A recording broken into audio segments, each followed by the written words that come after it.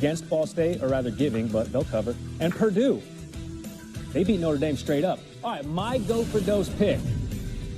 I'm taking the Vols. They're so good. You're laying 7 touchdowns. Smoking folks. All right, opening the season, back-to-back 50-point games for the first time since 1914, and they got a Heisman contender at quarterback. They entered today 7-3 against the spread in their last 10 games when favored by 4 touchdowns or more, which is the same amount of syllables as their quarterback's last name. Go for Dose is brought to you by Dos Equis. Enjoy Dos Equis responsibly. Randy, got to be honest with you, I am plumb tickled that we are back at the Not Top touchscreen. Right. We are plumb tickled. Here is the Merlot down as we're at the Not Top touchscreen. We're going to take you back. Because the question is, are we going to get a play this week in college football? Sure. That's better than this one between Ball State and Missouri State. And by better, you mean worse. And you're like, which team is Ball State? Thank you for asking. They are huddled up. They are gathered here behind the line. Boom goes the dynamite. Of scrimmage. Right, Ball State, David Letterman, boom goes the dynamite. He's going to pass it to the man. Most of the Obringer clan, I feel like. But these are 10 Ball State players. Yep. Missouri State is lined up. The referee has spotted the football. It all makes sense. It's time. Standard football play. Let's go. The quarterback here is looking to the sideline like, can we do this? Can I just point out real quick? Are we allowed to go? Can I just point out real quick? Josh here on the steady is cooking. Nobody can see Absolutely it, cooking. but I appreciate it. Did you see our guy shrug? He's like, now he's looking at Ball State. He didn't like, care what I had to say. Are we allowed to do this? Yeah. We're allowed to go. We fire it up. Shrug City, Ball State, still behind the line of scrimmage. Hey, referee spots it. We're good, referee. Okay, free receiver. play. I want to put a spot shadow. That's got to be sick. This receiver's like, I'm open. This defender is locked in hell. This defender is taking on how many, Gare? 1, 2, 3, 4 receivers? But it's what I say all the time. Stand up for what's right, even if you're standing alone, to which that guy is literally all by himself. I would argue that this receiver is one of the more covered receivers. He is. So, our guy, where's he looking, Gare? Yep. Right here. He's looking at the most open of the receivers. Hot route. Hits him for 6. Touchdown. Now, offside. Offside. That's fine. Free play, right? Aaron Rodgers, free play city. Boom. No. Because 18 Ball of those, by the way. State huddled up, it's 5 yards. Give me one of these. It's 5 yards. It's 5 yards. And they're not allowed to deny the penalty, so your Missouri State coach is running hot. The best defense is referees. Boom. All right, so they got to sign NDAs for this, getting a sneak peek inside the sphere for Noche UFC from Vegas, highlighted by 2 title fights. The UFC 306 main card begins 10 Eastern on pay-per-view. Prelims 7:30 Eastern, 4:30 Pacific on ESPN News, Deportes, ESPN Plus. To order the main card in English and in Espanol, go to espnplus.com/PPV. This is SportsCenter. I heard those NDAs weren't enforceable, so 8 a.m. here. Not those in particular, just NDAs at all. Oh, they are? really? Oh, I've got to continue. Got to make a call. 8 a.m. on the East Coast. He's Gary. I am Randy. Stanford Steve will have his picks in this hour for us. A big day of college football. We were supposed to and are supposed to fire them up as well at the end of this hour, but I don't think I have to because the proof is in the numbers. I speak to the team, they win. I'm 3-0 this season.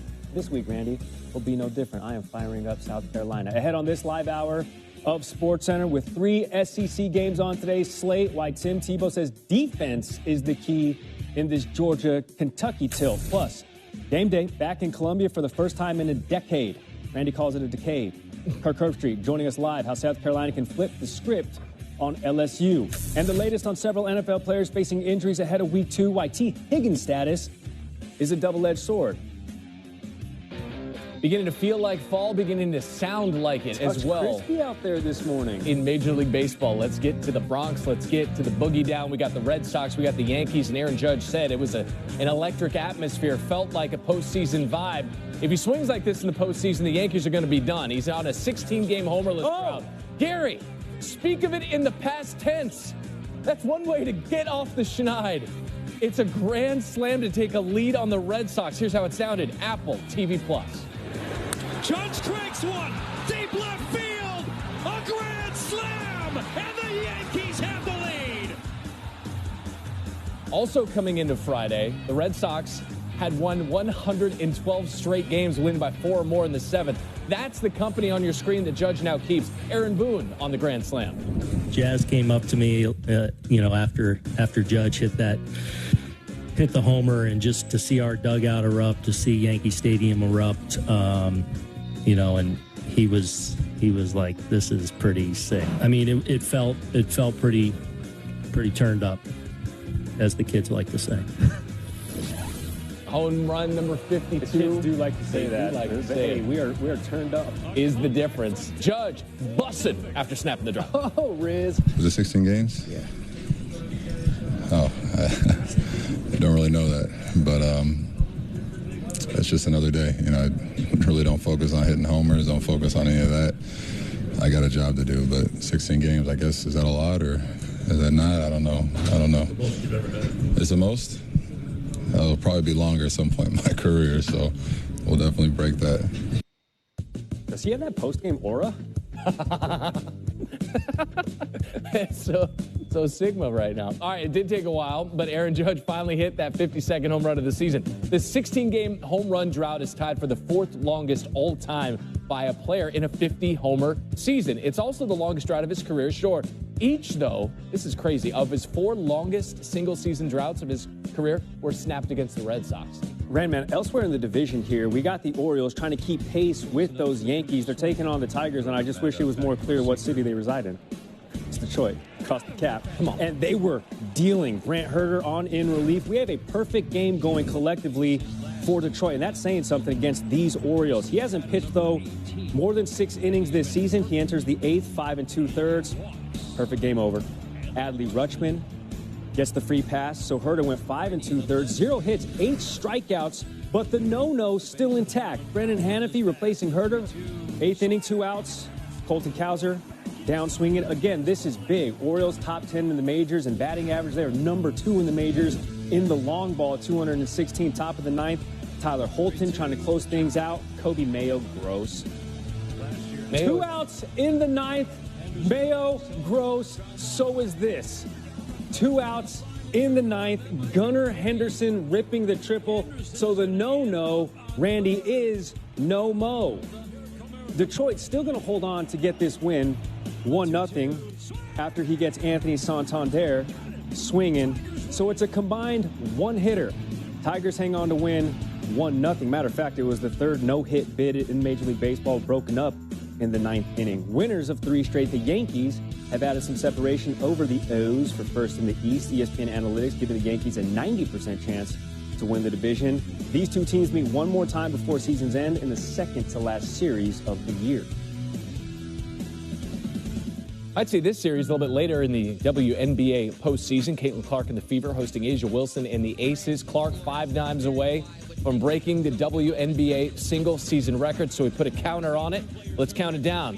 Aaliyah Boston on the receiving end. Now 4 assists away. Clark to Boston one more time. I think I'll go to Boston, Gary. I would love to. You live there, so. Some snow would be nice. And then Clark's outlet to Kelsey Mitchell. Yes, so we're 2 dimes away. Just 20 cents. Demiris Dantas. Yes, and then Clark to Mitchell for the layup. That's the record. Assist number 317, passing Alyssa Thomas. Clark would end the game with 321 on this season. That's what's so fun about it. You're going to see records continue to be taken down. Asia Wilson is closing in on 1,000 points on the season. She'd be the first in WNBA history to do it. She has 3 games left to get to 29. And Clark would drive. Fever trailing by 2. Clark's going to actually a little step back. This is over, Wilson. Shot's going to hit the rim. Got a rebound. Aces. Clark was just 7 for 18 from the floor. Jackie Young to Kelsey Plum. Plum, 18 points, 9 dimes. Aces get the win, 78-74. Fever back-to-back losses now for the first time since June. I want to go back to Asia Wilson, adding to her already historic season and quite frankly, career.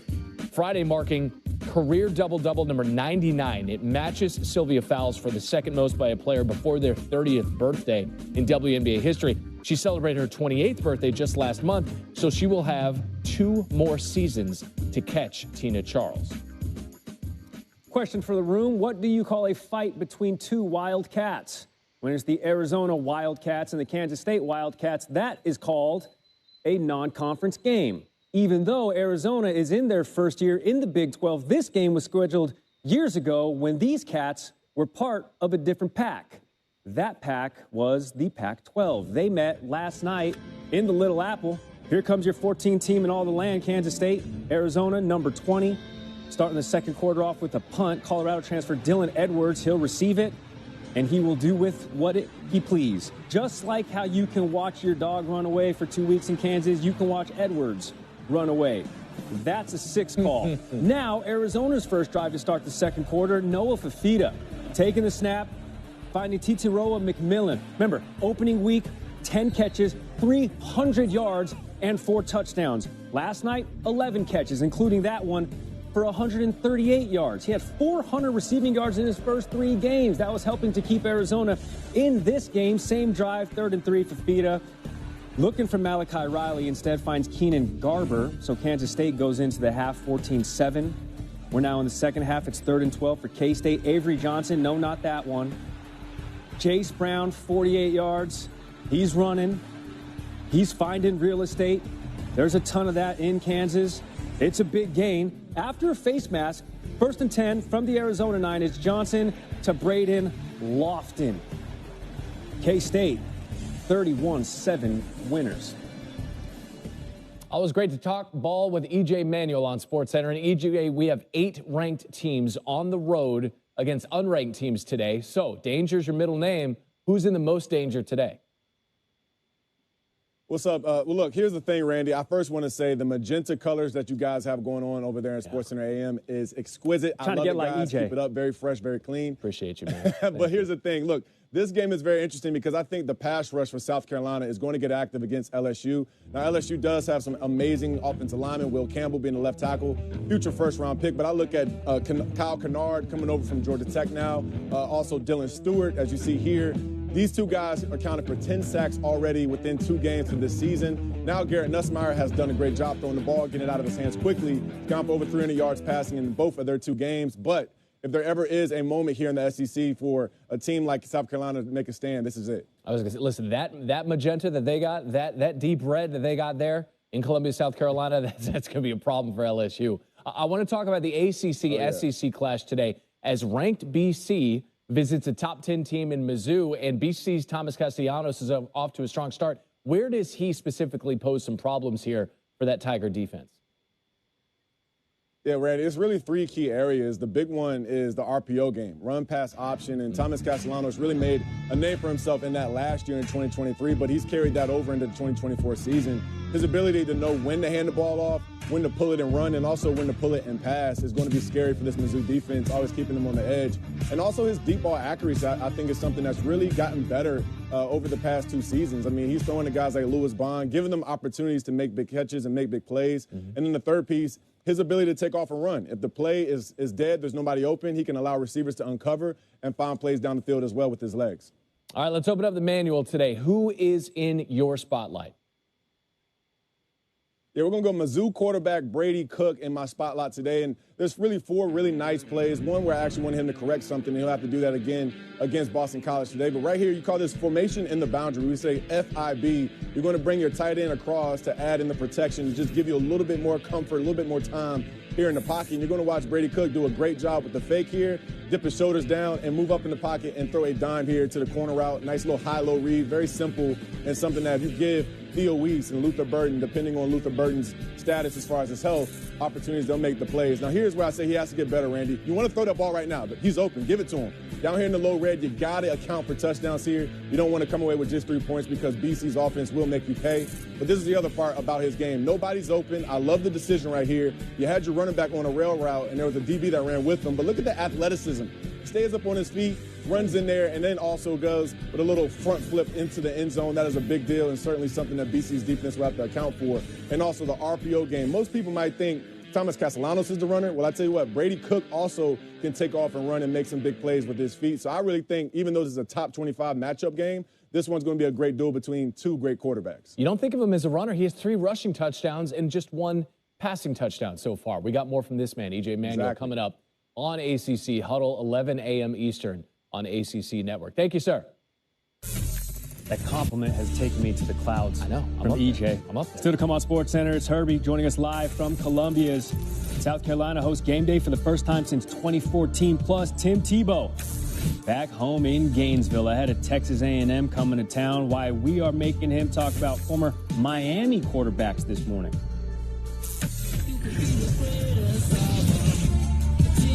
There is nothing like a Wendy's Frosty. It's cool.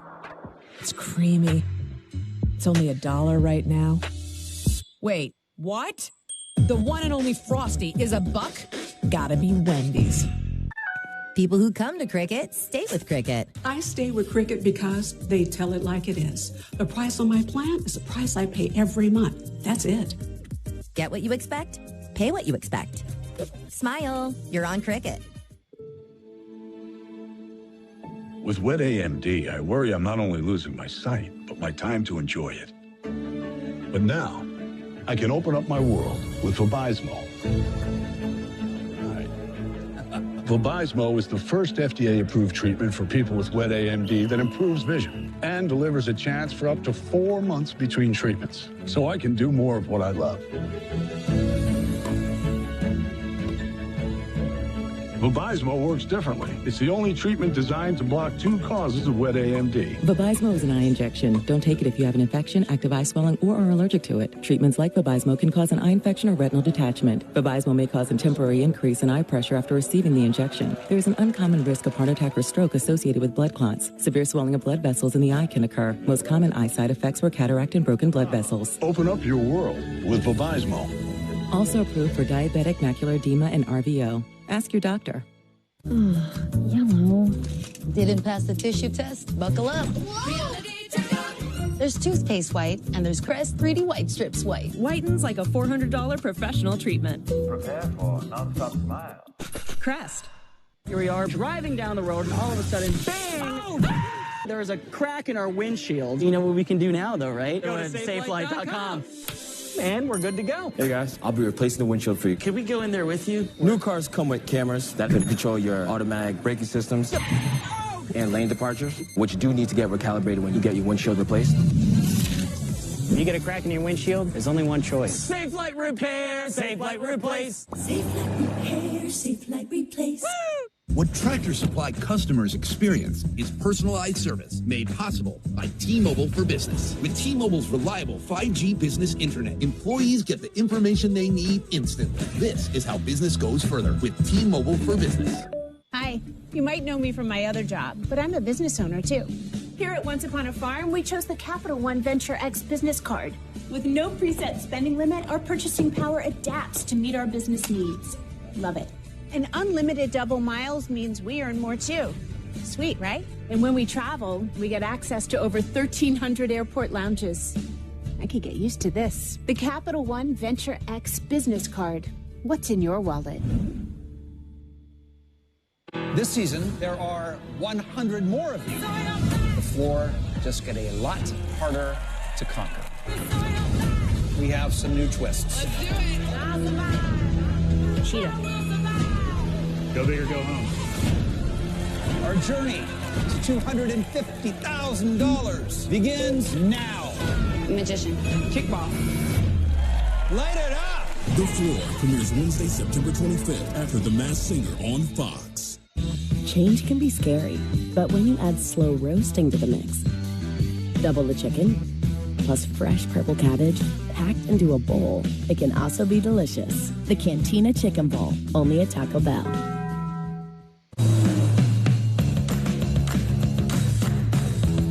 You never want to lose your edge. And the Lexus RX completely understands that.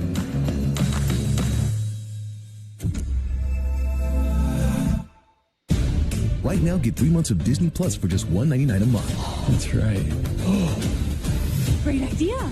Get the hottest shows, biggest movies, and events with the Disney Plus Blockbuster offer. Georgia on the road against a conference opponent. The #1 Bulldogs face the Wildcats in Lexington. Georgia looks to once again prove they're the best in the nation. Georgia at Kentucky, tonight at 7:30 p.m. Eastern. Sports Center, brought to you by the Emmy Awards. Live on ABC tomorrow at 8 Eastern, 5 Pacific. Next day on Hulu.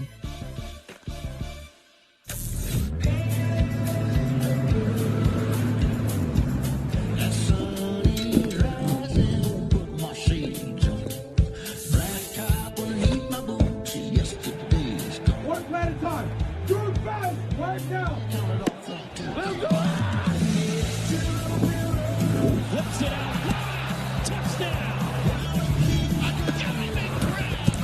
You feel me? Now give it to the front. My, oh my, how about it? That is absolutely ridiculous. This is third. Week 3, let it rip. This man is immortalized on the very campus that he joins us from in Bronze, but lucky for you, we get him IRL. That's in real life. Tim Tebow joins the program. Tim, we're going to get to what's going on there in Gainesville in just a second, but let's focus on Kentucky, Georgia right now. Georgia, they've gone 12 straight quarters without allowing a touchdown. If you are an opposing quarterback, how do you even begin to try and attack this defense? Very carefully, to be honest with you. But I think you have to start with trying to be efficient early on first and second down in the running game, taking what the defense gives you. I know it sounds cliche, but maybe it's swing passes, maybe it's hitches. Get something going a little bit, and then when you can get the safeties to creep up a little bit because they hate giving up yards in the running game, then you have to be aggressive with your deep shots. And when you get those one-on-one opportunities, you can't miss because you don't know when you're going to get it again. Their DBs, their secondary, their safeties are too good. They fly around. So when you do get it one-on-one, you can't miss. When you have that opportunity, you have to take advantage. God, they are so scary good, that Georgia defense. They just reload every single year. Meanwhile, Missouri quarterback Brady Cook has a chance to shine a spotlight against Boston College. A sneaky good ranked matchup. What jumps out to you on screen when you watch Cook? I think, honestly, it's improvement and resiliency. This kid in 2022, nobody wanted him to be the starter. They thought he can't do it.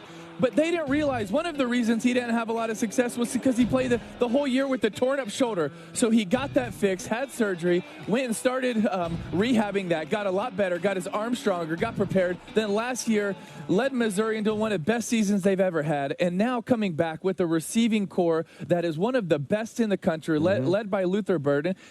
Honestly, the sky's the limit for this offense and this team. But they're building it around him because his heart shows up first and foremost. Yes, he's improving, but where he leads that resiliency is with his character first. Dual threat, too. Look at that. 3 rushing scores, 1 through the air, and that number is only going to get bigger and bigger once that air game starts clicking. All right, the Tide traveling for the first time this season.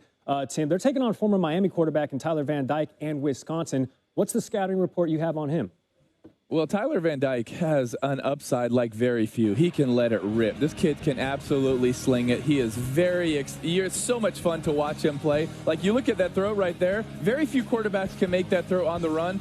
But also one of his issues is consistency. 4 times last year he had multiple INT games, so he can't have that against Bama and give them any chance. But when Bama goes into Camp Randall, the home team always has a shot. That's a hard place to play. Sure. But Tyler has to live up to that upside, but he's got to minimize that downside. You can't have a couple picks in this game. When you're talking about upside and minimizing downside, that is the perfect segue as we rejoin you and talk about what's going on there in Gainesville. The offense needs to start clicking. They have Graham Merton at quarterback right now, but they got a young guy in DJ Lagway who you say could start to get maybe more bites at this pie offensively, right?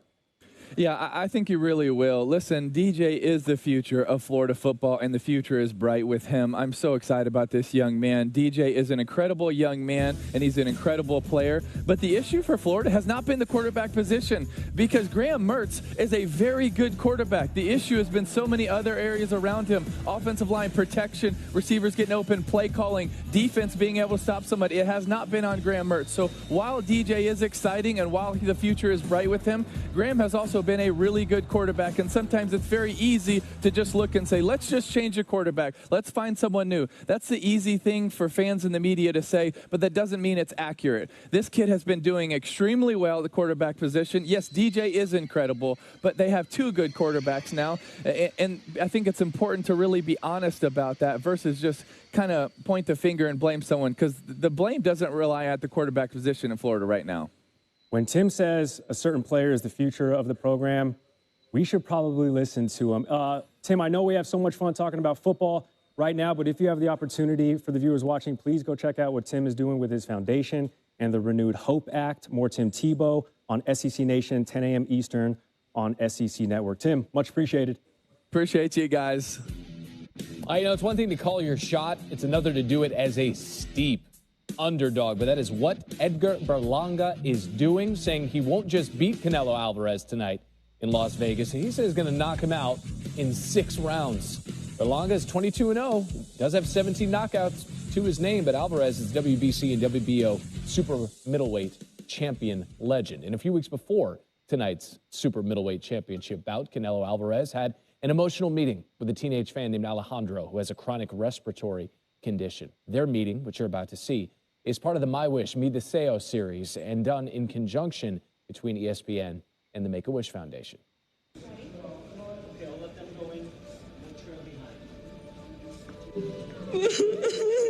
No llore, mi Estoy llorando de felicidad, ¿va? Llore lo que tenga que llorar, ¿eh? Bienvenido. ¿Te gusta mucho el box? ¿Sí? Mucho. Me ayuda, No, usted solo se ayudó, no se preocupe. ¿Eh? Bienvenido, ¿eh? Muchas gracias. No, de nada. Es un placer. ¿De dónde es que eres? ¿Dónde entrenas? En Nogales. ¿En Nogales? Órale. Mira, aquí está. Muchas gracias. No, de nada. No sé qué decir. No digas nada. No digas nada. Nomás disfruta. Y entrena al 100%, ¿eh? No tienes que decir nada. Nadie creyó en mí, nomás mi familia. Mientras que tú creas en ti, eso es lo que vale. Olvídate lo demás. Mientras que tú creas en ti, eso es lo más importante. Tú crees en ti. ¿Eh? Tú crees en ti. Mientras que tú creas en ti, todo se puede en esta vida. It's really cool to see the softer side of a man with some real heavy hands. To see more of Alejandro's Wish, our first ever Mi Deseo 1-hour special. We're on ESPN Deportes at 9 p.m. Eastern on October 11th. Still to come on SportsCenter, Game Day back in Columbia for the first time in a decade. How South Carolina can flip the script. Today on LSU, Kirk Herbstreit joins the program next. But first, a message from Heinz. It has to be Heinz. Ketchup, in my opinion, it's the epitome of where art meets science. Everything from flavor to color to texture is scrutinized. Am I a ketchup nerd? Absolutely. Ketchup, in my opinion, it's the epitome of where art meets science. Everything from flavor to color to texture is scrutinized. Am I a ketchup nerd? Absolutely. There is nothing like a Wendy's Frosty. It's cool. It's creamy. It's only $1 right now. Wait, what? The one and only Frosty is $1? Gotta be Wendy's. As a successful CFO, I have one secret to help you build wealth. You need to be careful who you listen to when it comes to financial decisions. I'm not a CFO. And this is not a penthouse. It's a Nerd Wallet commercial. I'm not even human. When it comes to your finances, listen to the nerds. We've researched and reviewed thousands of financial products to help you make smarter decisions. Nerds! Daryl Dixon, I heard you were dead. Not yet. I'm getting from a friend of mine. Isabel and I were talking about the three of us going back to America. You do whatever it took to find him. Sometimes you gotta be willing to throw the first punch.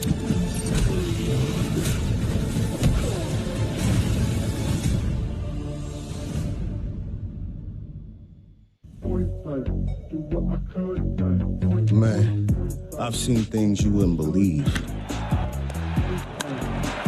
But this I have not seen.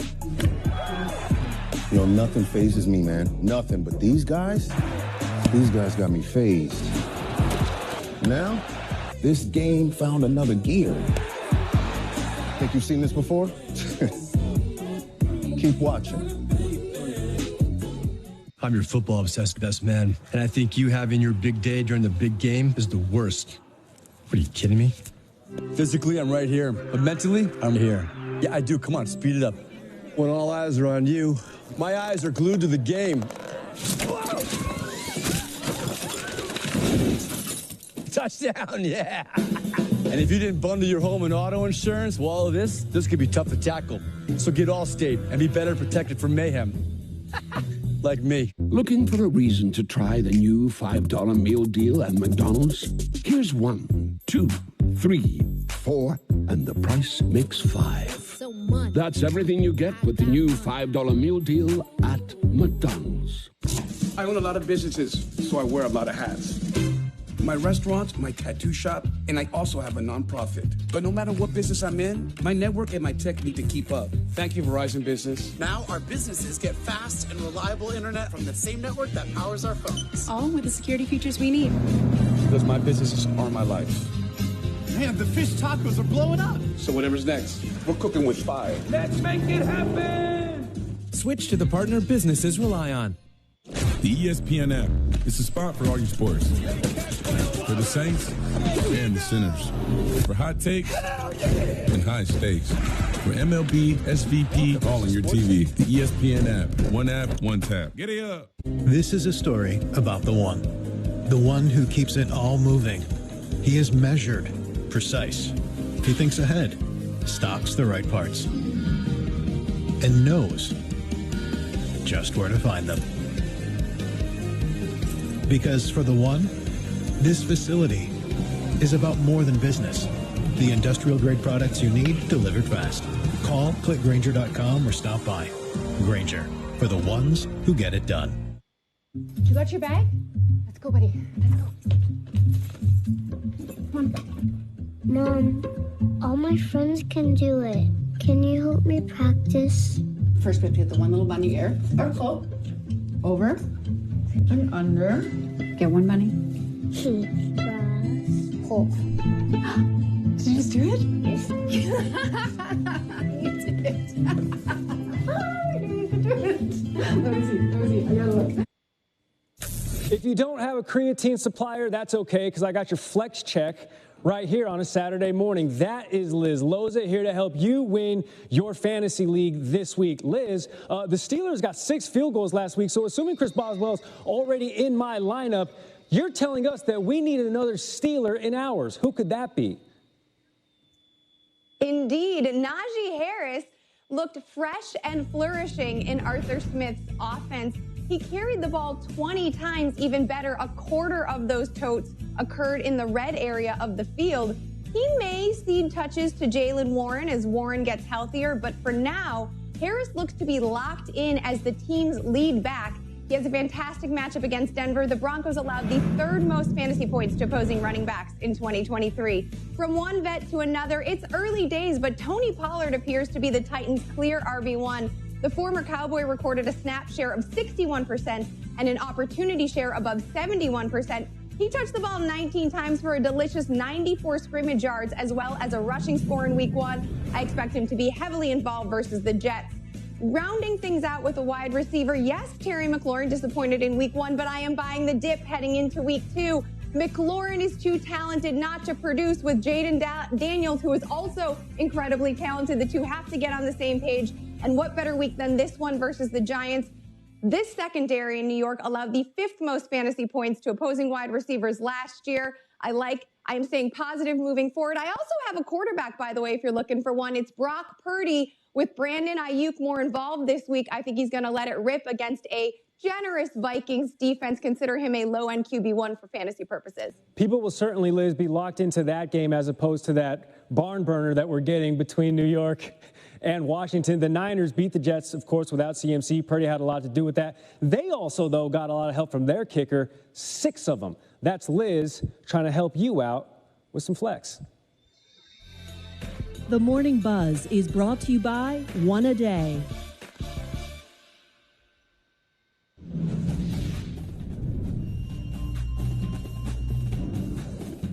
Oh, it's buzzing in Columbia, South Carolina. For the first time in 10 years, the College Game Day bus is driven down your Palmetto streets, finding its way to Gamecock Park and Bluff Road. South Carolina is going to try to take down a conference opponent for the 2nd straight week. Last week, it was Kentucky and Lexington. Today, 16th ranked LSU comes a-calling at Williams-Brice Stadium. And Kirk Herbstreit is there. Herbie knows the way as well. Oh, we got some wet fans. We got wet tracks. It's been crazy weather. Be careful what you read there, Randy. All involved. Yeah, I got to look at some of these signs and see what's safe. Yep, not going to do that one.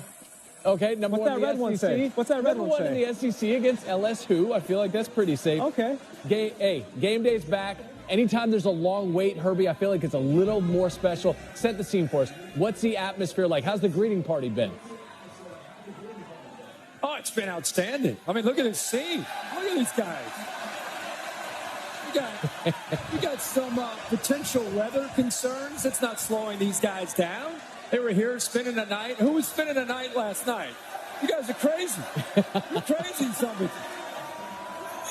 All right, Herbie, they're not going to like this. They're not going to like the history against LSU. The Tigers are 19-2-1 all time. Oh. They've won 7 straight.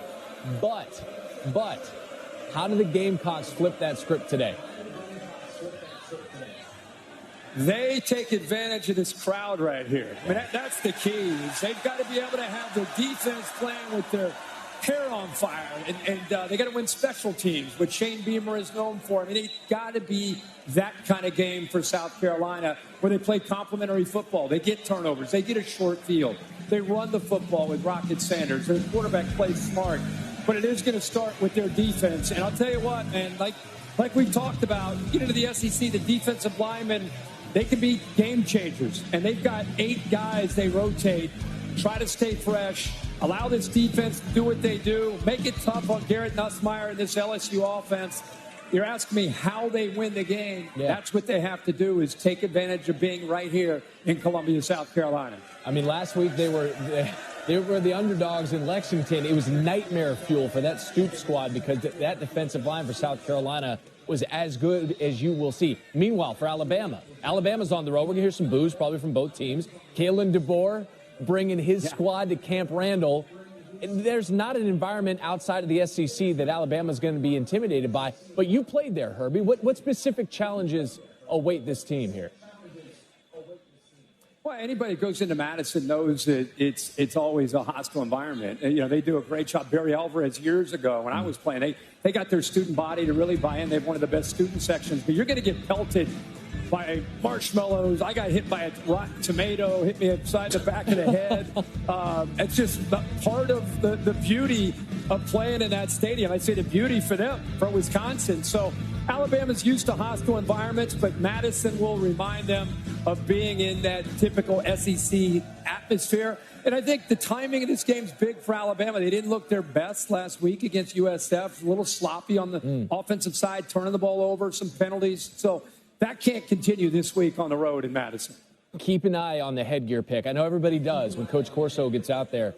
He's riding a heater on LSU now. Last 5 times he's put that Tiger head on, LSU has gotten the win. I'm just saying. It's going to be a star-studded event. I think Darius Rucker's in the house. Don Staley's in the house. Game day ahead. Rucker. Yeah. With this, hey, does Darius have his dogs with him? Because maybe Ben gets a friend today. Yeah. I hope. There we go. I hope so. We have to work that out back in our production room. We'll figure that out. Game day with this man and Ben and the whole crew. Top of the hour on ESPN. As we'll see what the vibes are like at 5 points tonight. Is Village Idiot going to get loose after a South Carolina upset? We'll know in about 6 hours as the crowd is ready, dodging raindrops at the state capitol. Remember what we saw Rutgers dogs do on stage? Still to come on the program, the latest on several NFL players facing injuries ahead of Week 2. T. Higgins' status, a double-edged sword. Uh-oh.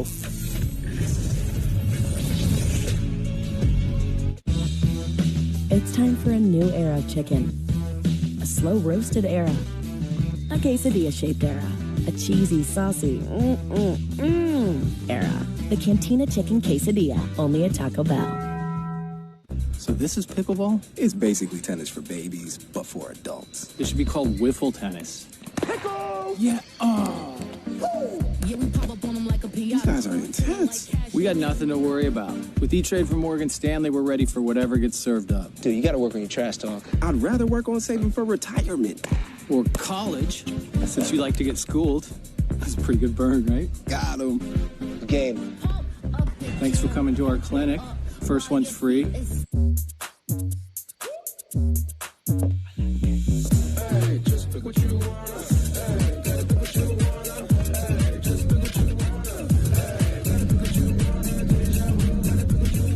to your Walmart. Thursday Night Football on Prime. It's on. Welcome to Thursday Night Football. This week, the New England Patriots take on the New York Jets as Thursday Night Football is on. Making the catch for the touchdown. It's Aaron Rodgers. What a catch. Up against a new era in New England. Let's go, you guys. Stream Thursday Night Football, only on Prime. There is nothing like a Wendy's Frosty. It's cool. It's creamy.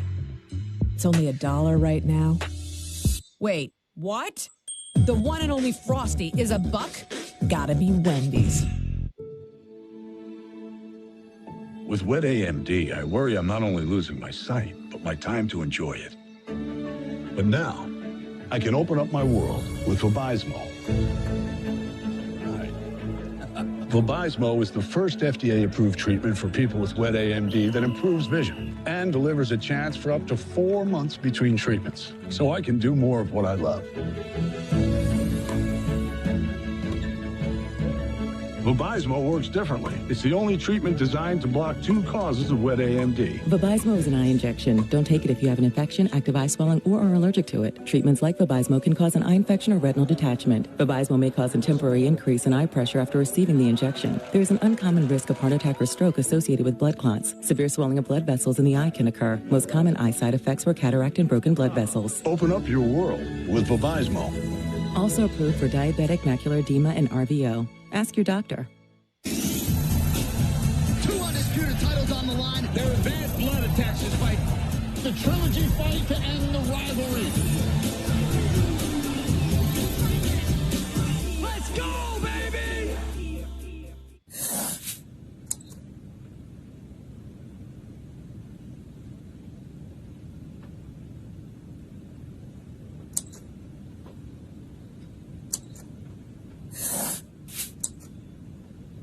The ESPN app is the spot for all your sports. For the saints and the sinners.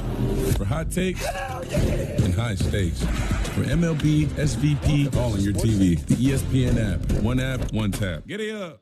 What would you pay for an iPad Pro? I only paid $42 on Deal Dash. DealDash.com. Online auction since 2009. This PlayStation 5 sold for only 50 cents.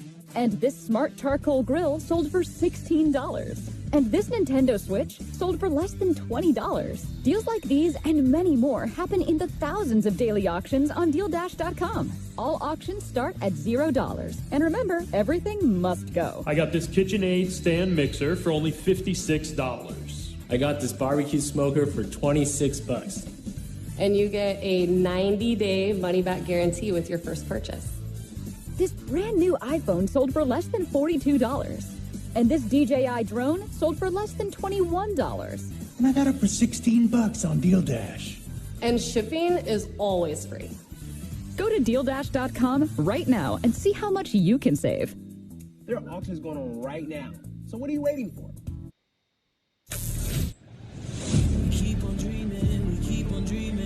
I've always said just follow your dreams, no matter if no one believes in you. The mental process and everything excellent that we desire. Hey, fellas, time is in, baby. Coming in, 3, 1, 2, 3. Turn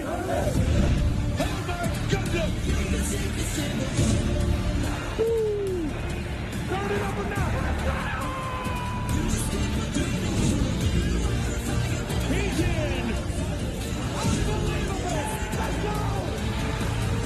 You are the instigator. These are very important files that we're about to open, and the only man tasked for the job is our Jeremy Fowler. J-Bone, it's kind of weird to say that a team needs a bounce-back game after a win. Yeah.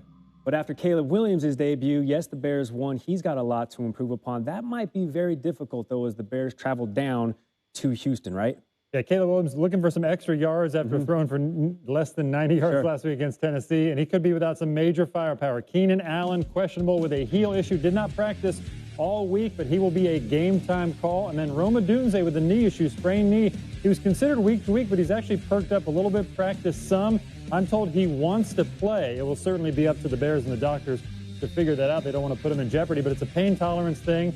So they're going to try to decide that over the weekend, but he's got a chance. So if not, Cole Kmet, the tight end, could see a higher profile. Caleb Williams developed a chemistry with him during the preseason. DJ Moore, hopefully good tidings on Sunday when the Bears fired things up against the Texans. All right, he didn't look great, but there's an excuse. It was his first NFL game. Meanwhile, Deshaun Watson, he looked even worse. Really no excuse for that. What is the on-field outlook for him and these Browns as they travel to Jacksonville? Well, the Browns are relying on the work they've done with him throughout the preseason and training camp. When I visited the Browns and talked to people there, they said, look, we have seen glimpses of the old Deshaun Watson, that it's still in there. It's just a matter of time on task, battling through all those injuries. Last week, he was without both his starting tackles. Now Jack Conklin, the right tackle, should be back in the lineup this week. They're getting a little healthier.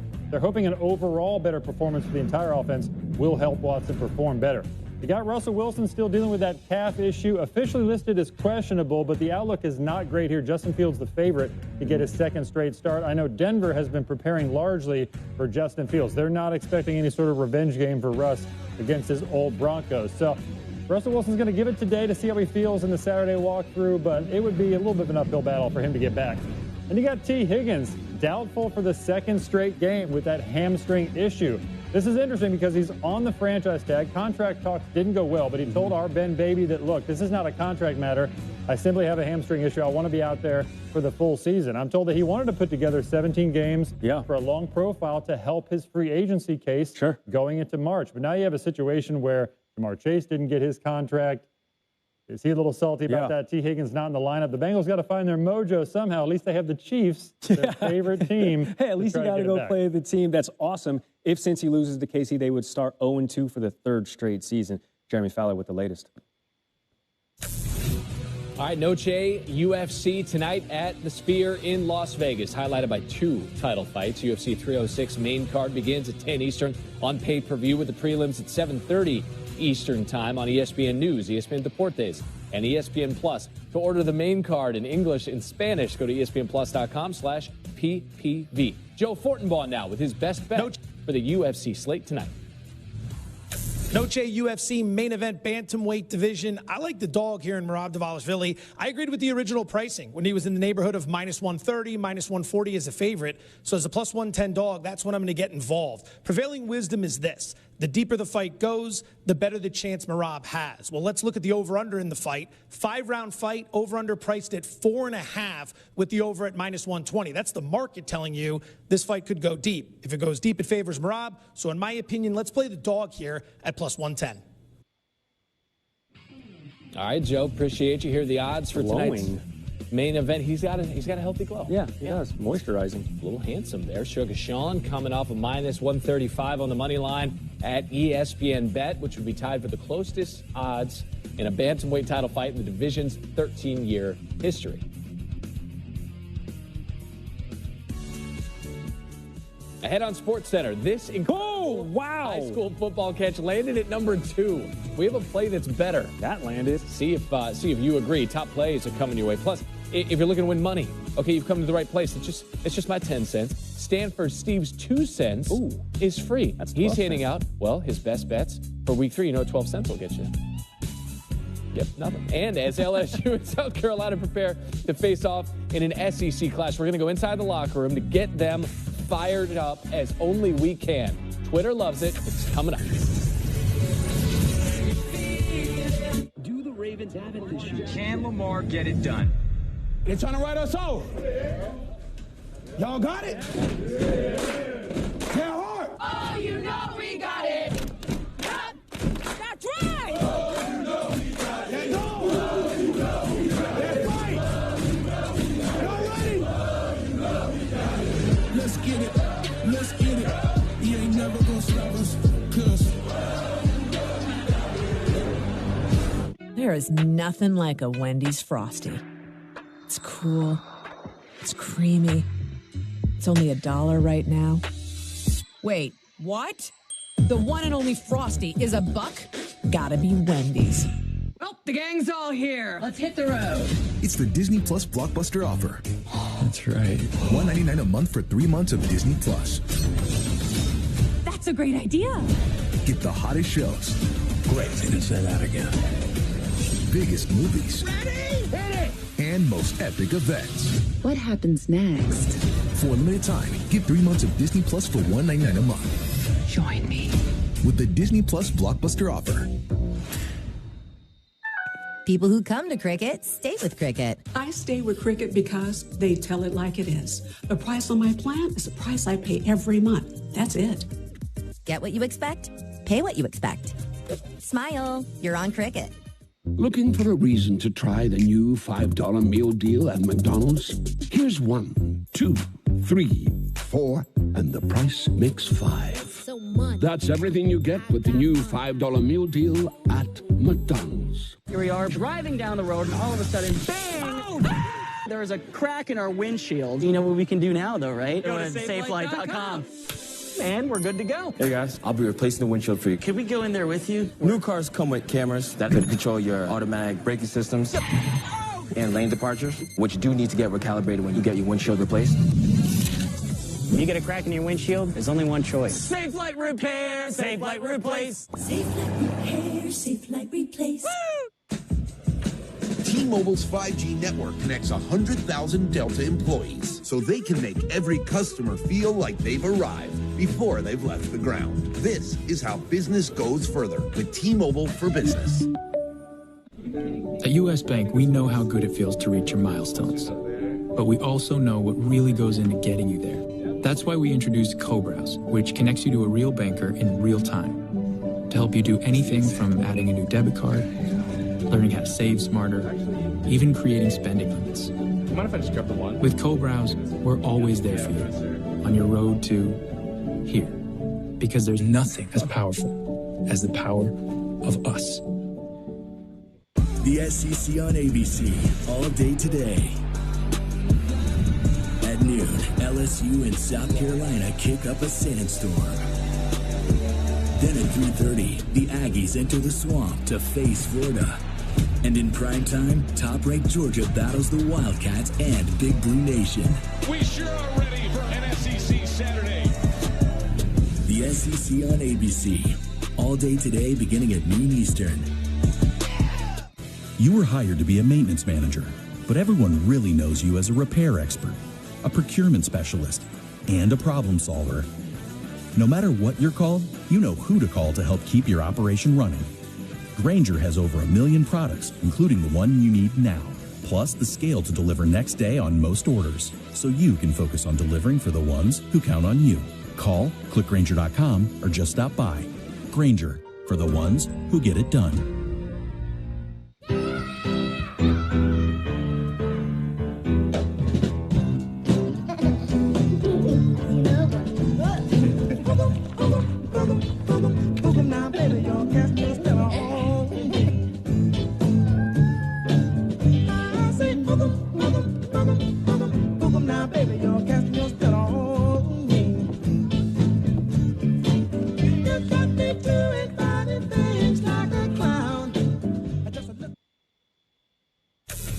What storm?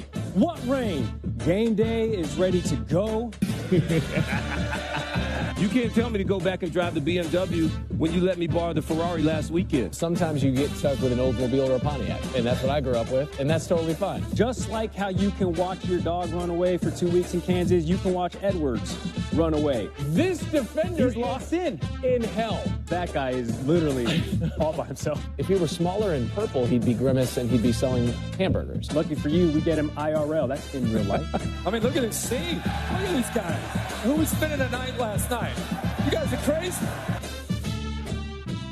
I love the Herb Street segment. It's one of my favorite. I love the only thing that would make it better, go on, is if we get a cameo from Ben. Hey, you should wake up with us at 7 a.m. every Saturday to get this party rolling. And plenty more on the way. We still have Fire 'em Up coming. You've got South Carolina. I do. I've got LSU. I sure do. You are 3-0 on the season, something I didn't know that we were keeping track of. And you are wearing South Carolina colors, so I appreciate the support. And you're dressed like a waiter at a nice restaurant, though. What can I get you right now? How about some top plays? Yes. How about a helping of the evens? That's what I'll do. Orioles, Tigers. We got Dylan Dingler, and that's an awesome name. Grounds one up the middle. Oh, Gunnar Henderson showing off the howitzer that's attached to his right shoulder. Fantastic mustache, too. It's funny because a guy named Dylan Dingler should be the one having the mustache. He probably does. Tigers win 1-0. You don't know that he doesn't. Number 9, Enrique Ogunbowale, WNBA. Look at his pass over the head to J.C. Sheldon. Hey-ho. And then a young Sheldon one-handed tip to Jaylen Brown. Okay, that'll work.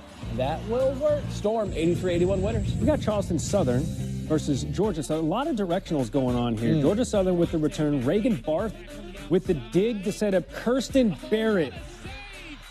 Off balance, one-handed kill. Georgia Southern won in 3 sets. I can't do that. Number 7, Reds and Twins. Tyler Stevenson. Sharply to third. Royce Lewis. Diving stop. Got it. Throw from the knees. Start the double play. Royce Lewis can't lose. Synchronized watches. Reds, 8-4 winners. But still a nice play. Nice play from the Twins. Oh. Got some jewelry around the neck. Men's college soccer, North Florida, Florida Atlantic. Ball is crossed. Mamadou Diarra. Ooh, golly.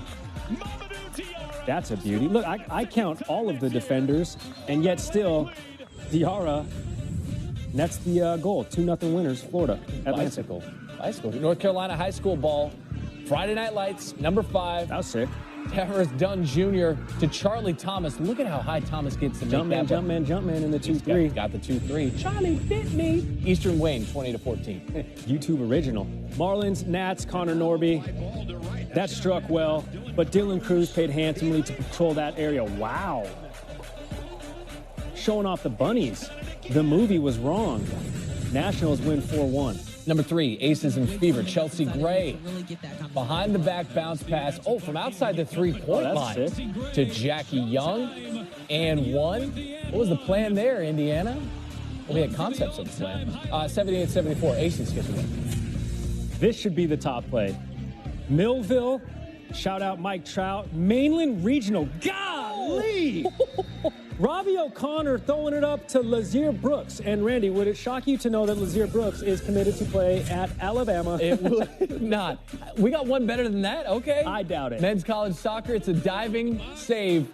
Oh, that's pretty good. That was pretty good. They got a couple woes here. That's Brandon Munson. All right, that was pretty Michigan State wins 1-0. I mean, that was pretty chill. He did not Munson that. All right, once is a fluke, twice is a declaration of arrival. We're talking about South Carolina this season. Outright winners last week in Lexington against Kentucky. Can they do it again today against LSU?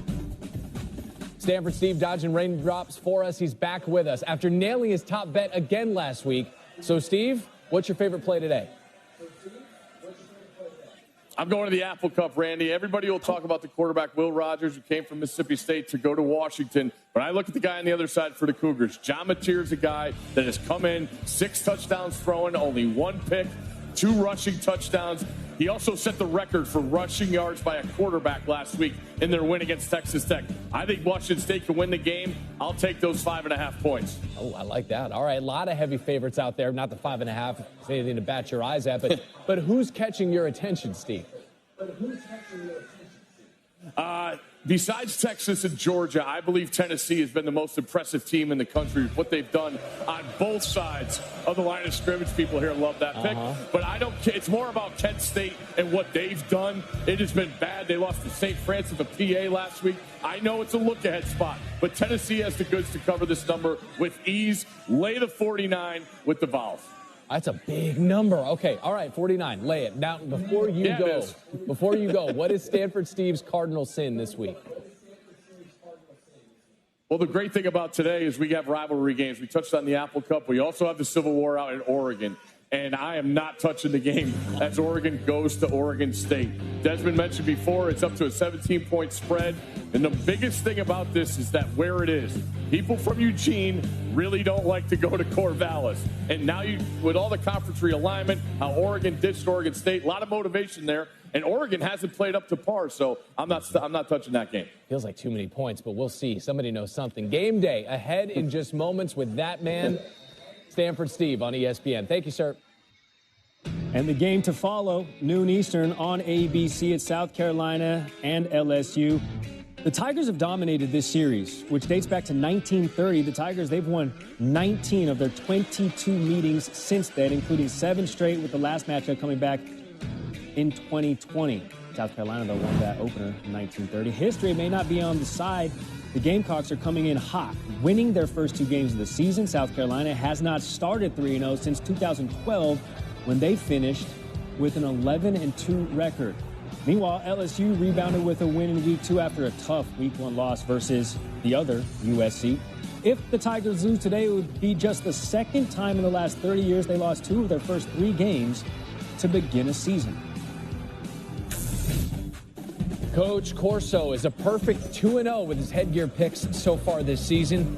There he is holding the LSU. Okay, that's not the official selection. We're going to get that in a couple hours. He's 1-2 when he picks the Gamecocks all time. It's time for us to fire up the team. Hey, let's go! Tonight, men, leave nothing. Leave nothing. Burn it all. That man next to you is somebody that got to have it today. Every play counts. If they hide, you pick them up. Blow by blow, chop by chop, you strike them and you knock them down. It's about couple. Pride. Take the pride. What more do you want? You are diamonds. Go be diamonds tonight. Everything you got for 60 minutes. That's how you finish.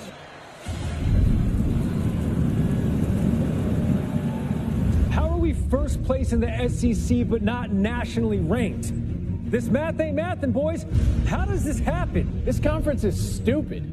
Stupid stacked. Can't even spell stacked without SEC. Can't spell you lost without LSU lost. How many times do we even have to play USC this year? The first touchdown of the season for USC. Been there, done that. Gameday hasn't been here in 10 years. Not much to get up about lately, but this Saturday, we will be up for ours. This rivalry is ours. 19-2-1 all time. We've won the last 7 straight. I'm gonna shoot you straight. You should be feeling cocky right now. We're so good, the only thing that can stop us is us. Whoa, hey, whoa, you ain't gotta do all that. Not gonna trip. They're a good team, but this is old money against new money. We're family. Family. They don't belong in the SEC conversation this year. They're coaches from Massachusetts. We know what South Carolina isn't, USC. We know they're not Carolina, and they're not even the first Columbia that people think of. Ever seen a map? You gotta be on drugs if you think we are not getting our first win at home against them since 1930. Oh, it's gonna be a sad night and 5 points. 5 points. That's all they're getting. We let Kentucky get 6. From Columbia to Charleston. Give me 60 minutes.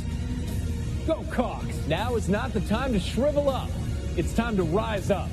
From Baton Rouge to the Bayou, give me 60 minutes. Go Tiger. 60 minutes is a long time, but this one's going to be a doozy for sure. I feel like it's unrealistic. Let's be honest. Let's turn things over, dodging the raindrops, to College Game Day on ESPN.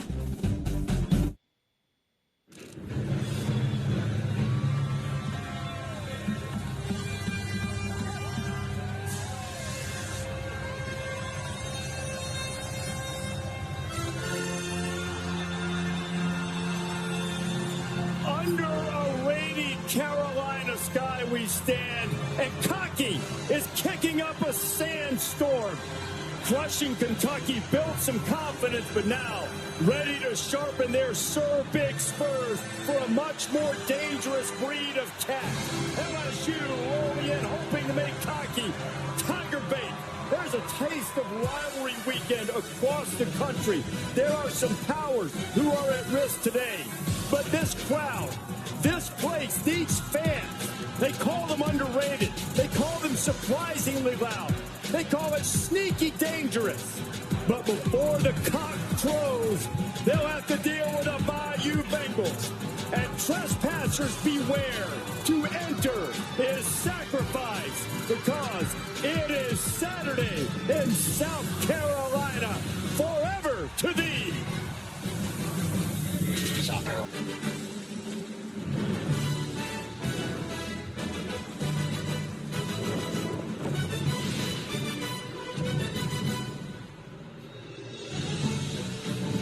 College Game Day, live from Columbia, South Carolina, is built by the Home Depot.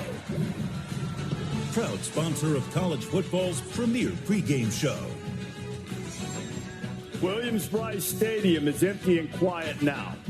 That will not be the case soon. These fans have been loyal through thick and thin, and a lot more thin than many programs will put up with. But now, the Gamecocks, coming off an emphatic win, ready to take on LSU, already sitting atop the SEC with the only team in the conference with a league victory and hoping to add to it today. For those really inside, if you had me first in the pool, you win. Big surprise there, over under 19.5 for the entire show. Glad to have you with us on College Gameday. Kirk Herbstreit, Lee Corso, Nick Saban, Desmond Howard, and Pat McAfee here.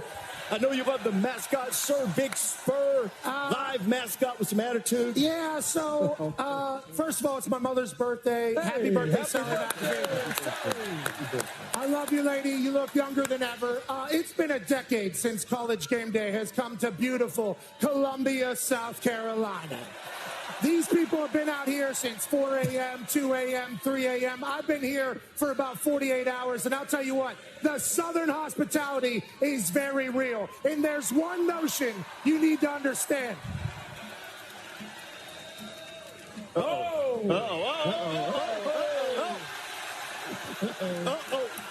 love cocks here.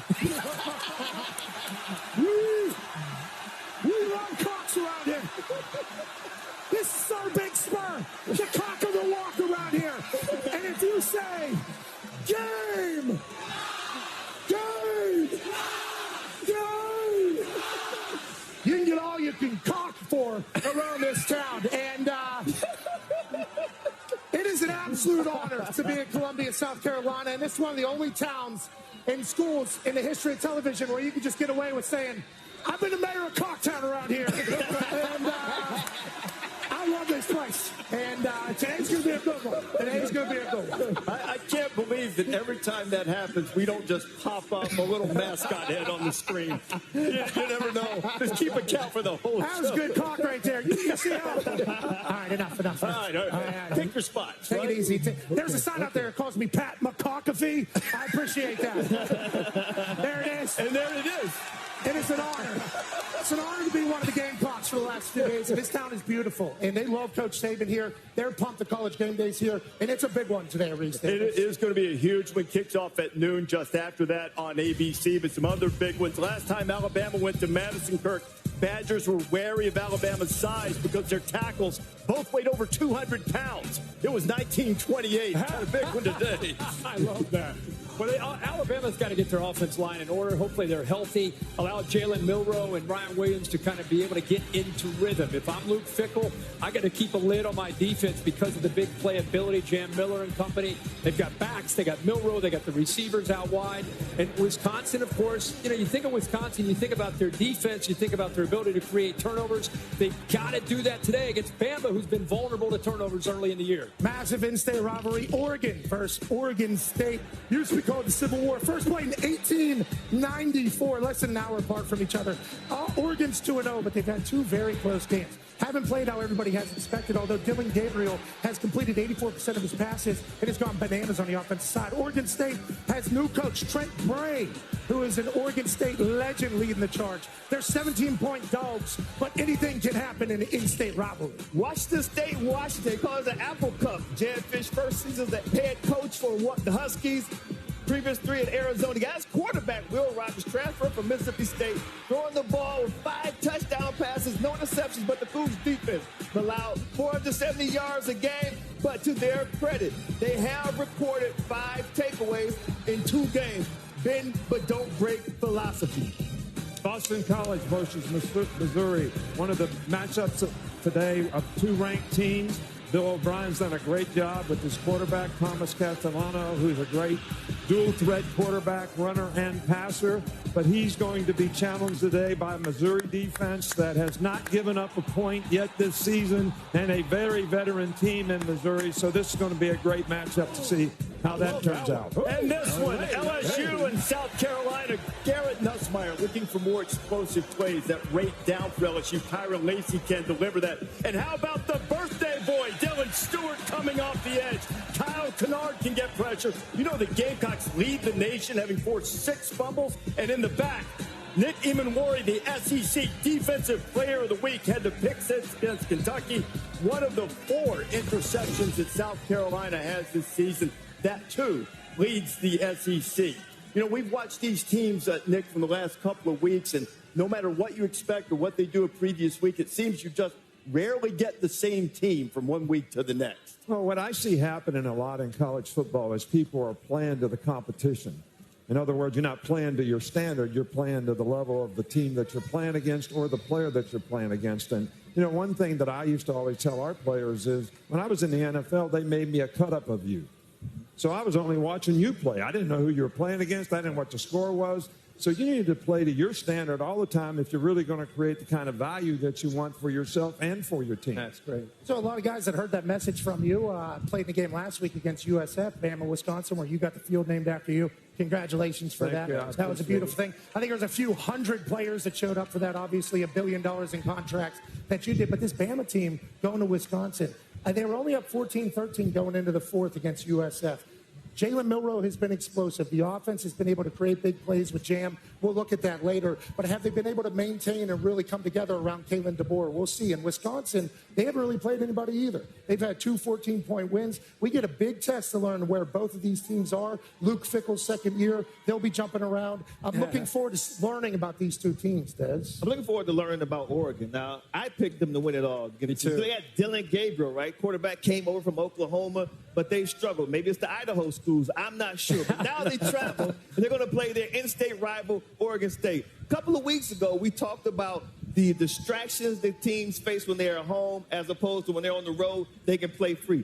This may be the game. There's no distractions. They're on the road. They know they're hated by this fan base. Maybe they come together and put a full game together. They needed 2 special teams touchdowns a week ago to beat Boise State. Yeah, got to get them going. I want to talk about LSU. Okay. LSU is favored to win this ball game. But I'm going to show you a couple of ways that South Carolina could upset them. Okay. Number one, they play solid defense and they force turnovers, which South Carolina does that well. Second, most important, block kicks. No one in the SEC in 3 years has blocked more kicks than SEC than South Carolina. And the last thing is to play for something they really believe. The point spread now within the game went from 8.5 Monday to 6 right now. Somebody knows something I don't know. and that's what South Carolina's got to play for, that point spread. Well, I just hope that both teams show up. We get an in-state classic in the SEC. One thing I've learned about listening to guys like Nick Saban is you get to week 3 in college football and you're Michigan. People are already panicking what's going on at quarterback. You're Notre Dame. What's going on with Riley Leonard? We got to get this offense going. Oregon, that Des pointed out. LSU's trying to get things right. This is week 3. This is really, I think, where you start to understand, here's our deficiencies, here's how we're going to get better, and this is who we start to become. Today's a huge day and a big opportunity for growth for a lot of teams. One of the things about South Carolina is they are the team that made most improvement from week 1 to week 2, which tells you a lot about the character of their team. So I think they're going to be ready to play today as well. We're going to have Shane Beamer join us a little bit later on. We'll talk about that, all kinds of things coming up. This day has a lot of interesting games, including Indiana going to the Rose Bowl, the stadium, for the first time since 1968. I can't believe Herb Street hasn't had a word with Kurt Signetti. He goes, yeah, I get it. Old stadium, we're going to play there, play in the parking lot, blah, blah, blah. I can't believe you haven't called him and said, hey, have a look at that carpet. Look at the grass. Exactly. Utah and Utah State. Bryson Barnes, the former Utah quarterback, might go for the Aggies. And Rice trying to defend the Bayou Bucket. That's a rarity as they play for the 43rd time. Texas A&M and Florida. Do you know Florida hasn't beaten an FBS team since they beat South Carolina last October? And A&M has lost 10 straight road games. Something has to give, as someone once said. Gators going to play a couple of quarterbacks. Thamel will have more on that. In Fort Collins, Colorado State virtually foaming at the mouth to get a piece of the Buffaloes. Some would say they've been running off at the mouth. Hostile rhetoric stoking a rivalry game, and Buffs haven't been to Fort Collins in quite some time. Also on the agenda, the Fighting Irish staying in state, but man, after that absolute faceplant against Northern Illinois. Now they got to go deal with Boiler Up. Ryan Walters' team won its opener. Purdue trying to make a statement against Notre Dame and send the Irish reeling. And plenty more coming on College Game Day. We've already touched on it in the 8th. It's been a roller coaster season. We'll dive a little bit deeper into that, even 2 weeks in, and just get a different team every week, it seems. What are the reasons for that? How can you combat it? And it's a song that sweeps South Carolina Stadium every home game. Sandstorm, how that became the anthem of South Carolina. Get a little tune in. Yeah, you put it in your head, you can do a little humming. We've had a winner, and we've had a loser. In the field goal kicking contest, 45 grand. There's been kids protesting and trying to get an opportunity. 200 kids get a ticket. It'll be a random selection. Hopefully, we've got a big-time ball kicker for 45 grand today. They're going to be waving those towels. They start to play Sandstorm. But you know who's not afraid of Sandstorm? You know who's not afraid of 2001 Space Odyssey? Oh, here come the Tigers. Oh, Michael Bennett's not afraid. No, he's not afraid.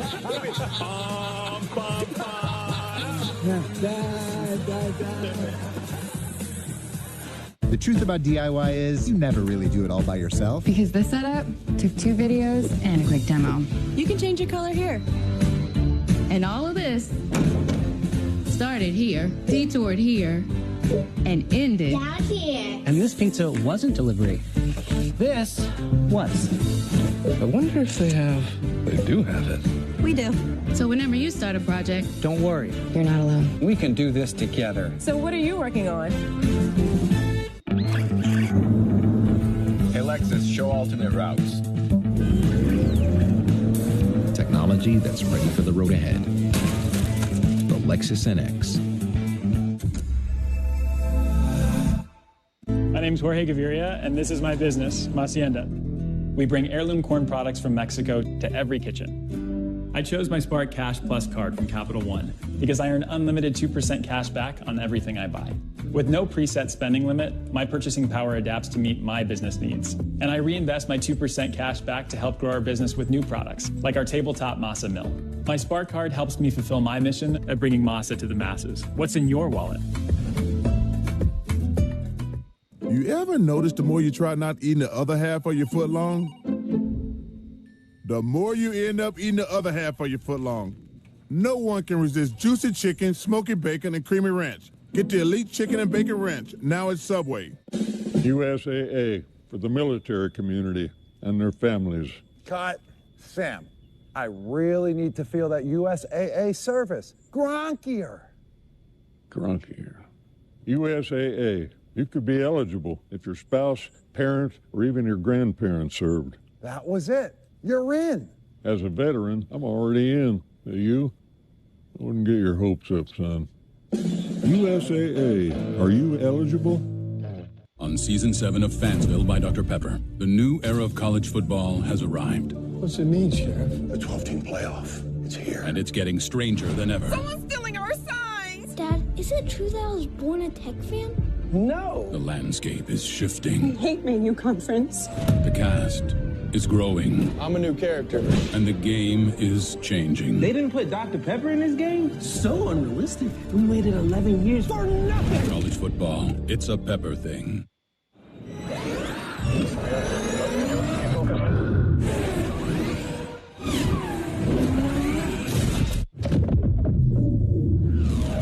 Ion. Electrified. Hanguk Tire.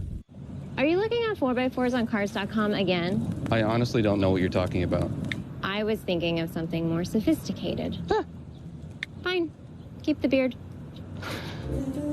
Cars.com. Where to next? If there's a chance for what you hope for and you dream for.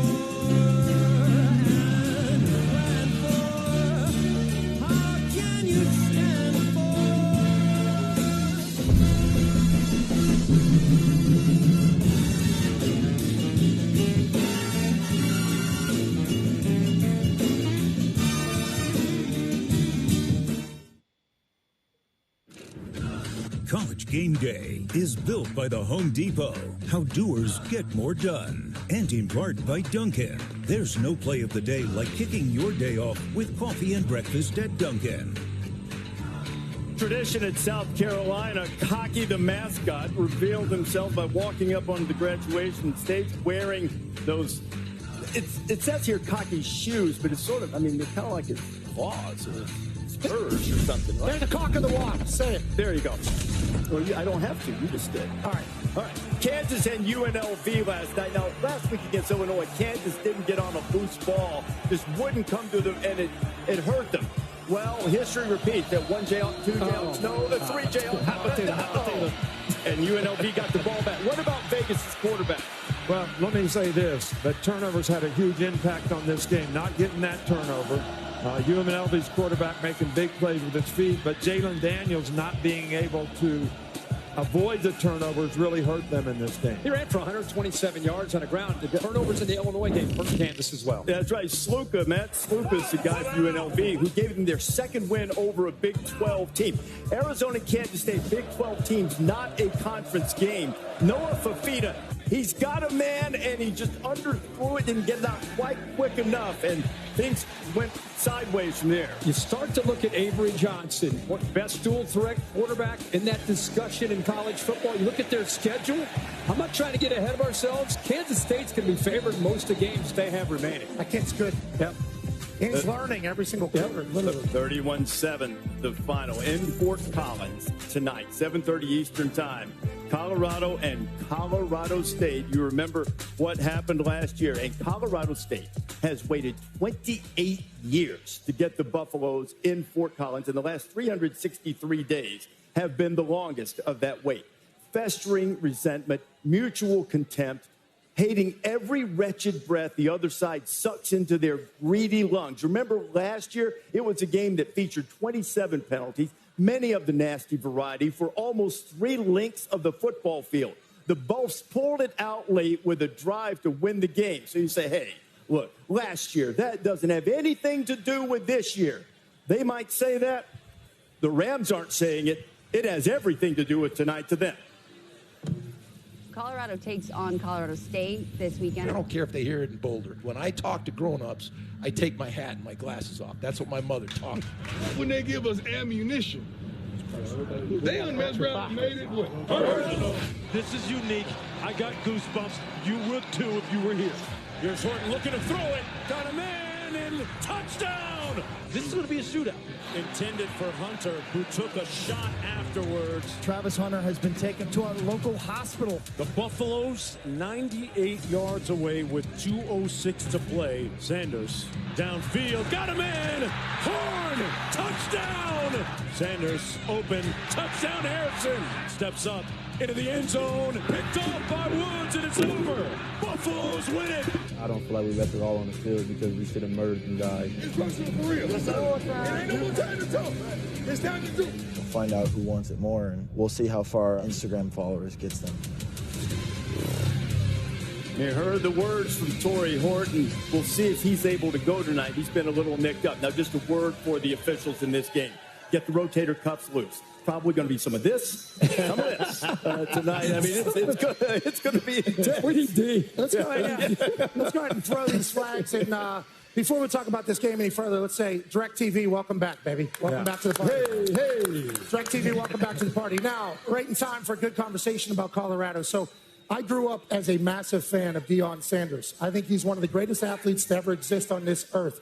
What he has been able to accomplish in both football, baseball, and everything that he's ever done, the amount of work that goes into that behind the door, closed doors is admirable and honorable. I think everything that he was going to ever do, I thought he was going to have success at.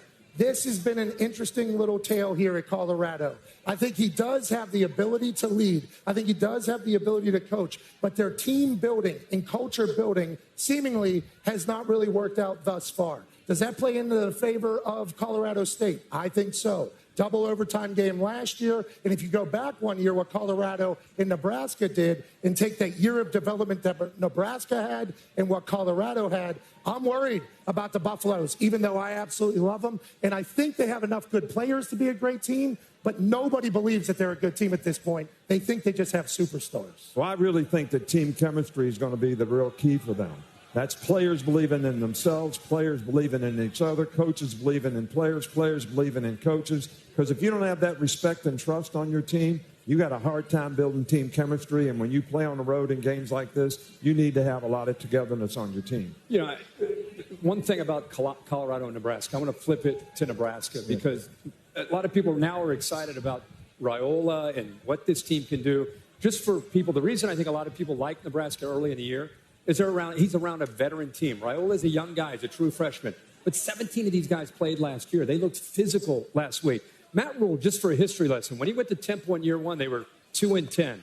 By year 3, they were 10-4. He went to Baylor, 1-11 year 1. Year 3, 11-3. The guy knows how to take a program that's struggling, build it up, get itself to believe, change the culture. And it wasn't just they beat Colorado. They smashed them with the line of scrimmage, linebackers downhill, the running back taking on Shiloh Sanders, running right through him. To me, it's a personality. I said last week they're 7-0 when they go to Columbus. I feel that even more emphatically about what's going on. That is a stock to buy right now, Nebraska. I agree with you 100%. When I look at Nebraska, they're like old school Cornhuskers. They got their guy with Dylan Raiola. I believe this young man has just matured beyond his age. I mean, when you look at the things he's done, not just his physical gifts, but reports are coming out that he take the offensive lineman out to dinner during the summer. He flew the receivers out to practice with his specialty coach for the quarterback coach. The things that he's done, plus don't forget, his dad, Dominic, he played for Nebraska. He won the Remington Trophy as the best center in all of college football. So it means more to Dylan being at Nebraska, high recruit, but chose Nebraska because his dad went there and he wants to win. He wants to bring something special bring it back to the Cornhuskers, Coach. Well, you know, Nebraska's offensive line, very impressive. It's a veteran group. And if you look at every team that we talk about that's struggling, it really starts up front in the offensive line, and Nebraska proved they've got a good one. That's football, baby. Nebraska's ranked for the first time in 5 years, but they better be careful. Last 25 years, Northern Iowa, they're 0-6 against ranked opponents. And the last 4, 6 points or fewer. Final margin. It's going to be tight. Careful. Rat poison. Careful, dude. You guys are feeding them up some rat poison.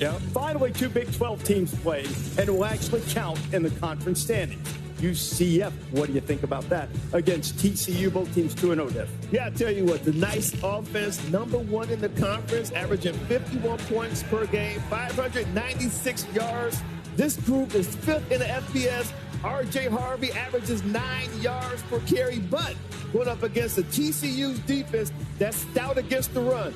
Teams only average 90 yards per game, only 2.5 yards per carry, Pat. Massive one today, the backyard brawl. One of the most historic rivalries in the history of sports. 75 miles separates the two teams. 2 football towns battle over recruiting, over pride, over ego. GG, Jaheim White, C.J. Donaldson Jr. ran wild all over Albany last week. That is certainly going to have to be the story as they take on new quarterback for Pitt, Eli Holstein, who also has offense coordinator Cade Bell in the hurry-up offense. If West Virginia's defense can stop Pitt, they have a chance. If they can, Pitt's going to be dancing in West Virginia's face, and I hate it.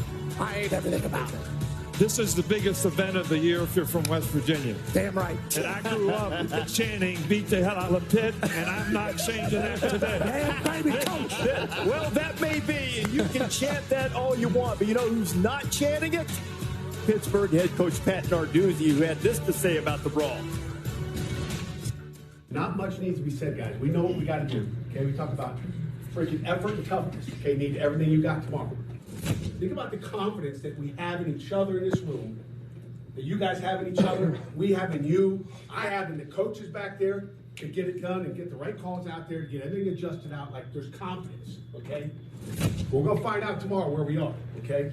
And I'm feeling pretty damn good about where we are, pretty confident about what we have in this room and what we're going to do together for 40, for 4 quarters and for 60 minutes, okay? It is intense. I hope they continue to play. There's been some talk about that. What about the memories that you have growing up in West Virginia and waiting on this game? Oh, this is a game that, I mean, it was everything emotionally to everyone in the state. I mean, it was the pride of the Mountaineers. And when you played Pitt, you needed to win that game, and everybody was up here if you did, and everybody was down here if you did. Way down there, Coach. Yeah, the thing about this game is there are players, like, let's just say for Pitt, for instance, who accomplished absolutely nothing in their careers. Won 0 bowl games, got blown out, no conference titles, terrible college football players is how people would describe their stories. They beat West Virginia, though. All of a sudden, they're heroes forever around Oakland and Pitt's campus. Same thing for West Virginia, even though we normally accomplish a lot of things. I've obviously been on both ends of this entire thing, but this is a massive one. And your entire career's legacy can really rely on this game. Knowing from experience, I hope the Mountaineers get a big-time dub. If they don't, Neil needs to win this one. On behalf of Des and Reese and the show and the fans that are not West Virginia fans, we've hit our premium on over-under on West Virginia mentions here in the first 3 weeks. Can we agree if they lose today, we'll just put that. Watch them out. Big 12 still out there. Big 12 still out there. We've hit West Virginia. Hey, the issue, though, is going to be this. Albany threw for 300-plus yards against West Virginia's defense last week. Penn State obviously went bananas first week through the air. Pitt's running this hurry-up offense. Desmond Reed. Eli, yes. That's my guy. And Eli can spin it. It's Reed. Like, that is a worry. That is a bit of a worry in that particular game, but it's going to be tensions high, dogfight in the backyard. Desmond Reed. Desmond Reed, he leads the nation with 244 all-purpose yards per game, 146 yards per game on the ground. He averages 8.8 yards per carry. Now, last time West Virginia played a formidable opponent, it was Penn State. Whoa. Nick Singleton averaged 8.8 yards per carry. Got physical. Yeah. They got physical. There's a rain delay. May go crazy today. There was a rain delay. Was it a delay for just one team or both teams? Hey, you got something quick on this? Yeah, the over-under on that game is 63.5, too, so a lot of points should be scored. Wow. But you guys are talking rivalry games. Just want to get one in for the board. Apple Cup in September. I believe first time ever. Yeah. Right? In September. Yeah. You know, everybody knows about Will Rogers coming from Mississippi State for Washington. I'm talking about the other quarterback for Wazoo, John Mateer. 6 touchdowns. You like that? 4-2. 4-2. We'll take it. Listen to what he's saying. It, right? John TV hasn't seen it, but this guy's swinging a hot bat right now. 6 touchdowns, 1 pick, 2 rushing touchdowns. Set the record for rushing yards for a quarterback in school history at Wazoo last week. I like Wazoo plus the points. I think they can win the game. And the game's not at Husky Stadium. Right. It's at Lumen Field where the Seahawks play. Yeah, Mateer had a 68-yard touchdown run. How about replacing Cam Ward? Well, the morning we're having here in Columbia, capital of the SEC right now, Geico Fan Camp. Hey, Jess Sims is here. Mark May wanted me to point out to everybody, he was 4-0, by the way, against the Hey, who you got there, Jess? Good morning, Reese. Good morning, guys. I'm here with the one and only Darius Rucker. Thank you so much for being here today. Now, you are a die-hard Gamecock fan. I am. What is it about this place that makes it home? Oh, man, going to school here was amazing. It was just the atmosphere right now is crazy. You know, we love our school. Everybody gets along. We love each other. So, I mean, I'm a diehard Gamecock through and through. Okay, well, now on your TikTok, you said something very bold. You said that South Carolina is going to surprise a lot of people and go 11-2. What's so special about this year's team?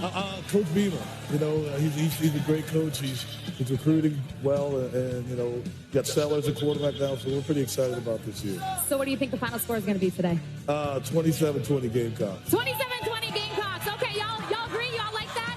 Well, we got performances coming up from you right after the break. Thank you so much for being here. Don't go anywhere.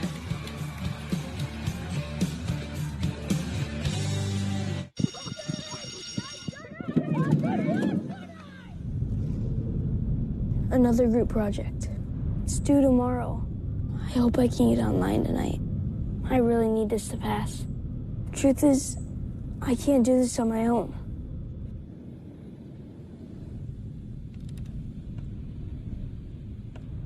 Connect every student, change every future. Connecting changes everything.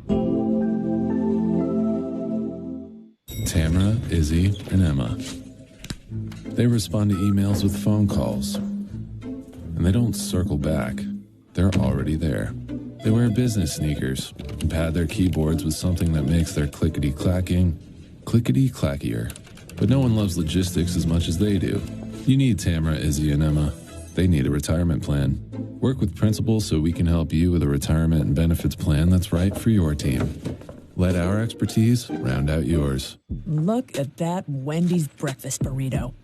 Fresh cracked eggs, seasoned potatoes, sausage. Gotta hand it to the tortilla. That sucker's holding on for dear life. The boss of breakfast, gotta be Wendy's. At Papa John's, we start with better. Like our fresh, never frozen dough made from 6 simple ingredients. And our dough can save you dough. Get 2 or more Papa Pairings favorites for just $6.99 each. Order now on the app from Papa John's. What's this? Athletic Duck signed me to an NIL deal. An NIL deal? It's name, injury, and likeness.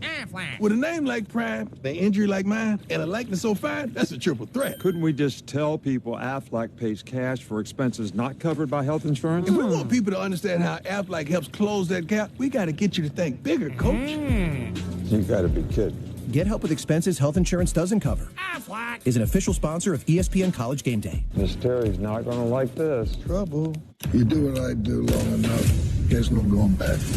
Causing trouble wouldn't be a problem for you. They won't see it coming. FX is the old man. All new Thursdays at 10 on FX. Stream on Hulu. Welcome to the best season of the year. Football. Welcome to the unpredictable, the unforgettable, the unbelievable. Welcome to the 2024 NFL season. Jason, seriously? With Click Eyewear, say goodbye to losing your readers and hello to convenience. Click readers feature strong front connection magnets, so I don't have to worry about misplacing or damaging them.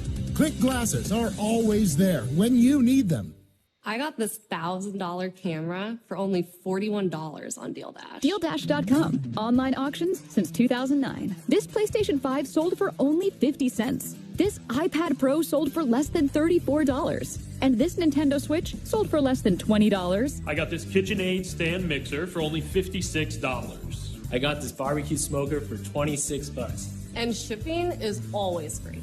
Go to DealDash.com right now and see how much you can save. This is Fubo TV.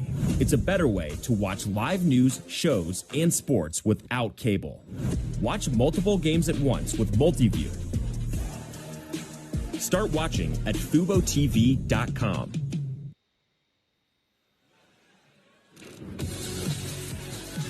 Beautiful morning. I don't care about the clouds, and aerial coverage is provided by Goodyear, celebrating the challenge of road games everywhere. You ready for the road? Goodyear is more driven. And in Gamecock Park out here, we check in on the Home Depot tailgate built by doers. Tommy from Hall's Chop House. Man, I'm going to tell you, that's one of the best meals I've ever eaten Thursday night. Phenomenal. They're cooking up that tomahawk steak and a seafood tower. And there's some young guys ready to eat some people up, Pat. That's right. I think I speak for all cocks out here. We can't wait to try that meat right there. But one of the storylines of this college football season has been this youth movement. Freshmen, redshirt freshmen, high schoolers dominating. Let's introduce a few superstars in the making, shall we? Nico Iamaleava. Redshirt freshman for Tennessee. Kid can spin it.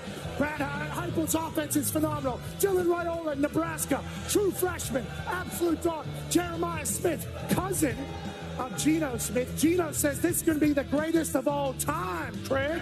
And then Ryan Williams, 17 years old. Kid's supposed to be getting ready for prom this upcoming spring. He can't buy a scratch off, can't vote. He runs all over Nick Saban Field all season. And then, ladies and gentlemen, this man, Dylan Stewart, 6'6", 250 pounds of pure chaos off the edge. These young bucks are taking over the storylines, Reese Davis, and I think that's great for college ball. And you know what, Des, you look at some of these guys, and to Pat's point, taking over, I think that Nico Iamaleava has made Tennessee a contender in the SEC and a dangerous team in the playoffs. I think that Nico is playing at a high level, especially for a first-year quarterback. I mean, he's very poised in the pocket, plays with a lot of confidence, and the way that he runs this offense, you can tell that he's been coached very well. Now, what they do a great job of, Josh Heupel, is spreading out the receivers, so then defensive backs, they kind of have to declare, so it's easier for him to pick up where the blitz is coming from. I don't know. Some of these coaches, they might want to go to some volleyball games because this kid was a standout volleyball player, too. Really? He'll spike it on you, baby. And he's got a defense to let him have some growing pains, too. I mean, you're a former Buckeye captain, right? Yeah. You think back to the history. There's Joseph Scott Galloway. There's Terry Glenn. There's Marvin Harrison. Yeah. Chris Carter. And now Anthony Gonzalez. CC. Oh, wait, all Chris Carter did was catch touchdowns. Chris Carter was a bad. CC was a beast. Yeah. And this guy. Yeah, I mean, I don't want to exaggerate here and say he's going to be the best ever, but he could be the best that they've ever had there. This dude is a grown man.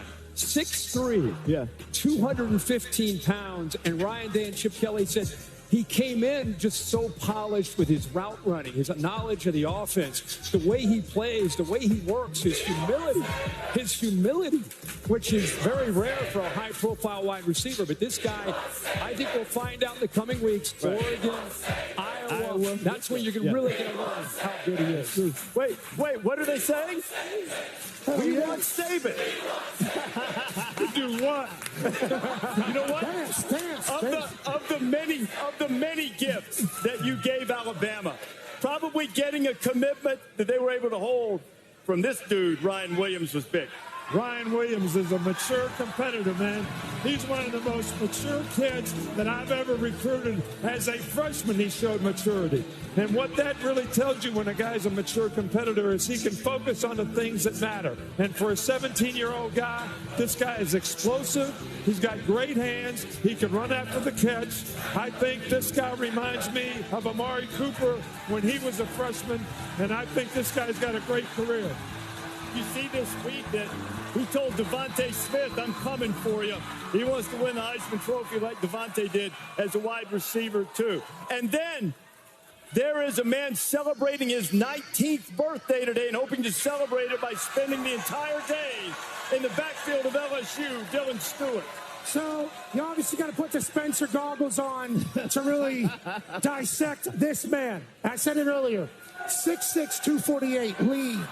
Moves. He's tall. He's wiry. He causes chaos. He gets that dip and gets to the quarterback.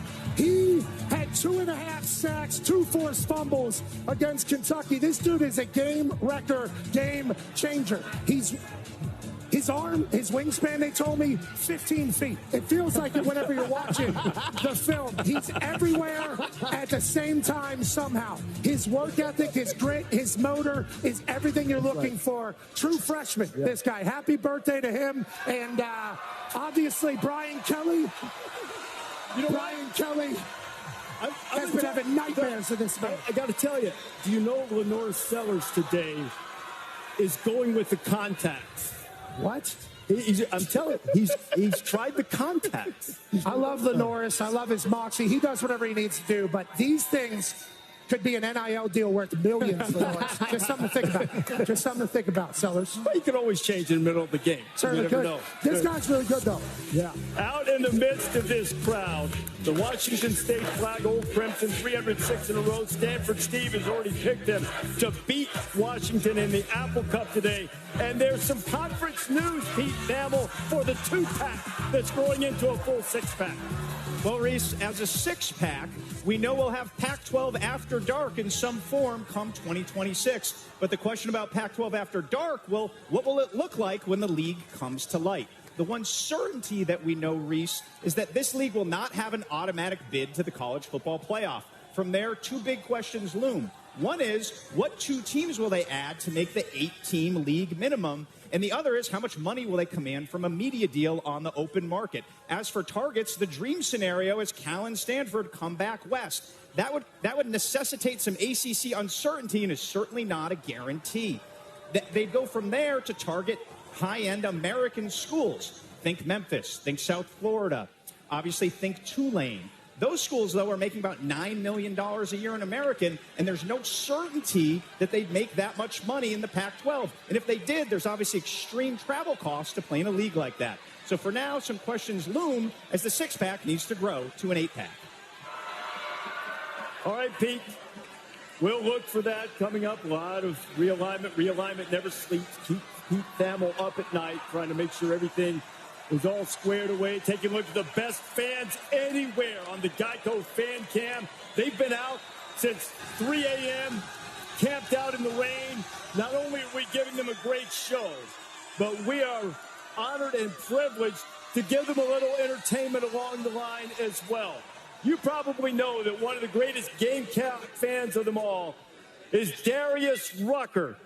Superstar singer, friend of the show, took time out of his schedule to come and perform for you guys today. Here he is, ladies and gentlemen, Darius Rucker.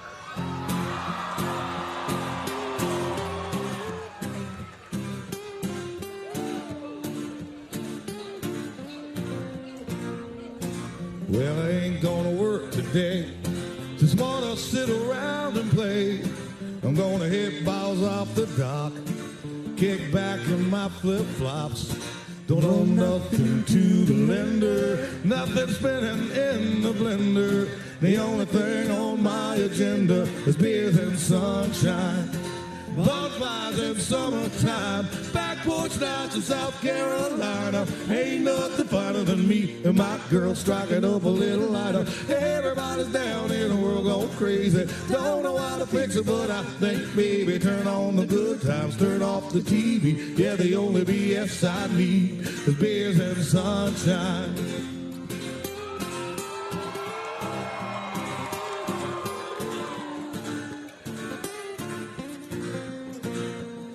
I'm gonna call my girl and say, let's get our friends and hit the lake. I'll grab a boat and get to floating, a little buzzed and a little toasted. We're gonna hang and have a little fun now, flying high like we'll never come down. We're gonna go until we run out of beers and sunshine, a bonfires in summertime, back porch nights in South Carolina. Ain't nothing finer than me and my girl striking up a little lighter. Everybody's down in the world going crazy. Don't know how to fix it, but I think maybe turn on the good times, turn off the TV. Yeah, the only BS I need is beers and sunshine. Here in Columbia, we'll hear more from Darius Rucker. What a treat to have a legend like that play Wale last night, Virginia Beach tonight, and he's here in Columbia this morning. A beers and sunshine, a bonfire. Military veteran and USAA member Sam Elliott, I'm Gronk, your new roommate. Roommate? Mm-hmm. Wow. I've been trying to join USAA for years. Gronk, you know it's for the military community and their families. I know I can't join, but I could live in your house and ride in your truck, both USAA insured. Roomie? Roomie. USAA, Auto, Home, Life, and Bank. Big Ten, it's an honor to be here. To be among teams with so much tradition. Age-old practices from generations long ago. We'll do our best to keep up.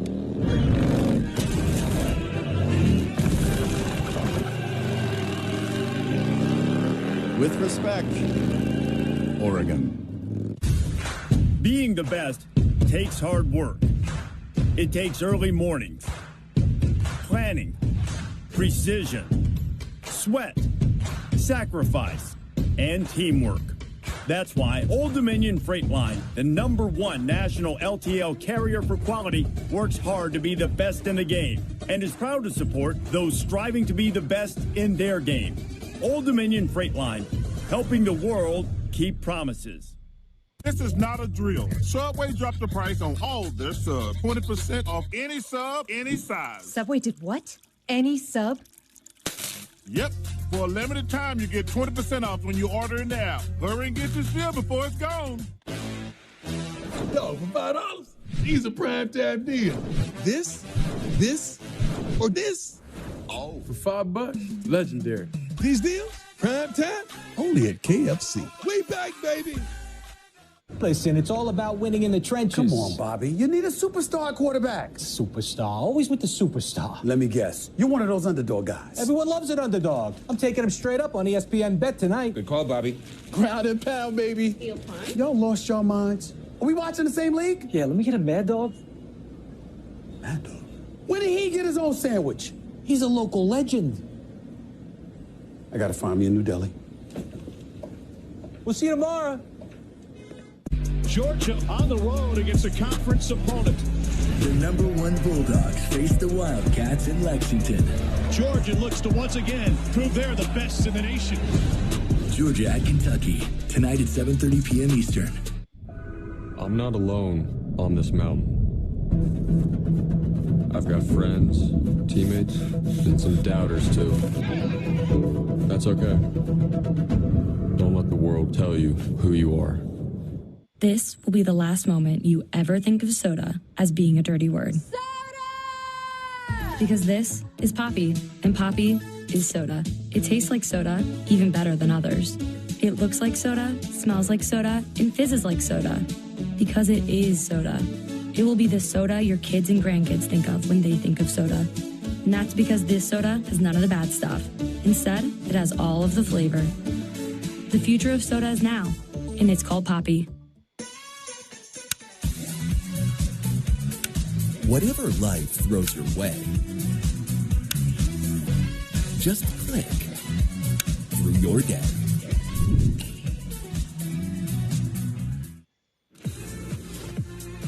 There he is, Darius Rucker. Now, our special thanks to Wheels Up for making sure Darius could get here this morning. As I mentioned, played in Raleigh last night, Virginia Beach, I believe, tonight.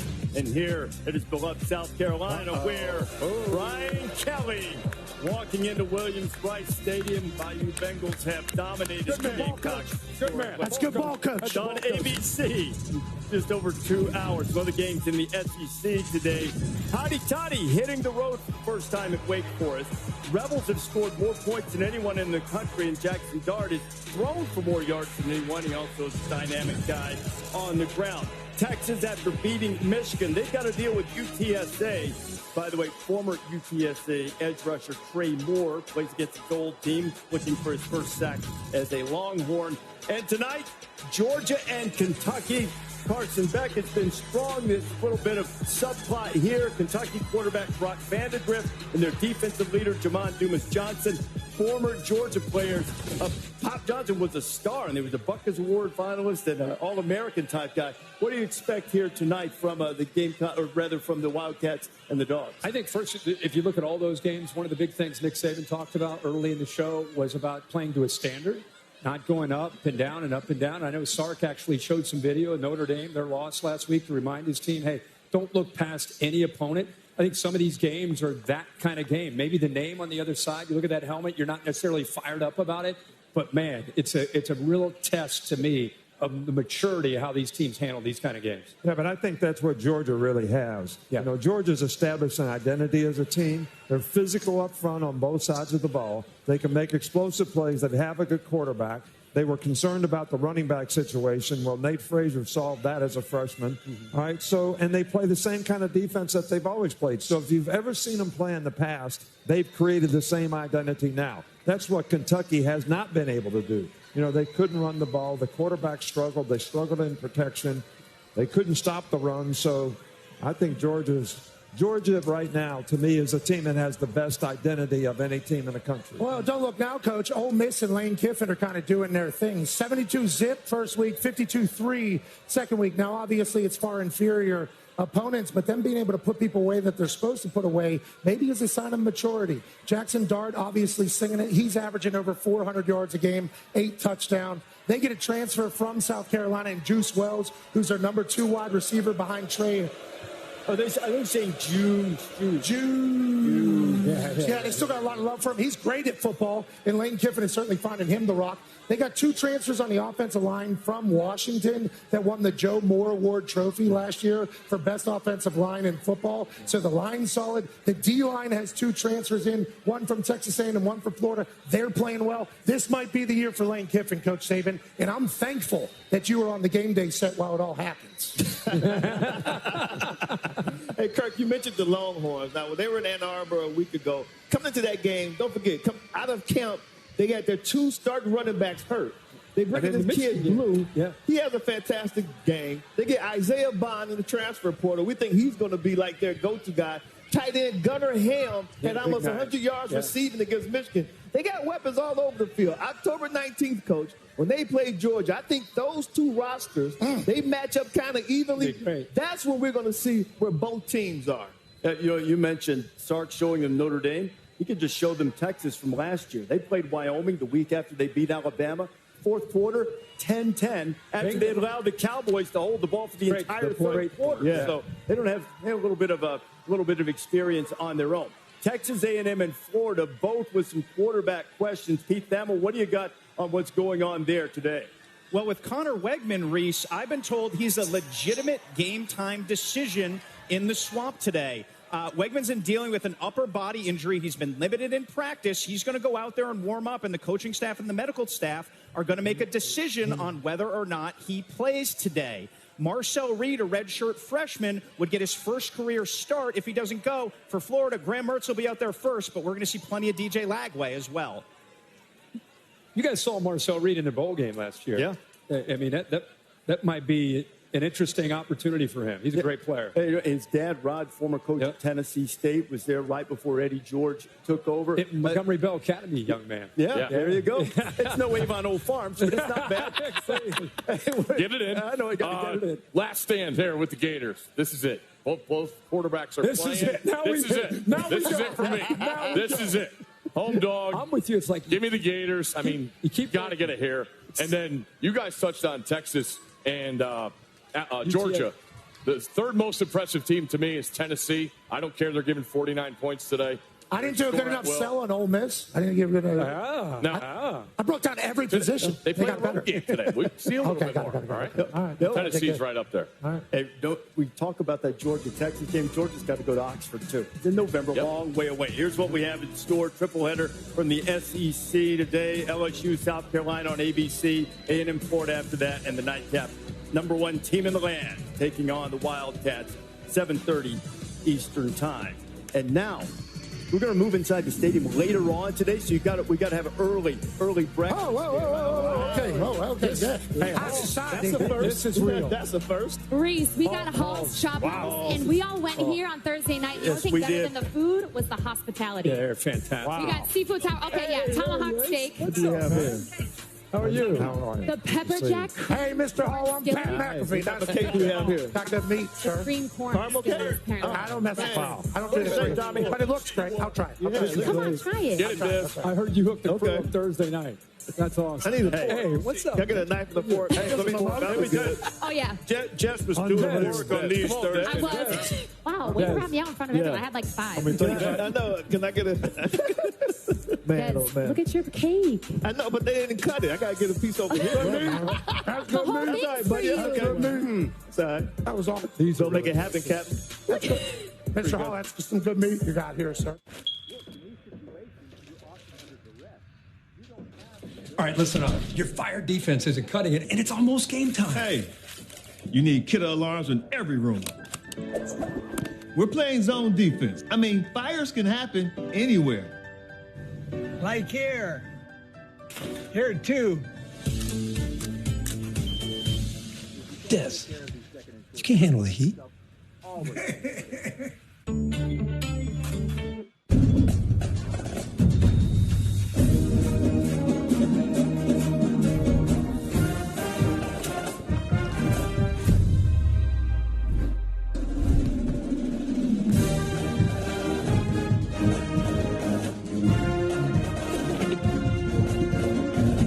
Huddle up, stay fit, and fuel your fandom. Enjoy the home field advantage at Fairfield, official hotel partner of the NCAA.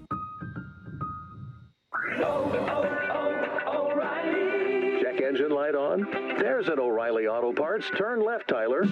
Take the guesswork out of your check engine light with O'Reilly Veriscan. It's free and provides a report with solutions based on over 650 million vehicle scans verified by ASE certified master technicians. And if you don't want to do the repair yourself, we can recommend a shop for you. Okay, Tyler, let's go fix your car. Auto Parts. While others give you less, Domino's wants to give you more. For a limited time, when you order any 2 or more medium 2-topping pizzas for $6.99 each online, we'll upgrade one to a large for free. Get more-flation, not shrinkflation, only at Domino's. You know, Coach Prime, it's nice to finally have some free time. Gives you a chance to reflect on the important things. Like how Aflac pays people money for the expenses health insurance doesn't cover. Health insurance does leave a gap. But Aflac gives people money to help close that gap. Oh, Coach Prime got one on the line too, baby. See, that's how you hold up a trophy. Trust me. Get help with expenses health insurance doesn't cover. Is an official sponsor of ESPN College Game Day. I hope y'all hungry. I'm glad I brought my own dinner. This is not a drill. Subway dropped the price on all their subs. 20% off any sub, any size. Subway did what? Any sub? Yep. For a limited time, you get 20% off when you order now. Hurry and get your bill before it's gone. Everybody wants super straight, super white teeth. They want that Hollywood white smile. New Sensodyne Clinical White provides 2 shades whiter teeth and 24/7 sensitivity protection. I think it's a great product. It's going to help a lot of patients. I'm not alone on this mountain. I've got friends, teammates, and some doubters too. That's okay. Don't let the world tell you who you are. I got this KitchenAid stand mixer for only $56. DealDash.com. Online auctions since 2009. This PlayStation 5 sold for only 50 cents. This iPad Pro sold for less than $34. Go to DealDash.com and see how much you can save. Have you heard? Soda's not a dirty word anymore. Introducing Poppy, the best thing to happen to lemon lime since, well, lemons and limes. It's the iconic, refreshing flavor you crave, but with 3 grams of sugar. Real lemon, real lime, real juicy flavor. The future of soda is now, and it's called Poppy. Poppy, soda's back. I got some good friends that live down the street.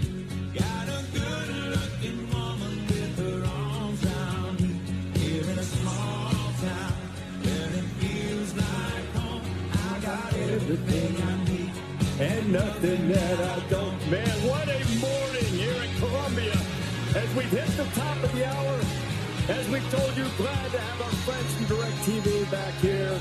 And we're delighted to have even the youngest Gamecock fans. That's right. That kid was out here at 4 a.m. Got to train the child up in the way he should go, and when he is old, he will not depart from it. That's the SEC, baby. That's it. And the Bible. South Carolina sandstorm. Amen. Amen. There you go. Can I get an amen from you? $45,000 on the line in Pat's field goal kicking contest. We'll see if we can have a winner to sort of top off this morning at some point. And the great Dawn Staley, natural-born winner, Olympian, national champion, WNBA All-Star. But can she win at making kicks?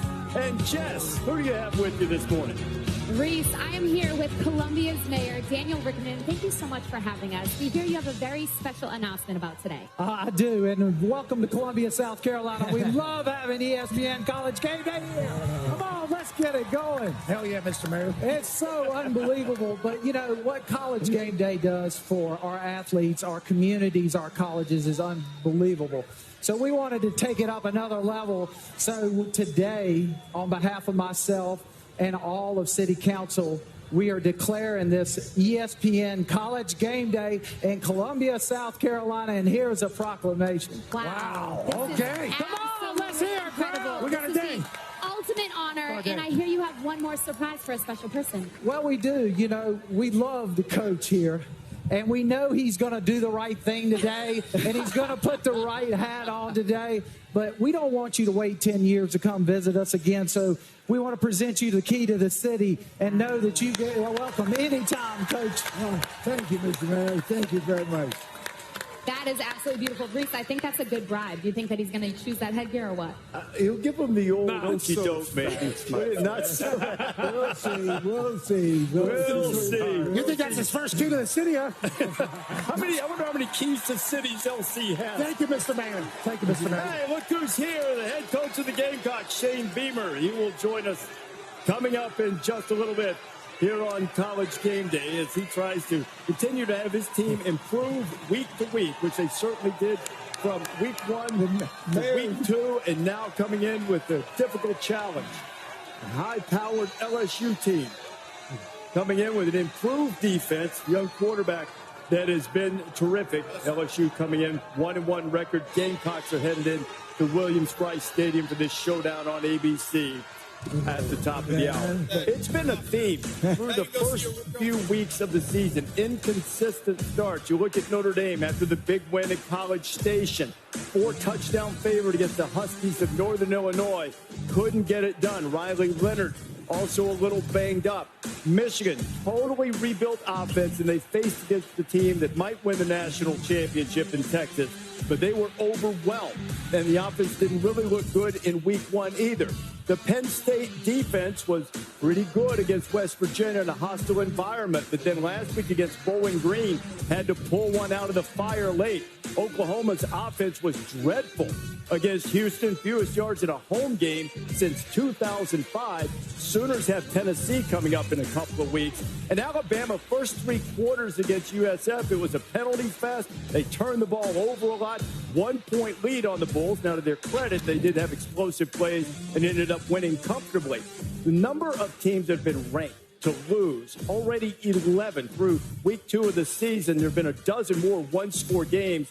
Numbers tied for the second most since 1950. And it really brings up something that Nick said at the top of the show about playing to a standard and trying not to go up and down with the competition. And Kirk, I mean, look, this has happened for a long time, but it seems to be accelerated and even more difficult these days. Yeah, and I think the other thing is, in my opinion, defenses early in games in September, they're always ahead of the offense. The offense is trying to build continuity, chemistry, timing, rhythm. So it takes a little bit of time, especially for inexperienced teams or transfer portal where you're trying to come together. So that's not the thing that I think is unusual. The thing that I think is concerning for coaches is the roller coaster ride that you talked about in the A's, just about how it's hard to get a team to buy in, and it's almost a faceless opponent approach.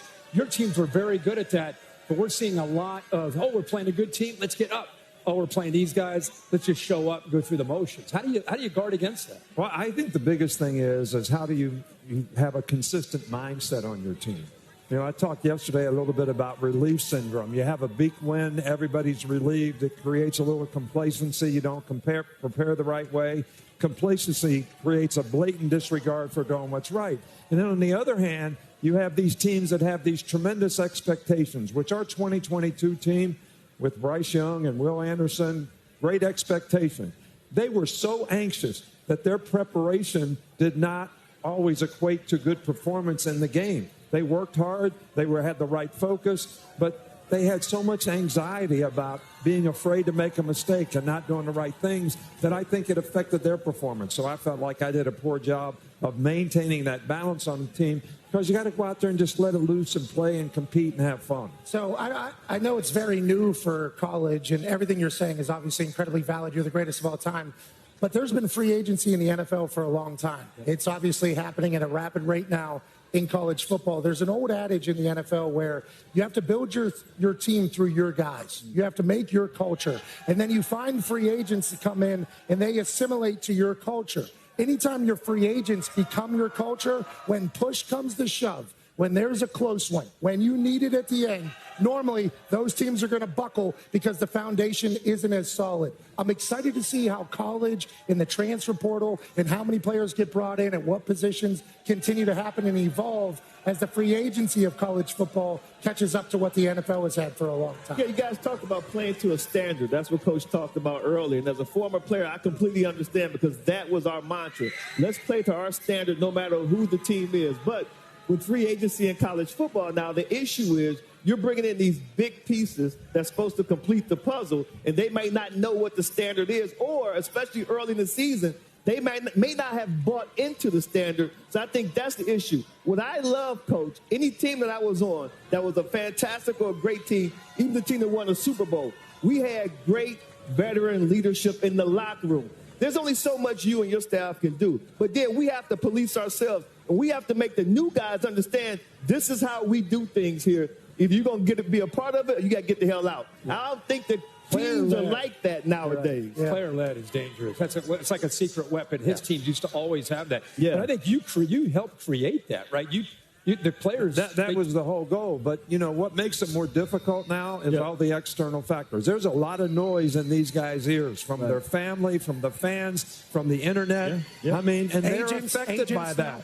And you got this culture of everybody changing. Exactly. And now you got to deal with all these external factors. I mean, it's really hard to keep the right mindset on your team. And the more mature teams with great leadership, I think, do have a better chance to do that. Talking to Rodney Gilmore, who's calling the Oklahoma State-Tulsa game today. Oklahoma State, big comeback win, overtime victory against Arkansas. Yeah. He says Gundy all week has been going, it's a trap, it's a trap, it's a trap. When do you recognize if your players are hearing that message in the middle of the season? Anytime you have a big win and everybody's telling you how good you are, that's a trap. Because players are affected by that.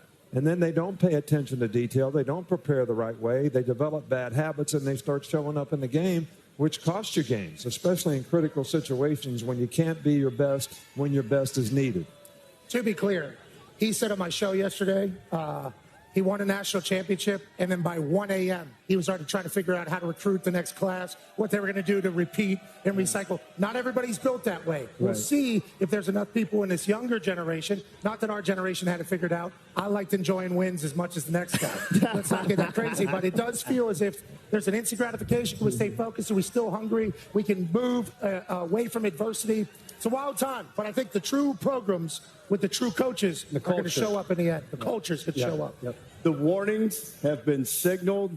The alarm bells are going off, and we'll see who just flat out ignores them today because it happens every week. Someone will. Somebody, one of those Saturdays? Some upsets. Today, one of the great scenes and spectacles in all of college football will happen at Jackson State. Nick, how many people are you going to have there at Jackson State today? How many? Supposed to have 55,000 students at this game today. Big game. We were there last year, right? Yes, sir. They'll see the game. They'll see a great show, too, Des. As you look at this, these two bands certainly go off at each other. Oh, there's no doubt about that. I think the game is like secondary to the band, the battle of the bands, the sonic boom. That's all you hear about from people who are part of the HBCU. When these two teams meet, the battle of the bands takes front seat. I was at that. That's been good, too. Hey, Steve, there's Morehouse and Howard. They're playing in MetLife. You went down to Howard this week, right? Went down to Howard, met Coach Larry Scott this week and his staff. The team is super pumped for this opportunity to play in an NFL stadium. So that game's at 3 o'clock Eastern time, and Johnny Williams has had a good start for Morehouse, and then Howard. Howard's had opportunities in the early part of the season, pull off big wins. They'd love to get one today. This is the Buffalo Wild Wings weekend menu. Some notable HBCU games today, North Carolina Central and North Carolina on ESPN+. By the way, I want to send out our best to Max Johnson from North Carolina as he recovers from his injury. South Carolina State at Georgia Southern. Tennessee State and Eddie George against Arkansas Pine Bluff. That comes your way at 7 o'clock Eastern time. This week, some really tough news for all people in college football, particularly those at the University of Michigan. Longtime Michigan athletic counselor Greg Harden passed away following complications from surgery. Now, for 34 years, he was in the athletic department and had a remarkable impact on a number of athletes, most notably the impact he had on you, Desmond. Yeah, first I'd like to offer my condolences to his wife, Shalala, his sons, Brian and Victor, his daughter, Olivia, and his sister, Lynette. And a special thank you to everyone who reached out to me the last couple of days. It's been really tough. I've been grieving. But Greg was he was a titan.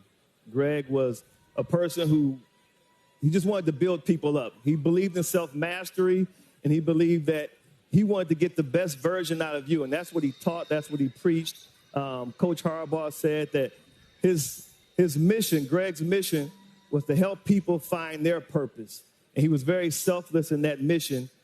When I was with Greg in Michigan, I wanted to transfer, and I talked to him, and he said, he'd give you tough love. And he said, what makes you think that things are going to be better at another school? Why do you think the grass is going to be greener on another side of the fence? And I said, okay, Mr. Harden, I'm going to ride with you. And I left Michigan with a degree in 4 years and the Heisman. And since then, we've been best friends. So, it was a tough loss. It's a huge loss. The Wolverines take the field with a heavy heart. But my friend, Walter Smith, he sent me a text of a quote, a minister who knew Greg. He said, Greg was truly God's gift to humanity. And that's what he meant to everyone who crossed paths with Greg. So, Greg, I love you. I will miss you. But just like I did while you were still here, I will always honor you and make sure I give you your flowers. Rest in peace, Greg Harden. Our condolences to you. I know what Greg meant to you. He was often referred to as Michigan's secret weapon, a mentor, a remarkable man who had a huge impact on the success of many, many Wolverine legends. Our condolences to his many friends and family.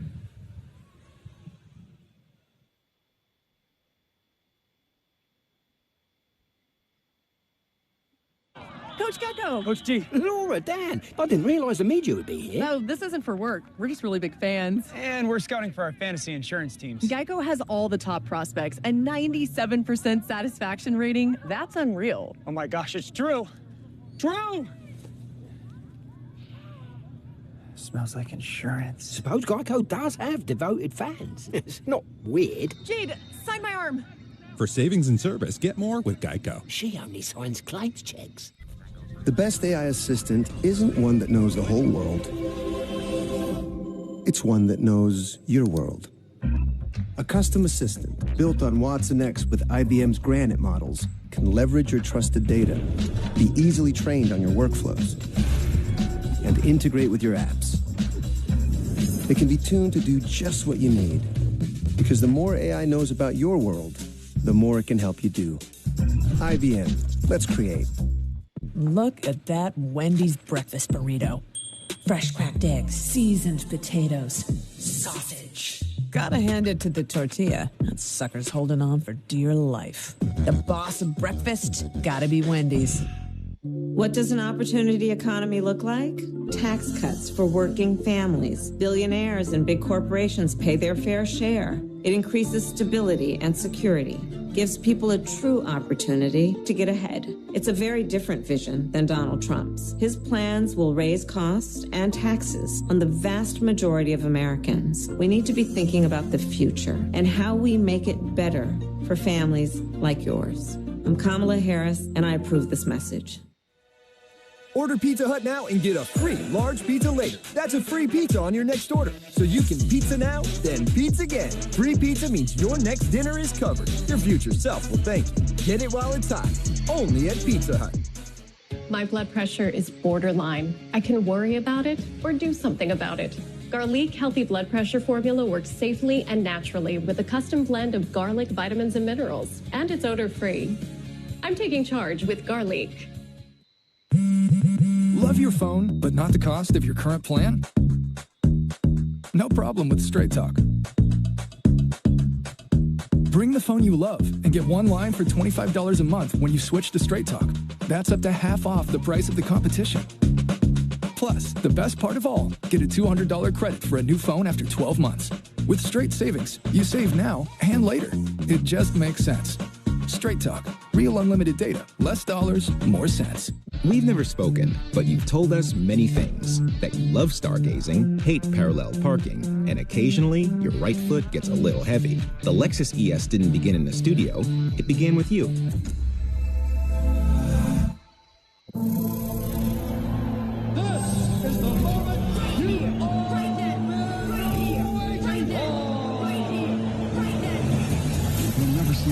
This ever again in your life. It's a one-of-one. A love letter to Mexican combat sports inside Sphere.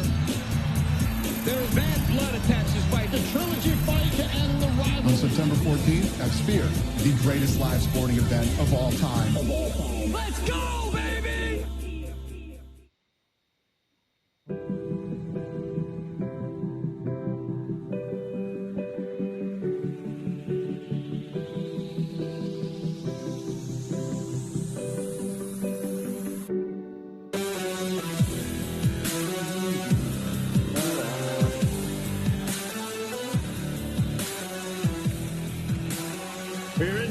2 hours away from kickoff, South Carolina and LSU.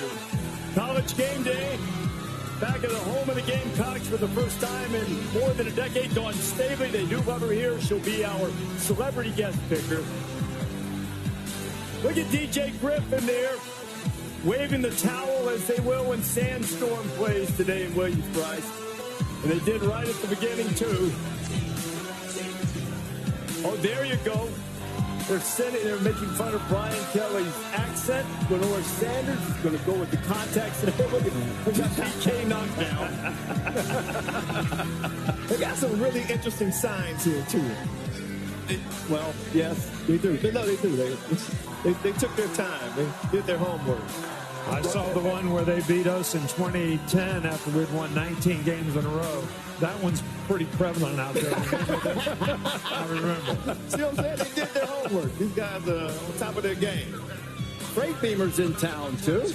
We'll see you someplace. Come on, Nick. Come on. What you do? What do you say, Nick? They don't want to see that.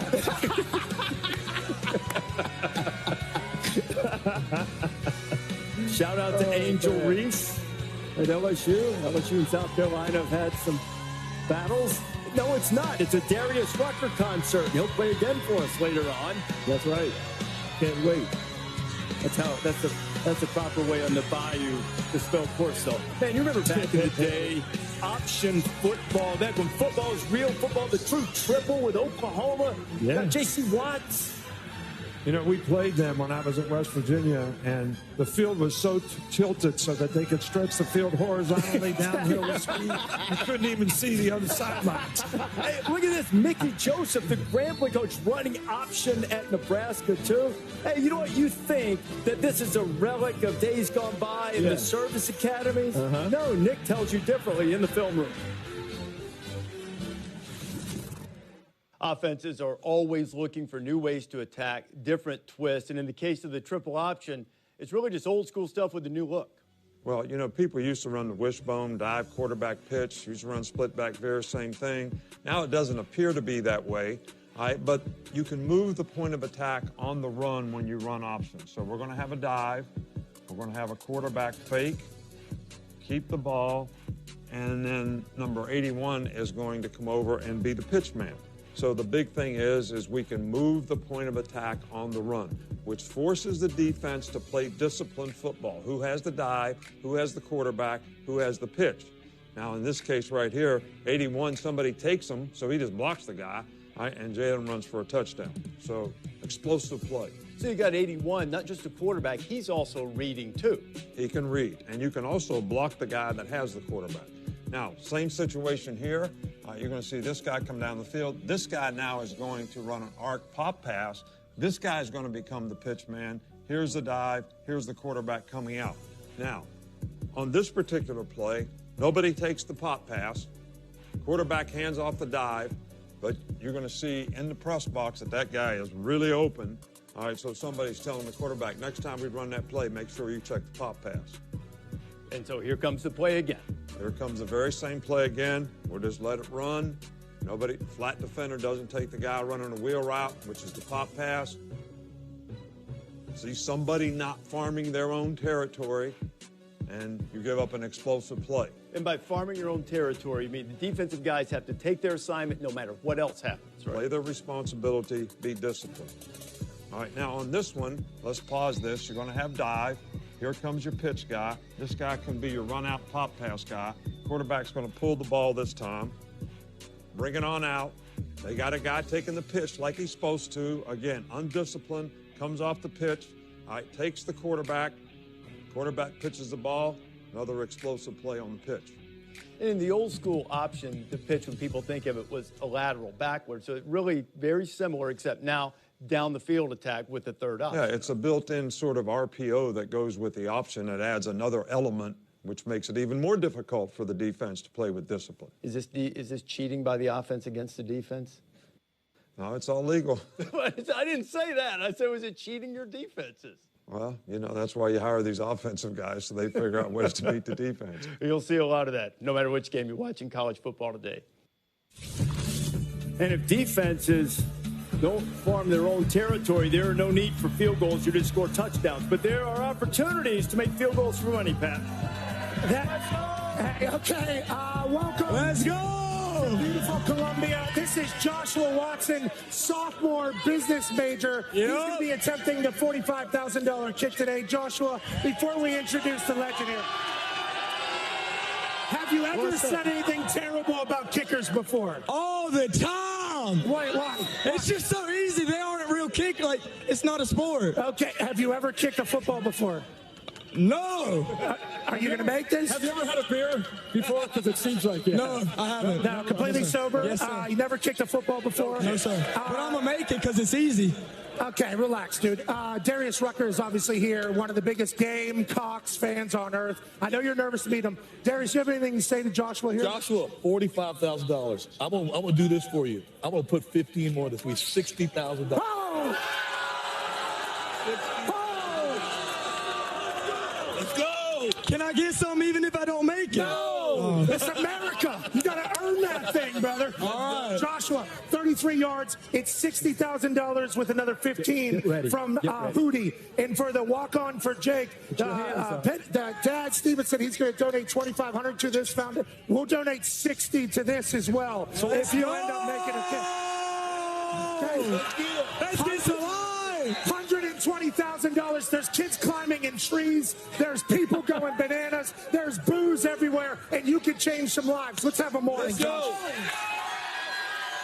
Here's my only concern here. These people need to be ready. Yeah, heads up. Those are his friends, I do believe. We got a For the Brand shirt there. Darius putting up 15 racks. I like that. You ready? Was that because you have no faith in the kid? No, I think he's gonna make it. Okay. I think he's gonna make it. You do? I think he's gonna make it. Good luck, brother. No. You got no shot. All the trash you talked on kickers, calling them bums. Joshua, you're a good man. He's got no shot. $120,000. Be ready, kid. $60,000 to a scholarship.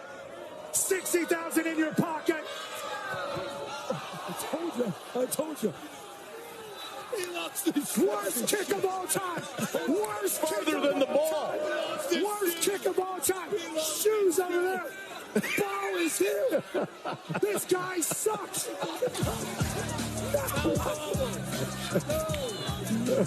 You don't want that again. I think Pat's been saving his money since he had to give away some. We will still donate. This kid sucks. Back to you, Rick. Okay. What Pat was saying there, he's still donating to the foundation because that's the kind of guy he is, but not because of the kick, which certainly Gamecock fans hope is not an omen for what's coming their way later on. Noon on ESPN2. We touched on this game a few moments ago. Gundy has been saying it's a trap. They've won 9 in a row against their in-state foes. Let's call it rival.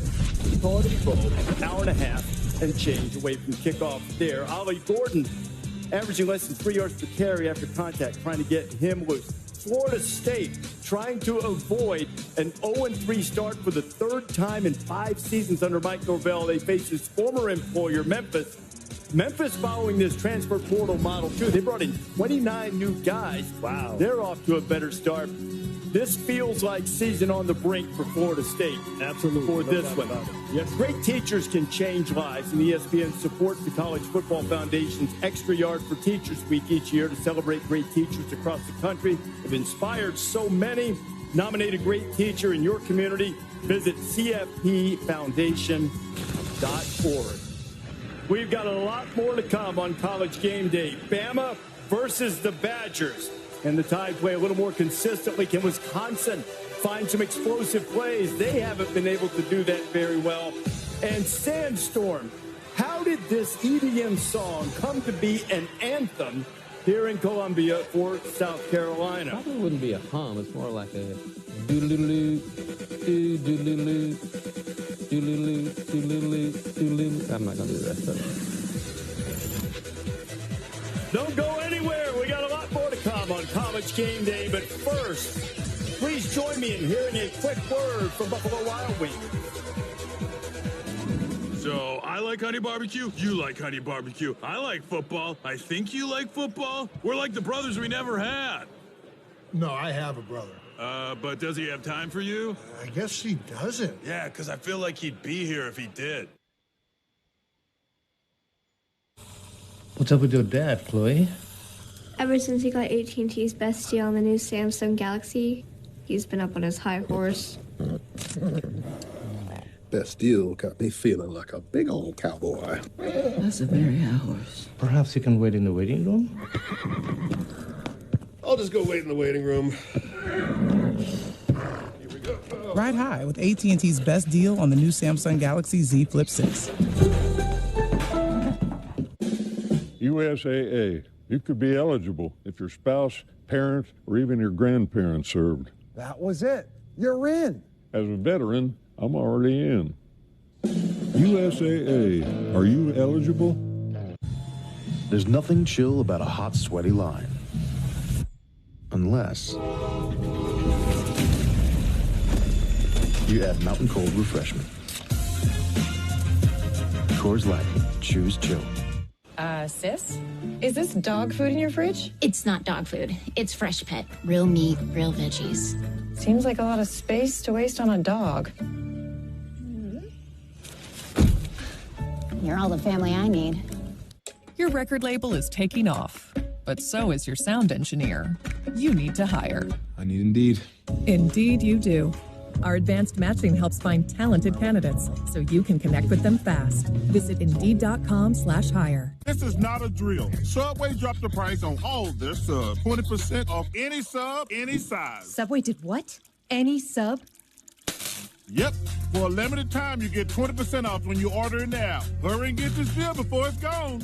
Do the Ravens have it this year? Can Lamar get it done? They're trying to write us off. Y'all got it? How hard? Oh, you know we got it.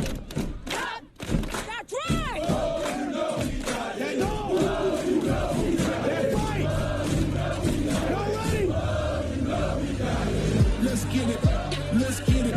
You ain't never gonna stop us, cuz. USAA member Sam Elliott, I'm Gronk, your new roommate. Roommate? I can't join USAA, but I could live in your house and ride in your truck. Both USAA insured. USAA. Auto, home, life, and bank.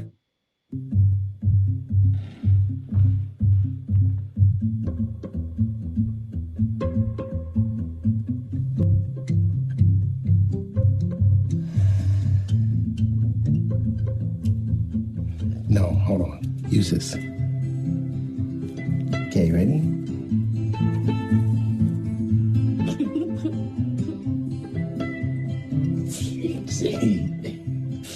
How's that?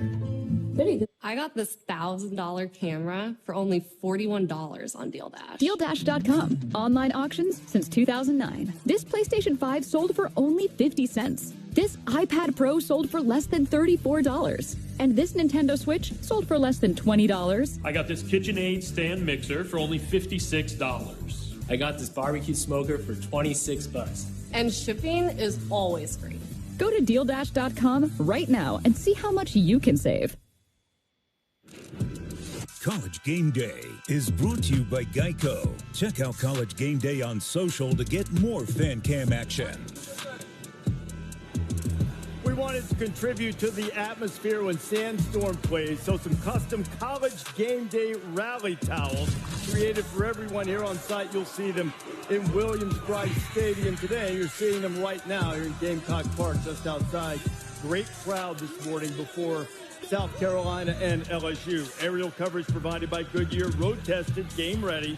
Are you ready for the road? Goodyear is more driven. Let's check in on this week's Home Depot Doer of the Week.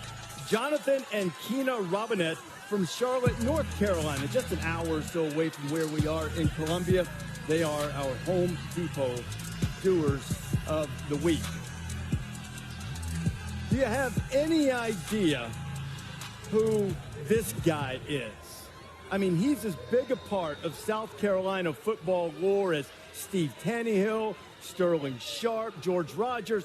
Oh, okay, maybe I get carried away because nobody's as big a deal as Big George, but it's easy to see why Finnish EDM artist Darude is a really big deal, and you can get carried away by him because he is the guy who produced and recorded Sandstorm. And as Ryan McGee tells us, every time the first note of that hits in Williams-Brice, all the Gamecocks get carried away. Helsinki is 4,708 miles from Columbia. The capital of Finland and the capital of South Carolina are near total opposites, from industry to air temperature. But a storm that was born on the Baltic sweeps over Williams-Brice Stadium every fall Saturday. Yeah.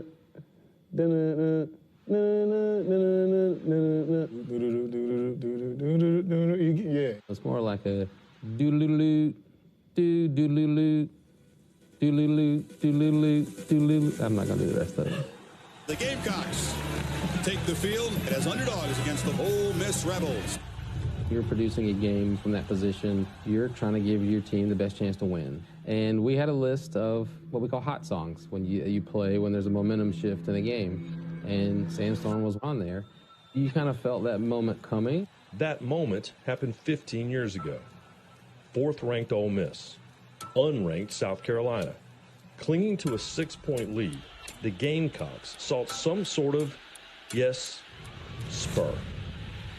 It came down to the final possession. We had a shot to win it, and our defense, which was the strength of that team, was on the field at the time. That's sort of the birth, if you call it. And the raid breaks out in Columbia.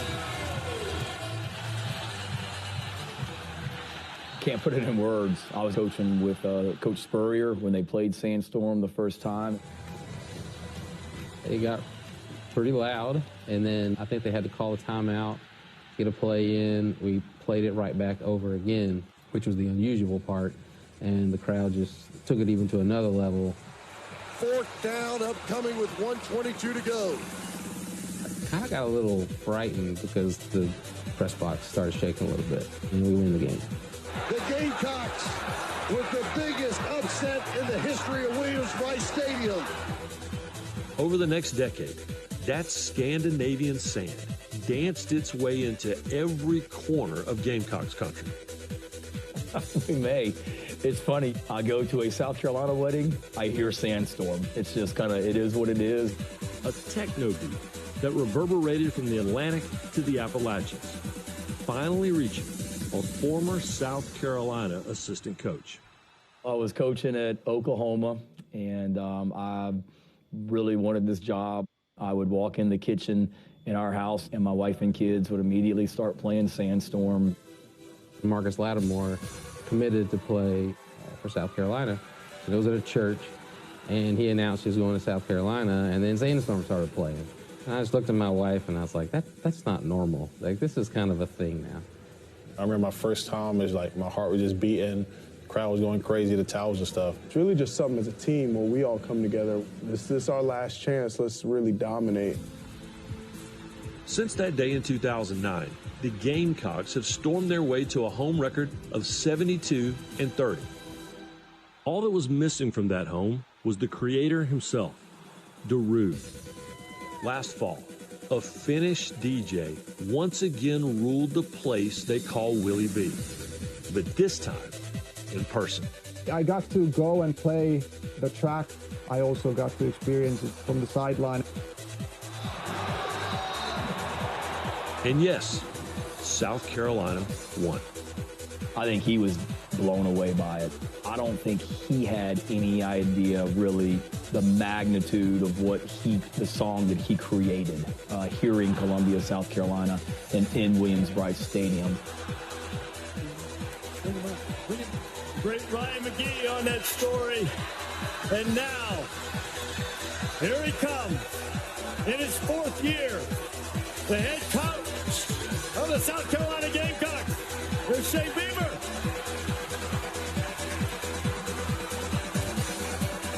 Hell yeah.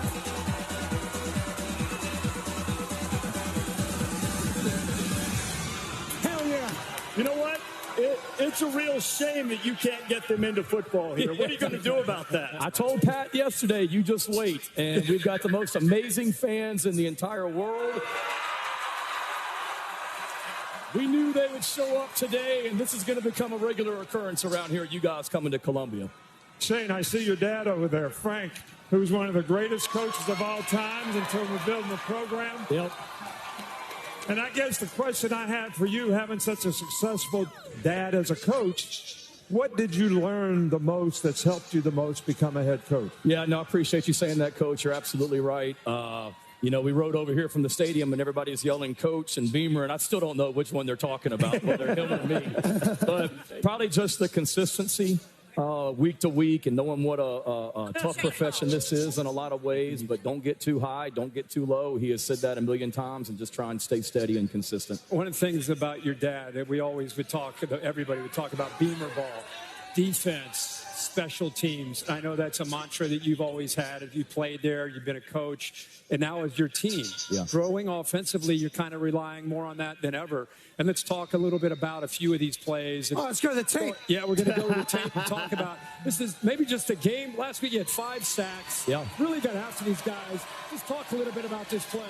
Yeah, I think it's a great job right here. One, you see Nicky Manwari, our safety, over there into the boundary, coming up there, but then being able to sink back into the zone right there. Absolutely. Yeah, Nick's a fantastic player, can kind of do it all for us, run, pass, sinking back into the zone. You see great ball skills right there, making the interception as well. But the thing that I love, Kirk, is after he makes the interception, we spent a lot of time talking about this, getting to the end zone. And then you watch our guys right there. We find the quarterback. You got a cavalry leading him into the end zone, and then having a chance to score on defense right there. By the way, Coach has a philosophy on interceptions.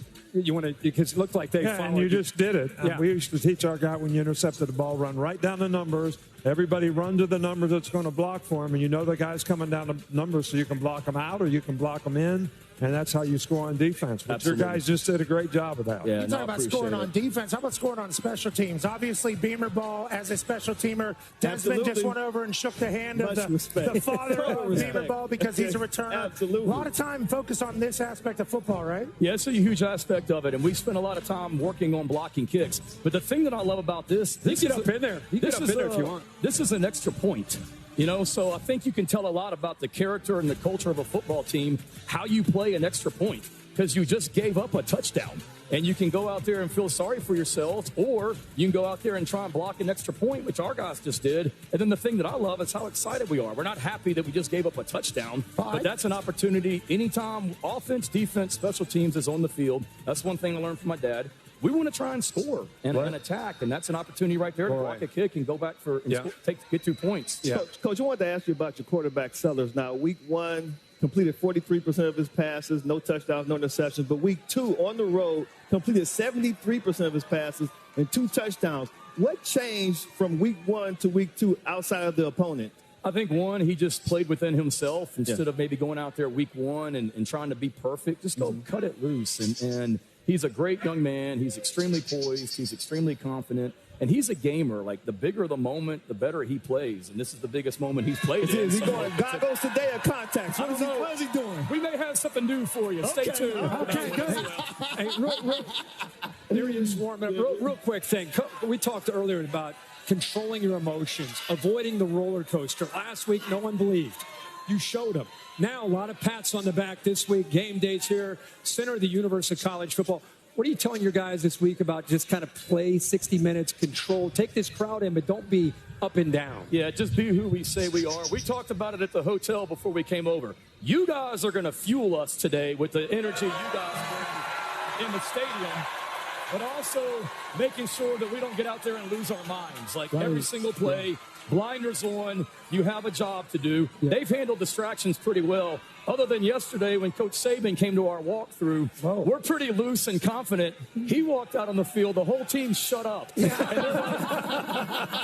even to this day, they're like, I'm not going to get my butt ripped by Nick Saban. That's your culture. One thing you can tell your team is they improved more from week 1 to week 2 than any team I've seen in the country, and that's a tribute to you. Thank you. Appreciate you, Coach. And a chance to step up again in week 3. Shane Beamer, head coach of Gamecock. Shane, always great to have you with us. Looking forward to seeing South Carolina and LSU kicking off on ABC just afternoon, and I think they're going to bring the energy that Shane wants them to bring. That game starts your day on ABC. Texas A&M and Florida, Pete Thamel's been all over the quarterback situations for both of these teams, and Georgia and Kentucky in the nightcap on ABC, the #1 Bulldogs trying to win their first road game of the season, true road game. Jess? For the ultimate tailgating experience at Cockaboos, number 22 with the owner here. We got Garrett. Garrett, this place is yours. And who were you again when you went here? I was Cocky from 1998 to 2001. So this is very, very fitting. Absolutely. It's a great place for friends and family to come tailgate right next to Willie B before the football games. Can you show me inside? Absolutely. You guys come on in.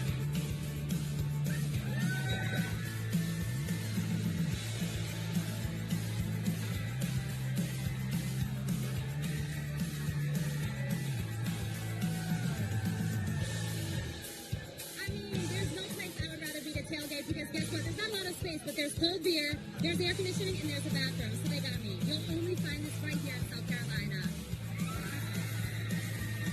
Man, what a great place to tailgate. A cool scene right outside Williams-Brice. Still to come. Alabama and Wisconsin. And a all-of-me moment for a Wisconsin walk-on. A remarkable story that Jen Latta will bring you for the Wisconsin player. And Darius Rucker, Dawn Staley bringing the energy. The Gamecock women's basketball team is here. Darius Rucker is going to perform. What a morning in Columbia, South Carolina.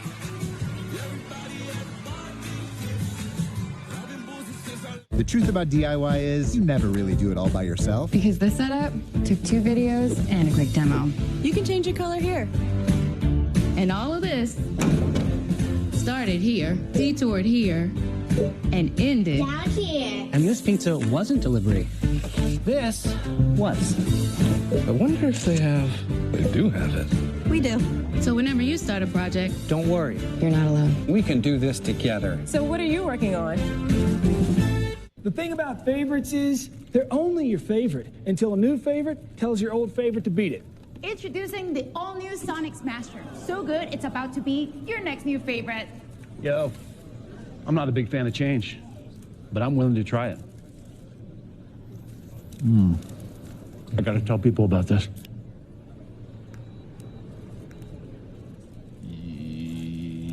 Yo. The all-new Sonic Smasher. Live free, eat Sonic. Wanna live free? On a tense Fansville by Dr. Pepper. Holy smoke, State 1 and the fans are going wild. Deputy Ures, quick, call for backup. Backup? Yes, Deputy Quinn Ures. We don't need any backup, I got this. Call backup. I'm sorry, did you say you wanted a Dr. Pepper?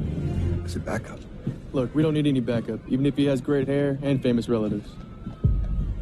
I think we're talking about 2 different things here. College football, it's a Pepper thing. You know I made it to playoff. Without any backup, I get it. You found an amazing bargain with this place. If you don't take it, I will.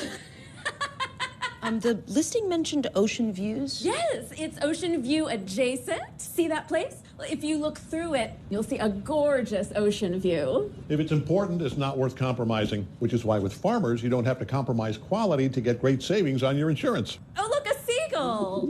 That's a pigeon. Seagull adjacent. We are farmers. Bum, bum, bum, bum, bum, bum. Kelsey, what up? I think I messed up, Hank. I don't think I can walk away from football. Say less. I got you. Jason Daniel Kelsey, welcome back to football. This is a Buffalo Wild Wings. Exactly. Where you watch all the games while stuffing your face with, like, the greatest wings. So good. And all the beer. There we go. Let's go. See? B-Dubs is football. It's football. It's football. Let's go, sports. Well, the gang's all here. Let's hit the road. It's the Disney Plus Blockbuster offer. That's right. $1.99 a month for 3 months of Disney Plus. That's a great idea. Get the hottest shows. Great. You can say that again. Biggest movies. Ready? Hit it! And most epic events. What happens next? For a limited time, get 3 months of Disney Plus for $1.99 a month. Join me. With the Disney Plus Blockbuster offer. Hey, Mama Rock me.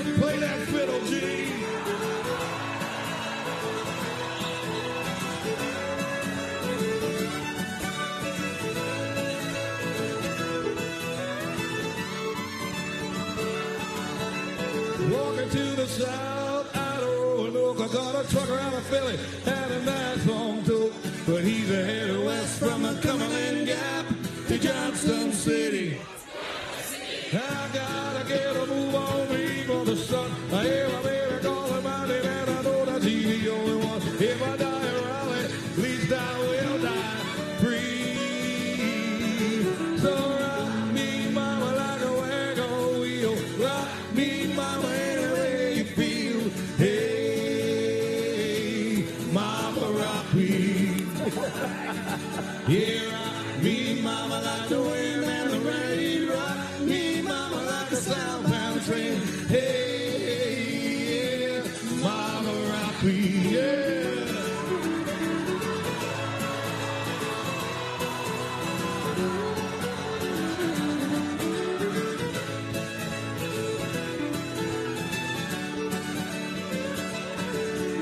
Rock me, mama, like a wagon wheel. Rock me, mama, any way you feel.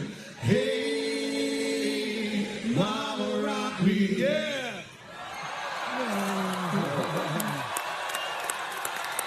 Hell yeah, Hootie. Hell yeah. The great Darius Rucker wheels up, making sure our friend of College Game Day, made it here. Nick, you've been waiting on that song all morning. I'll tell you what, I want Darius Rucker to know. Every Saturday night we had a karaoke party at our house in recruiting, and the #1 requested song was Wagon Wheel. For good reason. He's a closer. Apparently it was here, too. Nick's former assistant, B.O.B., leading Boston College. You know, Boston College could beat 2 top 10 teams in the same season for the first time since they beat Tennessee and Georgetown. Georgetown was 1940, really long time. And then Missouri. Missouri hasn't allowed a point yet. Their defense has been sensational. Maybe they get Luther Burden loose today. That game is coming up about 12:45 Eastern time. Time for Best in the Game. Brought to you by Old Dominion Freight Line, and Eli Drinkwitz is certainly helping Mizzou fans keep promises. 11 consecutive scoreless quarters. That is the longest streak by an SEC team since Nick's great Alabama team in 2012 that went on to win the national championship. Now AT&T is keeping us connected as we go to Columbia, Missouri, Boston College in Missouri, and our friend Eli Drinkwitz. Hey, Eli, who do you have? You got somebody with you there walking the field right now? Yeah, you know, it's all the rage, apparently, with Herb Street and Kiffin to have a dog with them. So I brought my good friend out of the engineering department, Tiger, our robotics dog. So I figured I'd join in on that. That's pretty good. That's hilarious. We got to get down there so Ben can meet that Tiger. We need Ben to alpha that dog. Yeah, exactly. We need Ben to win. We need to for the future, for the good of the future. That's beautiful. Right there. Hey, Eli, you had... Look at that dog sitting. He minds like Ben, too. He does. That is great. Hey, Eli, appreciate you hopping on with us. Tell us about this football team. You guys have looked very good here early. Bigger test today, obviously, against Boston College. But just overall, such great year last year. So much to build on. But I know it's a new year, new team. What have you learned about this group that has you excited? Yeah, you know, so far I think offensively we've kind of just picked up where we left off. We replaced a couple of guys in the lines of scrimmage, and at the running back position, obviously Brady Cook and Luther Burden and Theo Weiss have kind of been the features for us. But the thing that's been so impressive to me has been our defensive play.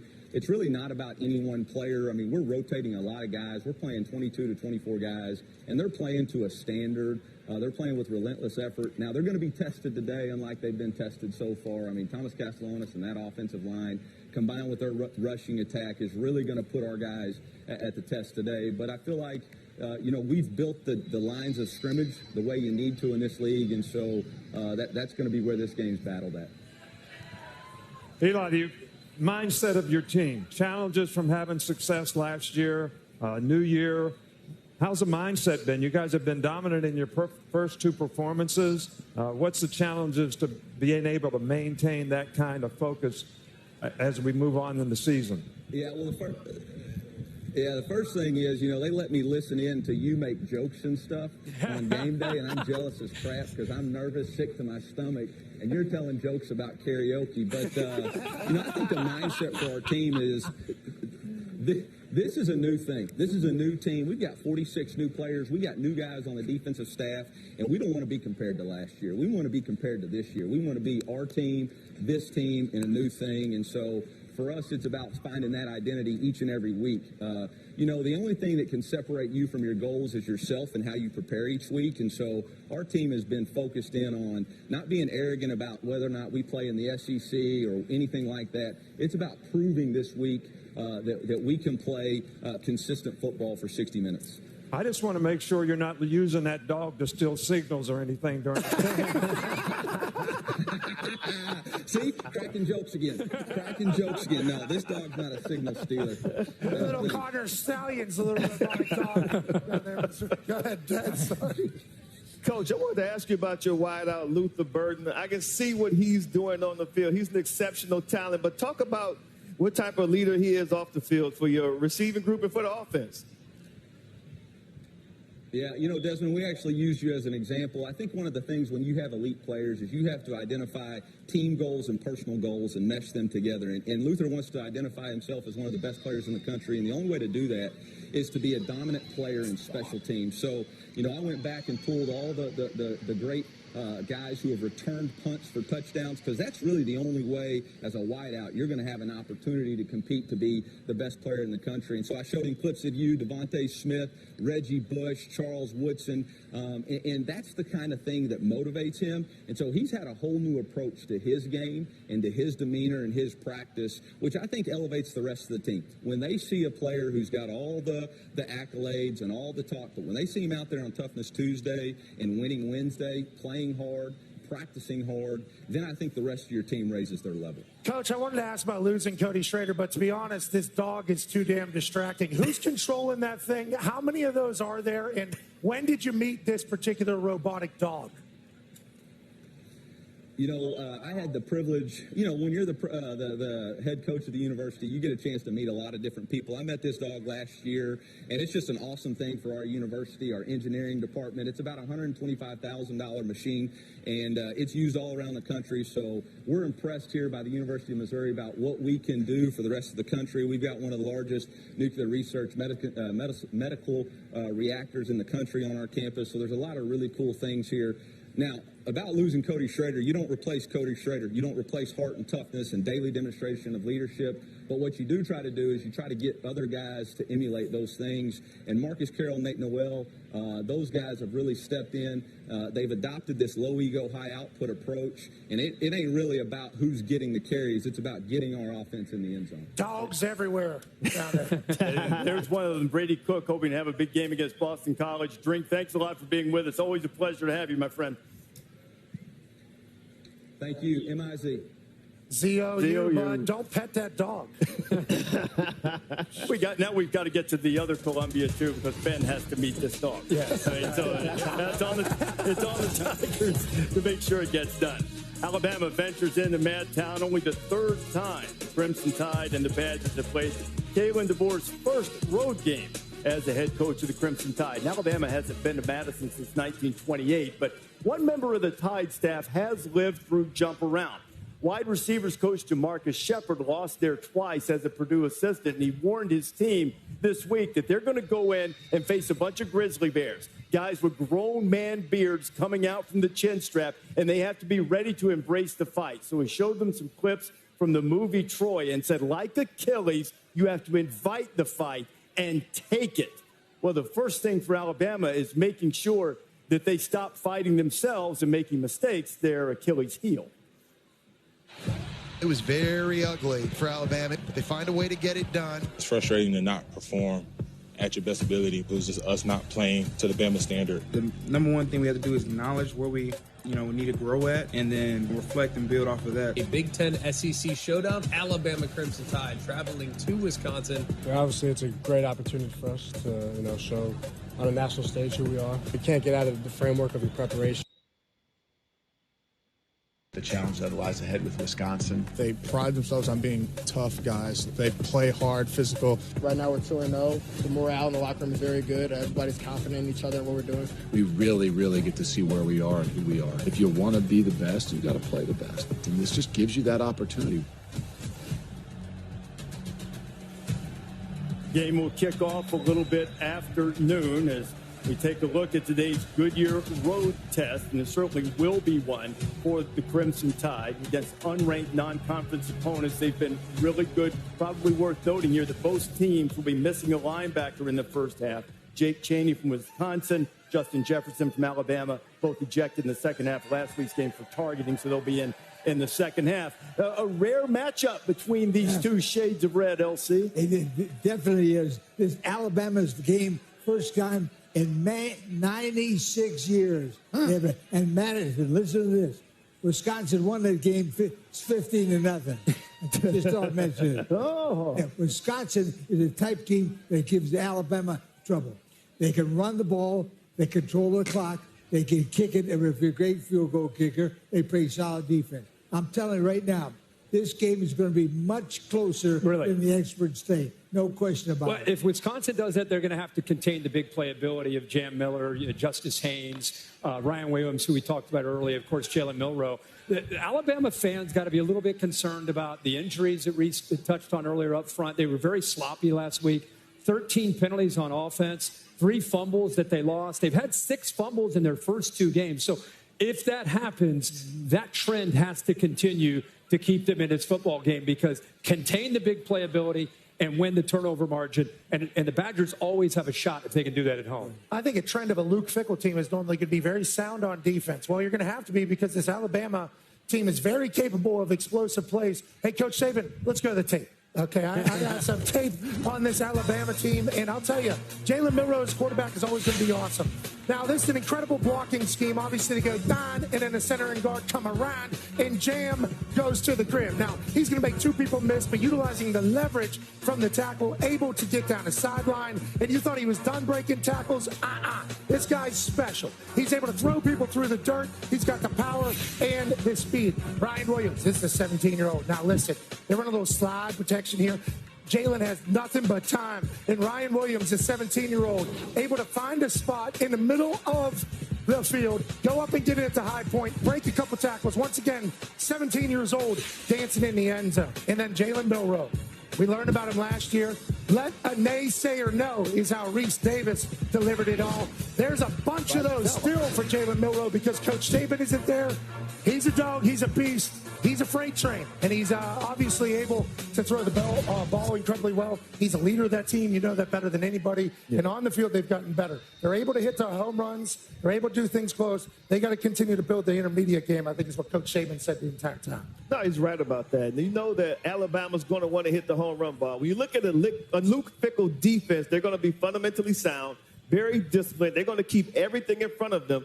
Their goal is to make you earn every yard that you get. They're going to test the patience of Jalen Milroe and see if they can sustain 12, 14-yard drives. If they can slow the game down like that and then be able to experience some sort of success, and then in the third quarter, they start doing that jump around, things can get crazy at Camp Randall, man. I'm telling you. I've never got to play that. I've been there before, so this is a tough place to play. It is. Fans get into it. But, you know, to me, the biggest issue with Alabama so far has been their big, little. And I always hated when our offense played big, little. You make a lot of big plays, but then you have a lot of negative plays and inefficiency on offense, whether it's sacks, fumbles, penalties, all the things that put you behind the down and distance so you can't sustain long drives and keep the ball and control the tempo of the game. Right. So I think with the offensive line getting fixed today, I think both tackles will play today, which they didn't play last week. I think that will help a lot. Because most of the teams that struggle, they're struggling up front. And hopefully Alabama can get that fixed today. Yeah, Pete Thamel did confirm that Caden Proctor, the left tackle for the Crimson Tide, should see his first action of the season. Yeah, I think that's important, Coach. You know, when you go on the road, you want a good offensive line, and they're going to have that for the first time that they thought they were going to have in week 1. But the defense of Alabama, there's a lot of youth in that secondary. Can Van Dyke make some plays with his arm to offset that Alabama offense? That's where I think it's a chess match. Both coaches, I think, are going to learn a ton about their team today. And with last week, they couldn't get the ball downfield. He's 2 of 9 on balls thrown 15 yards or further against Alabama, man. That is going to be very, very hard. That's where you go back to, can they win the turnover margin? Can they get that short field? get the crowd, kind of like what South Carolina is going to have to try to do against LSU. Very similar. And, you know, on that subject there, I know the level of competition stepped up. Alabama's defense has allowed one play this year of longer than 20 yards. The Crimson Tide, as you mentioned, sort of lived on the other side of the ball. Hard to drive with those big plays. This is a great opportunity for Wisconsin, for sure, to be able to knock off a top 5 team with Alabama coming in. We are headed inside Williams-Brice Stadium in a matter of moments. This has been a great crowd out here this morning. And Jen, as Wisconsin gets ready to play the Crimson Tide today, what a story surrounding the Badgers. Yeah, guys, it is the closeness and the camaraderie. It is the bonds and the brotherhood. When you talk to guys who have long left the game of football, that is the stuff that they miss. And the moments often not seen on camera, but in this case it was, that create that culture of trust and support and family. Next up for the O. Derek Jensen. During camp, when the days are getting long, morale might be dipping a little bit, we'll have like the freshman karaoke, it's called. And you get to pick your song, and you just got to sing in front of the whole team. Like many offensive linemen, 19-year-old Wisconsin freshman Derek Jensen says he doesn't like the spotlight. But sometimes when it shines, it reveals some beautiful things. Falls in our family have always been for football. I was a team photographer for 7 years, and his dad, Jack, was a coach when Derek was little. I think it was just a way for him to get like closer to the game. You know, he really liked coming to the games. He was always there. Derek was a 2-time All-State offensive lineman in Wisconsin. And when it was time to pick the place he would continue his football journey, his father was all in on one program.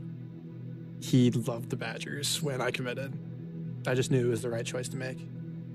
I thought it would be our time to finally have grown children who were doing their own thing, and that Jack and I could really sit back and enjoy. Yeah, that's what I was looking forward to. On February 10th, 2024, Jack was hunting alone about an hour and a half north of the Jensens' Wisconsin home. When he didn't return after dark and wasn't answering his phone, Derek's mom Hillary and his older brother Aiden went looking for him. He had finished his hunt, and he had packed up all his gear. And he hadn't even shut the door on his truck, and we basically found him by the ping on his phone.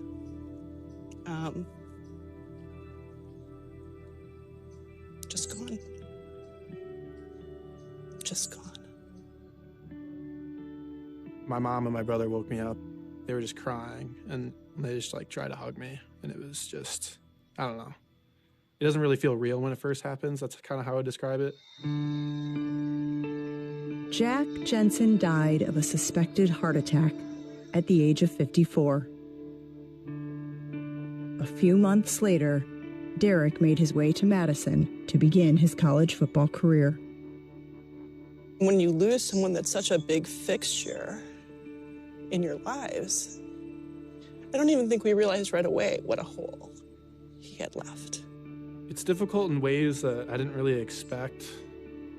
He was that rock in your life that will always keep you on the right path. And I think that's the worst part of grief. You feel kind of stuck. On August 6th, he just happened to call. He was talking about how camp was tough. But the most concerning part, I guess, to me was the fact that Derek said that he could not stop thinking about his dad. And that was the week of Jack's 6-month anniversary of his passing. I was just like almost counting down the days in a way. And it kind of like spiraled in a way that like that date was like all I was thinking of. Derek Jensen. That night, as the Badgers gathered for freshman karaoke, Derek found himself standing alone in front of his new teammates. I honestly just felt like that was the song I knew the words to best. and I do really like John Legend's music. Super nervous, yeah. I hear the song, I was like, oh, it's a bold song choice. So I just kind of wanted to give him some words of encouragement, tell him to lock in.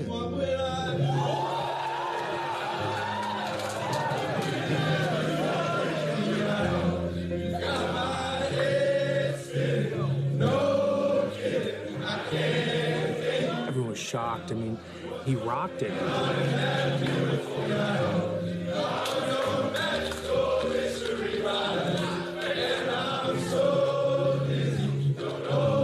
Once he got warmed up, he went absolutely crazy. The guys were loving it. My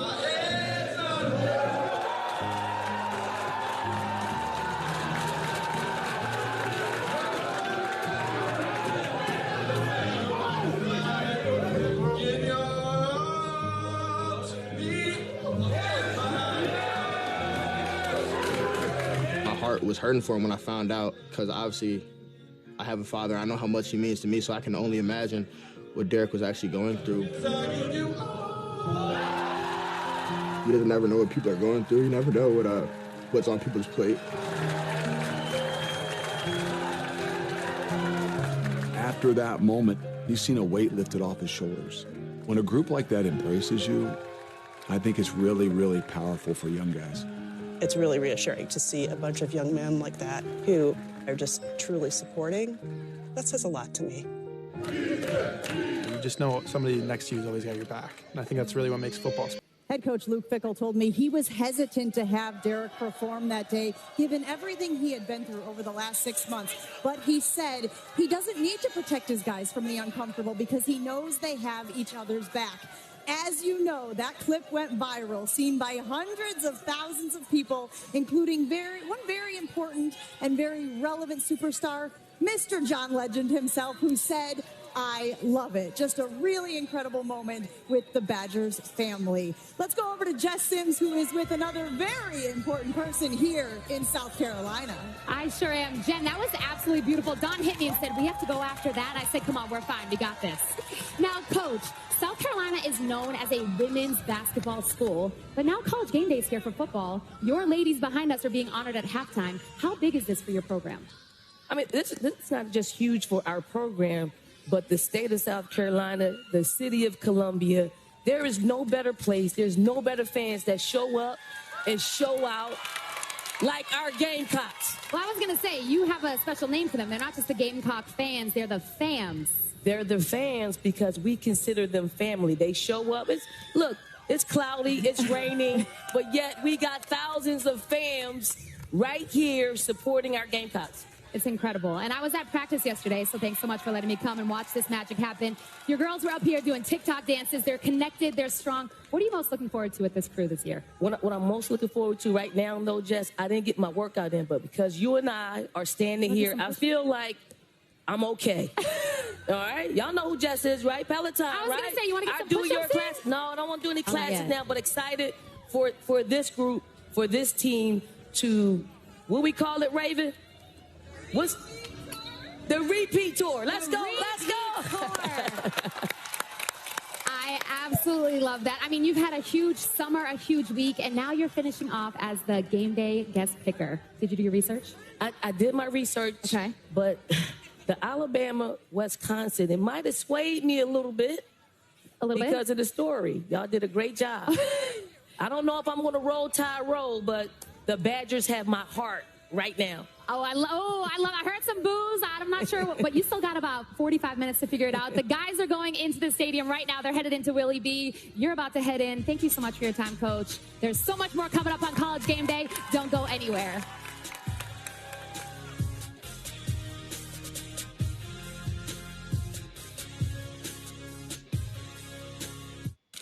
It's Jimmy John's new Mediterranean wraps, made with Sabra, hummus, and feta cheese, so you can enjoy fresh summer flavors with every bite. Hey, Cloud, beat it.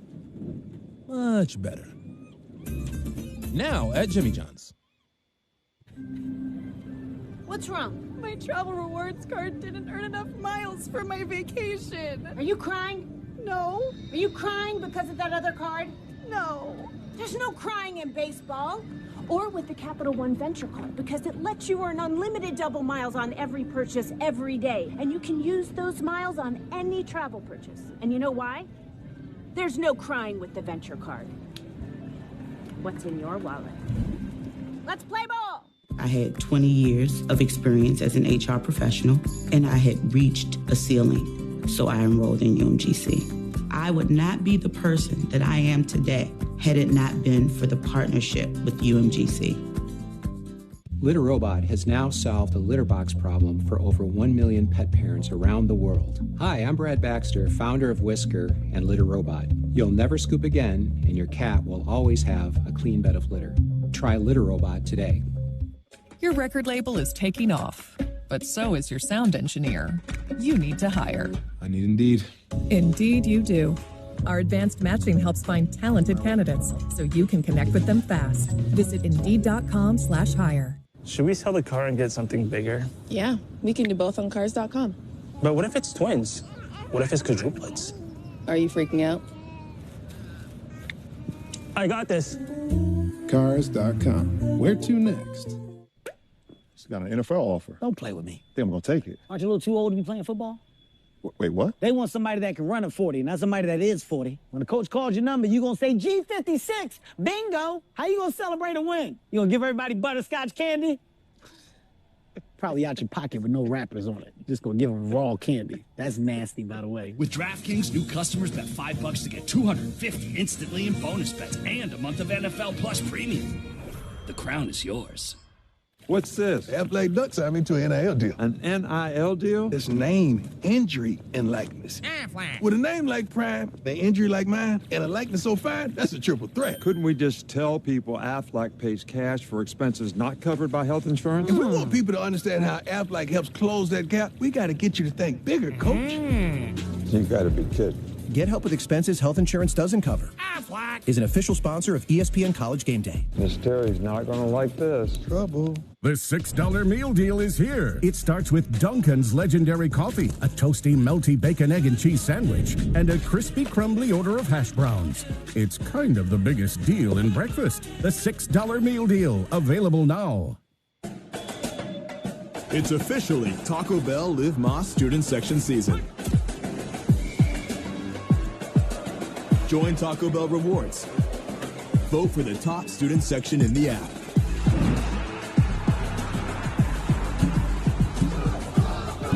You could get a free Cantina chicken taco. So download the Taco Bell app and make your voice heard. This is the ACC, where greatness isn't just a goal. It's our relentless pursuit. Well, there you go. Where elite coaches and preeminent players constantly strive to redefine what's possible. Here, greatness knows no limits. Here, achievements speak louder than words. And legacies are cemented. This is the ACC, accomplished greatness. Georgia on the road against a conference opponent.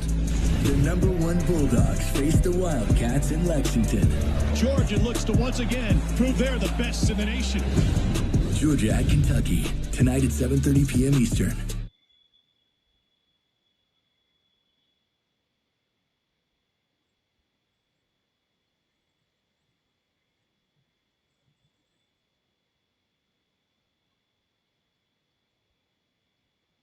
USAA for the military community and their families.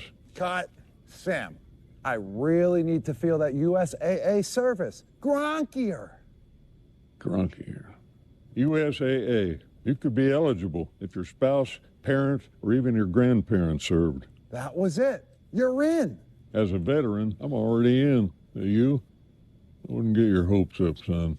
USAA. Are you eligible?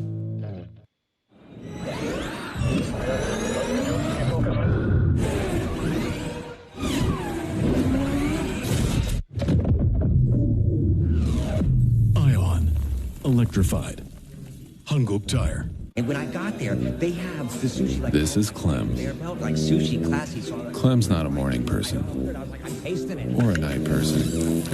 Or a people person, but he is an I can solve this in 4 different ways person.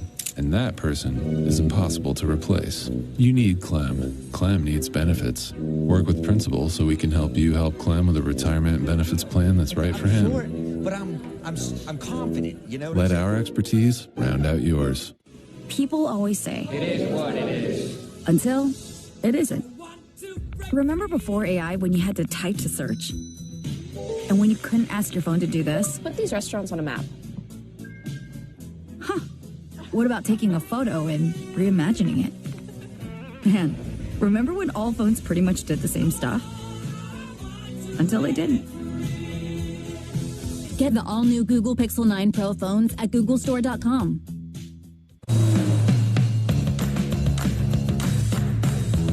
You never want to lose your edge. And the Lexus RX completely understands that.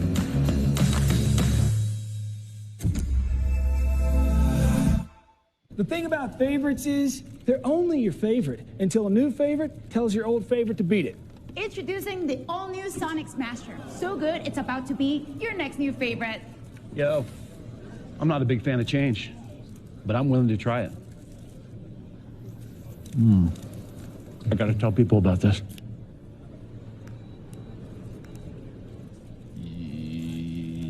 Yo. The all-new Sonic Smasher. Live free, eat Sonic. Wanna live free? I'm not alone on this mountain. I've got friends, teammates, and some doubters too. That's okay. Don't let the world tell you who you are. DealDash.com. Online auctions since 2009. This PlayStation 5 sold for only 50 cents. This iPad Pro sold for less than $34. And this Nintendo Switch sold for less than $20. Go to DealDash.com and see how much you can save. This will be the last moment you ever think of soda as being a dirty word. Soda! Because this is Poppy, and Poppy is soda. It tastes like soda, even better than others. It looks like soda, smells like soda, and fizzes like soda. Because it is soda. It will be the soda your kids and grandkids think of when they think of soda. And that's because this soda has none of the bad stuff. Instead, it has all of the flavor. The future of soda is now, and it's called Poppy. It is Saturday in South Carolina. Forever to thee. Let's go! We want Cox here. I've been the mayor of Cocktown around here. I love this place. Probably going to be some of this. Some of this. Pounds of pure chaos. Worst kick of all time. The key to the city. Cocky is kicking up a sandstorm.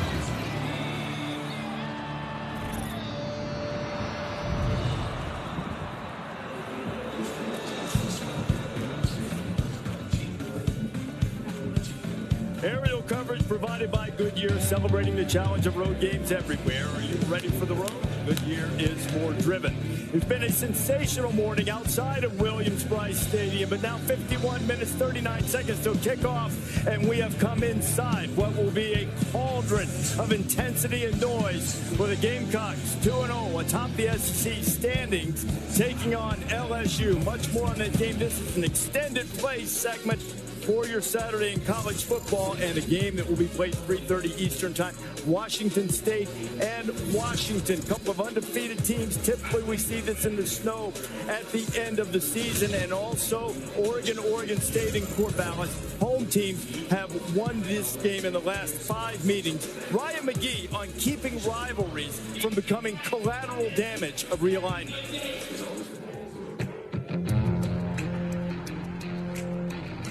Since 1894, Oregon and Oregon State have faced off in a game with many names.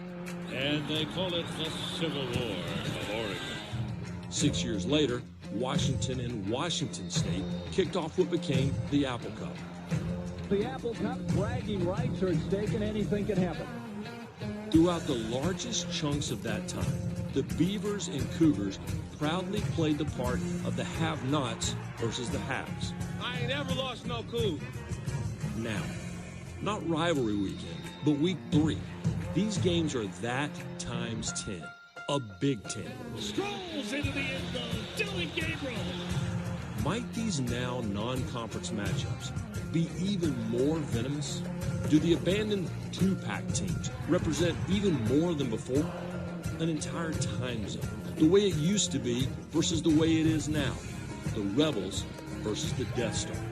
A pair of pigskin Pac-12 pariahs, hoping to punish the ones who now dare to return to the empty house, formerly known as the Conference of Champions.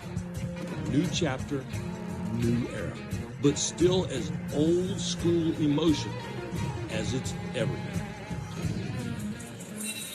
Brian, thank you. Pete Thamel telling us earlier in the show, the Conference of Champions, the two-pack now. 6 members coming. They'll get 2 more. As for these 2 games, I don't care what conferences they're in. These games need to be played. Oregon and Oregon State with its 128th meeting all time.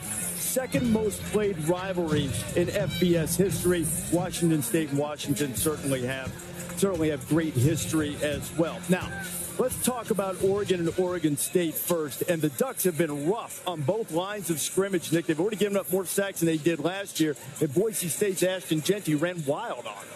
Well, Oregon obviously needs to button up their play. You know, a lot of people ask the question, can Dylan Gabriel play to the level necessary? I think the bigger question is can the people around him play to the level necessary so that they have more consistency in their play? They've made enough good plays, but they have so many negative plays, penalties, loss of yardage plays, sacks. I mean, they've got to eliminate that. And the other thing they've struggled with is they really struggled to stop the run last week against Boise State. So you let the other team keep the ball all the time. So both those things they need to clean up this week against Oregon State. Yeah, and to your point there at the end, Oregon State has a guy named Jam Griffin who's averaging 125 yards a game. They're not scared to move the ball on the ground. Now, new transfer quarterback Giovanni McCoy, he can spin it as well. New head coach Trent Bray, who loves the Oregon State Beavers, obviously in there trying to keep the culture that Jonathan Smith tried to bring into Oregon State. So anytime they're playing, it used to be called the Civil War, it's going to be a battle. And to your point, we got to keep these games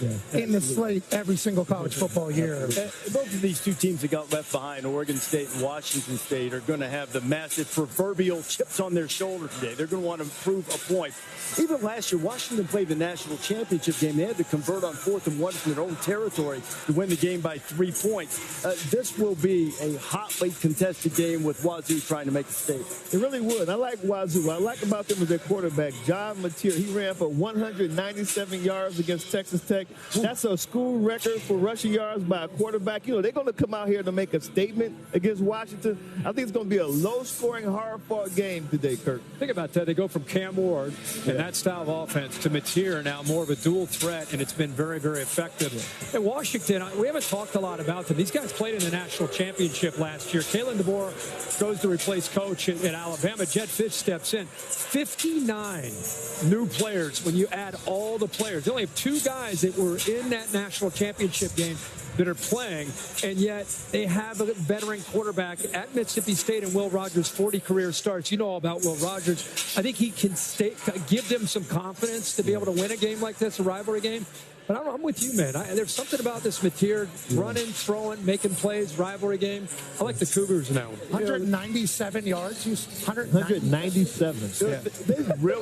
They really didn't like the fact that people said they made a statement against Texas Tech. Jake Dickert said of Washington State, we're a good team. We beat another high-level team. Steve, they'd like to do it today as well. You're a refugee from the Conference of Champions. What kind of vibe are we going to have in that game? I think Washington State comes in super confident. They know what they have. They got to play a Power 5 or Power 4 team now in Texas Tech. So I think Washington State's a scary team. Washington, Kirk, you pointed out. When we were at Michigan last week, we saw how much they had to replace. Yeah. And now you look at Washington, they've gotten some wins in doing so. But I think it's a confident Washington State team coming in. I like them also to win the game. That's scary. All 3 of us. Yeah. The old fellas in purple. Yeah. Most of them weren't there last year. Their headgears and their jerseys were there last year. Yeah. Different people for Jed Fish's team.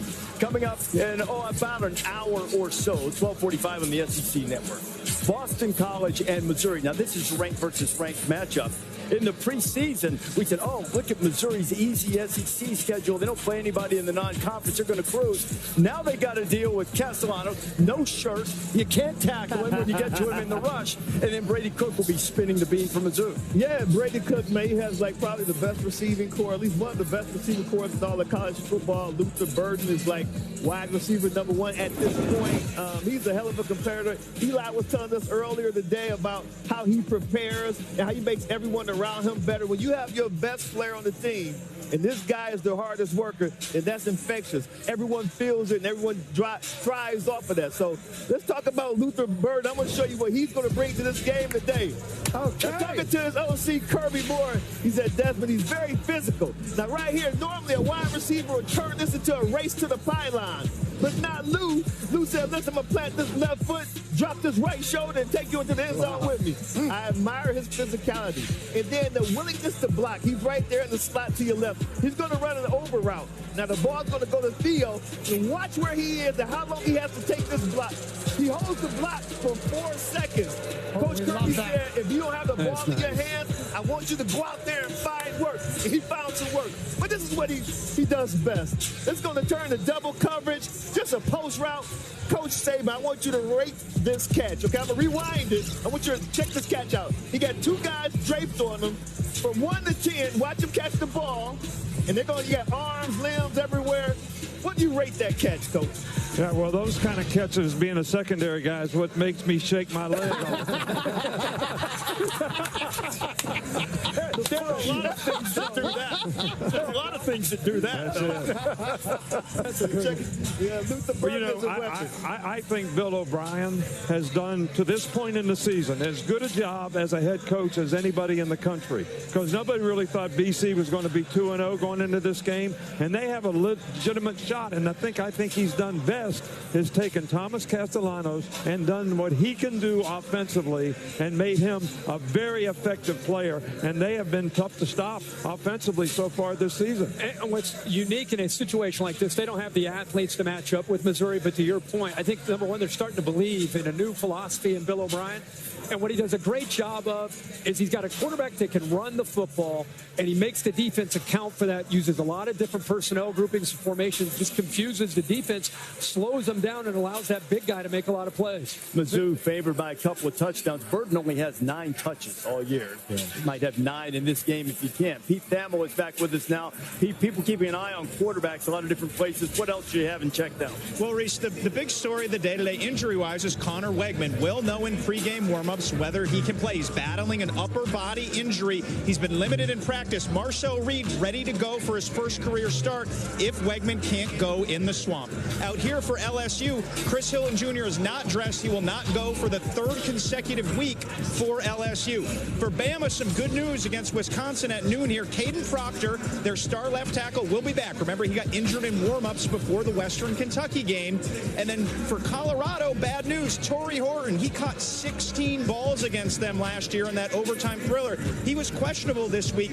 I've been told he's going to be a game-time decision, but look for him to play tonight. You know what, Pete and I were riding in early this morning. That matchup, Torrey Horton, if he can play against Travis Hunter. Horton's already a pro prospect. He can make some money. He can make some money in the draft if he were to play well against Travis Hunter. This is what we have coming up top of the hour on the various networks here. Our game, LSU in South Carolina. Shane Beamer with us earlier. That'll be on ABC. DJ Uiagalelei against Memphis. Feels like a tipping point day for Florida State. Tigers have designs on being the highest ranked group of 5 champion. Gundy's been saying it is a trap. Oklahoma State and Tulsa, and then Cincinnati, Miami, Ohio. They're trending toward keeping that rivalry going, which they should continue working on that. That is the college football playoff national championship trophy presented by Dr. Pepper. Spoils the victory for those who will make it eventually to the new 12-team playoff. And the 2 teams that we'll see on ABC in just under 41 minutes certainly have designed on things like that happen. There's Brian Kelly and Shane Beamer greeting on the field. Brian smiling again for now. How long? This is the key for LSU in South Carolina. How long until his face matches his shirt? Wow. When that happens, things going well for South Carolina. not as well for Shane Beamer. Now, LSU has 2 early first-round type draft picks at tackle. That veteran offensive line, led by Will Campbell and Emory Jones, they have protected Garrett Nussmeier very well. But they haven't been able to run the ball. They have no rushing touchdowns. And Campbell already has 3 false starts. That's more than he had all of last year. Now they have to hold their water amidst this cacophony of noise that will be unleashed inside Williams-Brice Stadium. And more importantly, they have to deal with a couple of dynamic edge rushers from the Gamecocks bent on making a name for themselves. Nussmeier takes the snap, throws, and he's into the end zone. Touchdown! His first year kind of playing, really, but he's a good quarterback. You know, he's got a good team around him. I feel like he's just getting more and more confident. I feel like everybody kind of knew how dangerous Nuss was with the ball in his hand. Now he's just kind of showing. He's on pace right now to throw 50 touchdown passes. Teams want to play us the way they are. He's a very talented quarterback, and we've got a lot of depth at the wide receiver position. We just got to find ways to affect the quarterback, sacks, tackle for loss, affect the down and distance, do all we can. Pressure comes immediately. South Carolina will have it. Defensively, they lead the SEC in sacks. So this is a defense with an outstanding front. I know we got the best defense in the nation, but we want to show it, and we're going to continue to show it throughout this whole season. I have no doubt in my mind. But Kirk's warm-ups here at Williams-Brice. And you see the pressure percentage that South Carolina has been getting with those 2 guys. And of course, the birthday boy, Dylan Stewart, turning 19 years old. The freshman, number 6, Kennard, number 5. Yes, LSU's offense has protected Garrett Nussmeier very well. Kirk, we got a chance to see Nussmeier's first regular season start. Really impressive what he can do with his arm talent. Yeah, again, we talked about him in that first matchup because he waited his time and paid his dues and had such command of his offense. And let's not underestimate growing up in the home of a coach. You know, his dad had such an impact on him. He's around the football game. Nussmeier now, his dad is coaching with the Eagles as a quarterback coach. He actually coached with Coach Saban as an offensive coordinator. I think that's a big advantage when you watch him play. He makes the plays he's expected to play that are on schedule, but he also has an ability to improvise and make plays because of his athleticism and his ability to keep his eyes downfield. It's like father, like son. First thing, we're going to go back and look at the USC game, playing in phase, being able to make the reads, understand where to go with the football. He was outstanding in this opener on Sunday night of Labor Day weekend, finds Mason Taylor and makes a big play there. Now, I think the part that if I'm South Carolina, because they got a great pass rush, this is going to be key. The 2 big offensive tackles, both of them first-rounders. This is going back to a couple years ago when he came into the SEC championship game. See, he's not taking off to run. He's taking off to throw, to find a receiver just like that. And then since just an understanding, you got a guy going in motion. Look how soft the coverage there. That's a safety against his best receiver. He looks covered, but that's an NFL throw. Trusting your receiver, putting it where only he can make a catch on it, allows him to be able to make that play. And I love the moxie.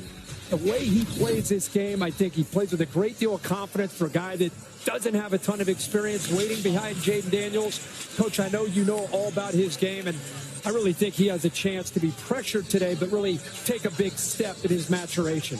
Well, you know, when we talked to Brian Kelly yesterday, he made an interesting point. He likes his team. He thinks his team works hard. Their preparation does not equate to the performance they've had in the games. And it's going to be a huge matchup today with their offensive tackles against South Carolina's edge rushers because they got 2 really good ones. And this reminds me of a story when I was at the Cleveland Browns with Bill Belichick. He brings this guy that's a karate guy named Joe Kim in and tells me, you got to go downstairs and talk to this guy because I don't have time for him.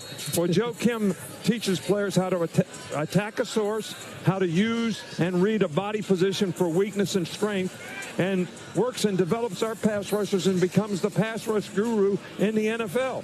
So when we go to the tape on these guys, I want to show you what these guys, Dylan Stewart and Cal Kennard, can do. Is first of all, you know, Dylan Stewart is just going to beat this guy with speed. And I think speed rush is the most important thing because it puts the offensive tackle on the defensive. And then you're going to see him and Kennard both come back on the next one and fake the speed rush and power rush the inside number right back to the quarterback and get another sack. All right, now you're going to see number 5, Kennard, fake the inside rush, fake a power move, go around the quarterback to the outside, and then when you get these tackles to soft offset, it opens up pass rush games because the guard and tackle are on different levels. So now they press the pocket in the middle with the end going inside. So this is going to be a real key today in this game. Can these two pass rushers affect the quarterback? Yeah, that's awesome tape and so relevant, especially with, as you said, 2 first-round offensive tackles at LSU going against those pass rushers, Pat, that he just showed. That's going to be awesome. And I'm sure Joe Kim learned this whenever he started hanging around football a little bit more. Home team having a pass rush weapon, such an advantage with the sound. This place is going to be bananas. Should be able to get off on the ball fast. Now, let's go to the other side of it. Lenore Sellers, he's obviously dual-threat quarterback, able to move around quickly. Rocket Sanders, the running back, is able to run. But keep eyes out for left tackle for the South Carolina team, true freshman, Josiah Thompson. Everybody else has experience. Left tackle, though, with a LSU defensive line that can obviously get it. It's a question mark, and I think Shane Beamer understands that. I'm glad you mentioned LSU's defensive line because that's a big difference. Their defensive line, to me, now they're getting pressure on the back end, the secondary. They used to have a lot of busts, which led to explosive plays.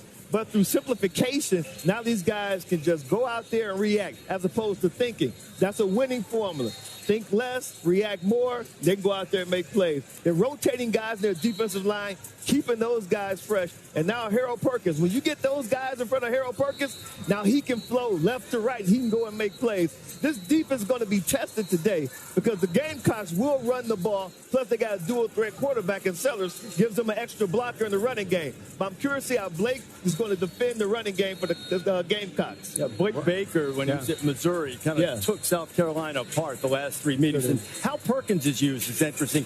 They've been getting a lot of unsolicited advice about how to use Harold Perkins and get the best out of him. Got an Aflac trivia question there, Steve? I sure do. Aflac trivia question. Entering week 2, so entering this week before the week 9 games, Garrett Nussmeier was tied for the FBS lead in touchdown passes with 8.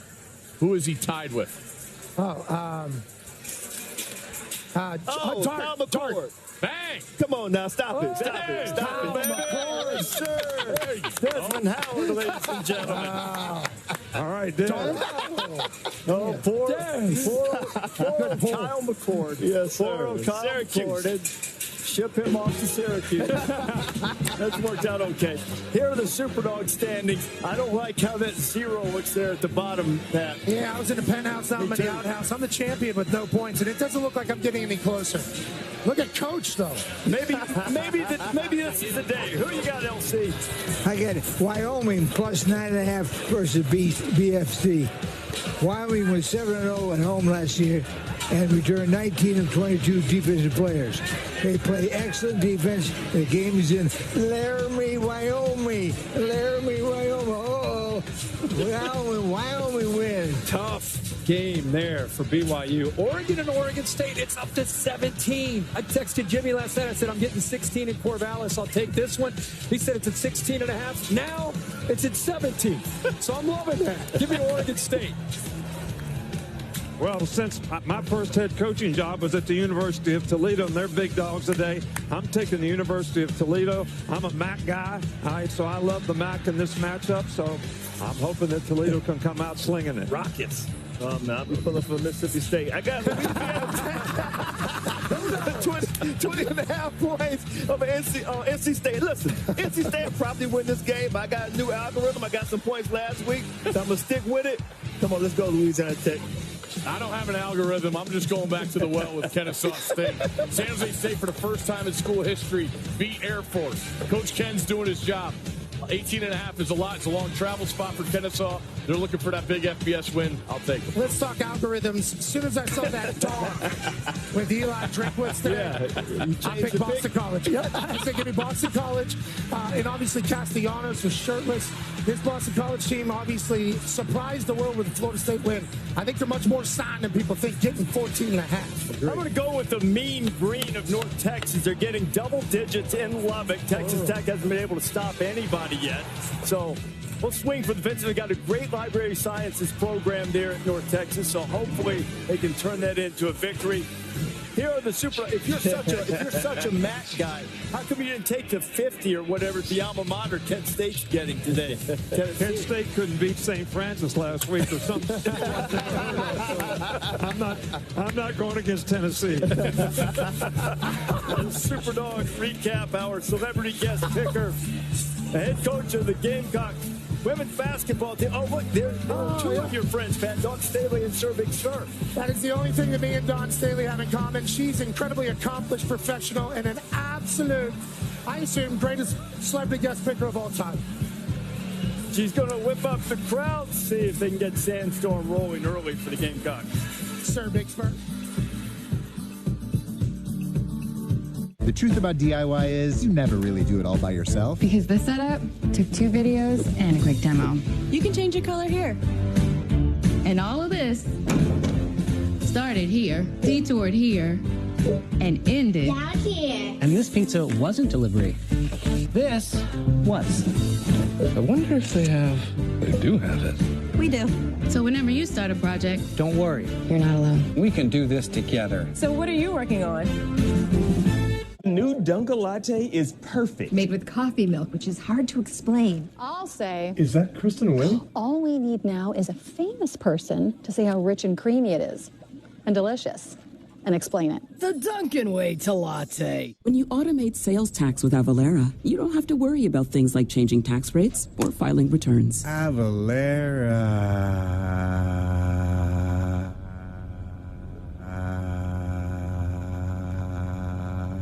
Let's go to our next segment, Fairest Calls, inspired by Geico's fair and fast 24/7 claims service. Do we have to do the Geico step on here? Yep, we do. Let's play the clip. Holding, number 53, 10-yard penalty.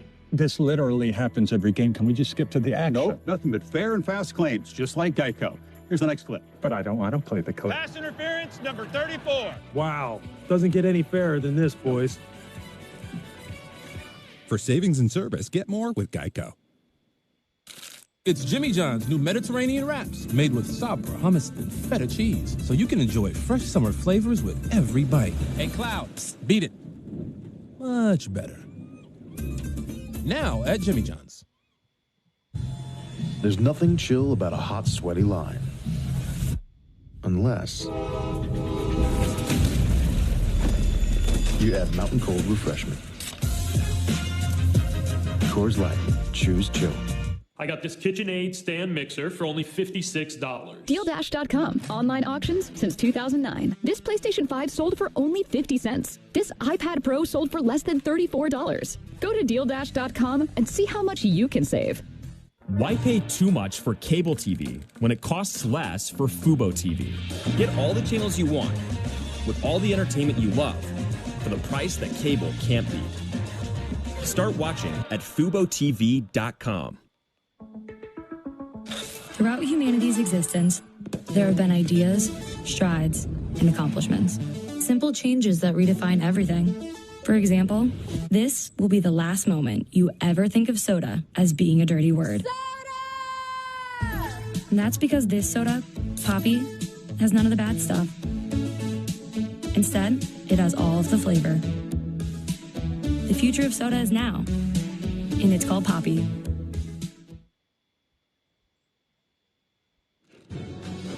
College Game Day is built by the Home Depot. How doers get more done. And in part by Coors Light. Mountain cold refreshment. Choose chill. Celebrate responsibly. Noise and the energy and the heat all turning up inside Williams-Brice Stadium. Gamecocks and LSU. Seamus still leading the way with our celebrity guest picker standings. Michael Phelps fell a game under 500 last week. Obviously, the Texas-Michigan game making the difference. Our celebrity guest picker today, she doesn't know much about falling below 500. What she does is win championships, cut down nets, go to Final Fours, won the NCAA title in April. The great Dawn Staley is here. You ready, Coach? Dawn, I am super excited. First time for everything, so let's go with these picks. Well, you know what?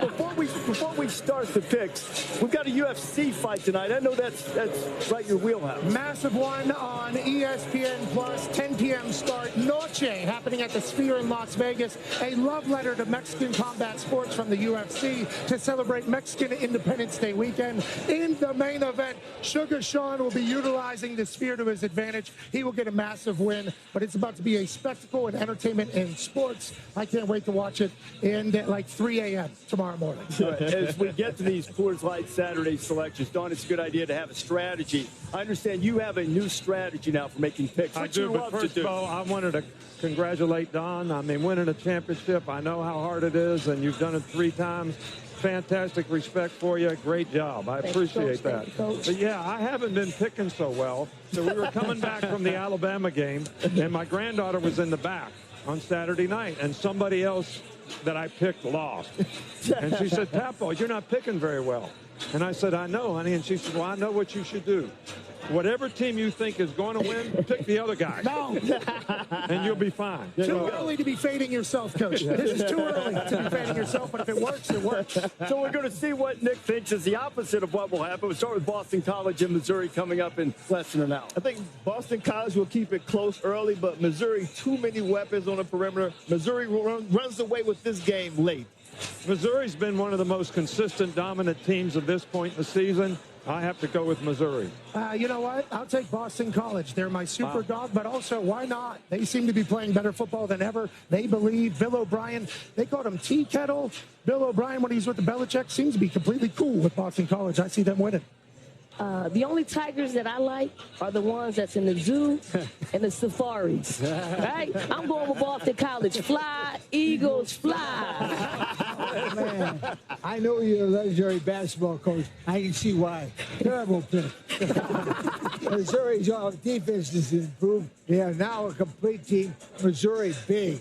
I don't know about big. I think Castellanos could keep him in it. I think his ability to run around and Bill O'Brien's ability to get his team ready to go. I think you're using his granddaughter's method. Go the opposite, whoever you think. I wouldn't fade myself. Week 3? No. Too early. No. Yeah, I got Missouri. Backyard brawl. The line opened to this at 5.5. Now it's down to just a couple. West Virginia Pitt. I went for West Virginia when they played Penn State. They really let me down. Too much Desmond Reed today. I'm going Pitt Panthers. Well, I'm all for the West Virginia Mountaineers, man. I think their ability to run the dog is going to give them the edge. Beat the hell out of Pitt. Amen. I got West Virginia, Garrett Green, C.J. Donaldson Jr., Jaheim White doing their thing. But West Virginia's going to have to stop the pass. It's going to be a very close game. Obviously, West Virginia wins. I'm from Philadelphia, Pennsylvania. Yep. So I got to go with the home state in Pitt. Hey, West Virginia won the game this year. Yes, we beat Albany last week. Well, see, Pitt, 21 points last week, and confident. Pitt. Yeah, they were down big. I mean, that game was as bad as it could be against Cincinnati, and they turned it completely around. I think they become a confident football team. Coaches, one of his old quarterbacks, Eli Holstein, brought them back, playing with some confidence. I like Pitt in the backyard brawl. Crowd singing along. Darius Rucker, Hootie, hold my hand. Great atmosphere here. Memphis and Florida State. Florida State's coming off a bye. They hit the reset button. I'm going with the nose. I tell you what, I'm not going to say Memphis State because I get criticized for that. It's the University of Memphis.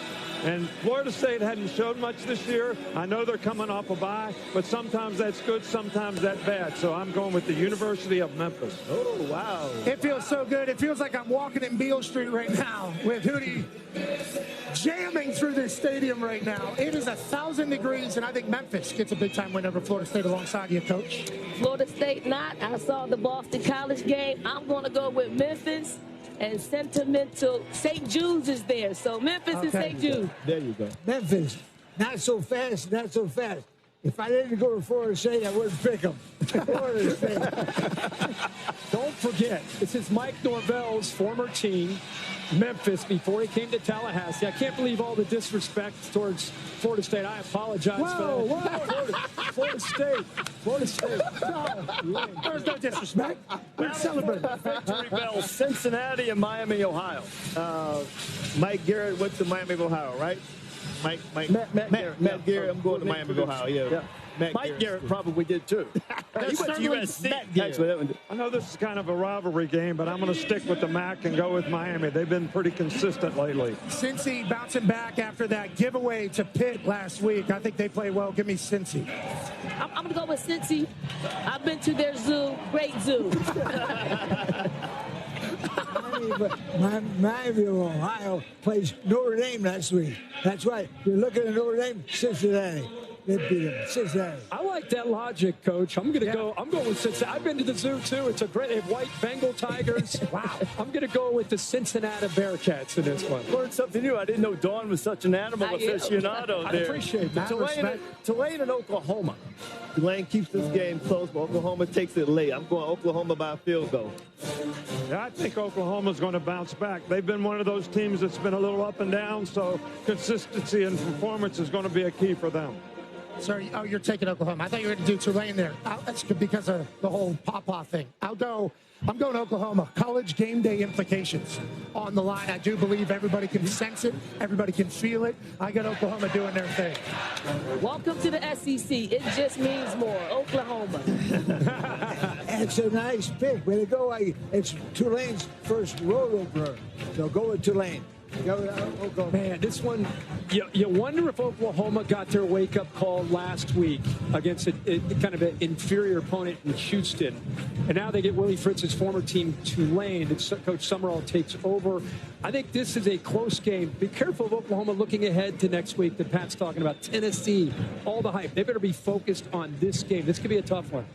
Put the whammy on Kentucky last week in this situation. Got about a minute or so before the national anthem. You'll enjoy that with us. We have time to pick the Apple Cup. I'm going with Washington. They got some guys on defense, some dudes on defense with Zach Durfee and Thaddeus Dixon, so I'm going with Washington. I'm going to take Washington State. I think they've just shown a little bit more so far this season, so I'm going with Washington State. There's a Belichick on staff at Washington. Give me them. I'm going with Washington. Women's basketball coach Tina Langley over Coach Etheridge. That's a good reason. I'm taking Washington. They won 9 out of the last 10. Washington. I'm going Washington State. Reese talked about it last week, earlier on the show. He said, or last year, it was a close game. Washington went all the way to the national championship. It's a rivalry game, kind of expect the unexpected. John Mateer's playing well, running and throwing. And Kyle Williams has 5 catches on the year for Wazoo, 3 touchdowns. What we got, Wazoo? Okay, let's get one more very quick one in Oregon State. I'm going with the Ducks. Yeah, I'm taking Oregon. I think Oregon State's got the kind of team, though, just from a mentality standpoint, that can give them problems, but I think Oregon has too much talent. What's the mascot of Aflac? Duck. Go with them. Go with them. Oregon, they got the best uniforms. Hell yeah, we're in it together. That's another good reason to pick up, eh? Oregon. I'm going Oregon, but this is my super dog. I think it's going to be a close game. I think Oregon will win it, but I think they're going to hold on to their hat like they did the first 2 weeks. All right, when they first played way back in the day, they were called the Lemon Yellows, and I think you find out why now with those colors and those great uniforms. We have more picks coming up in just a few moments after you join all of this crowd, this raucous Gamecock crowd, as they get ready for LSU inside Williams-Brice Stadium. The 2001 entrance will be coming, and we'll have the national anthem now.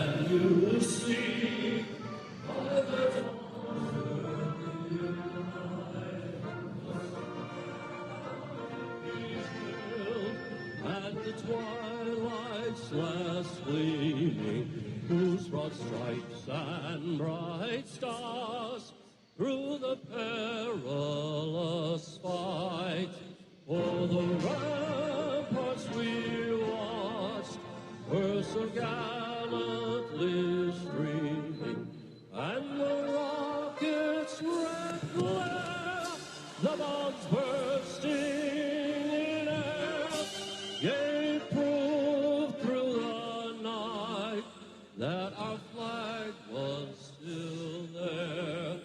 Oh, say does that star-spangled banner yet wave o'er the land of the free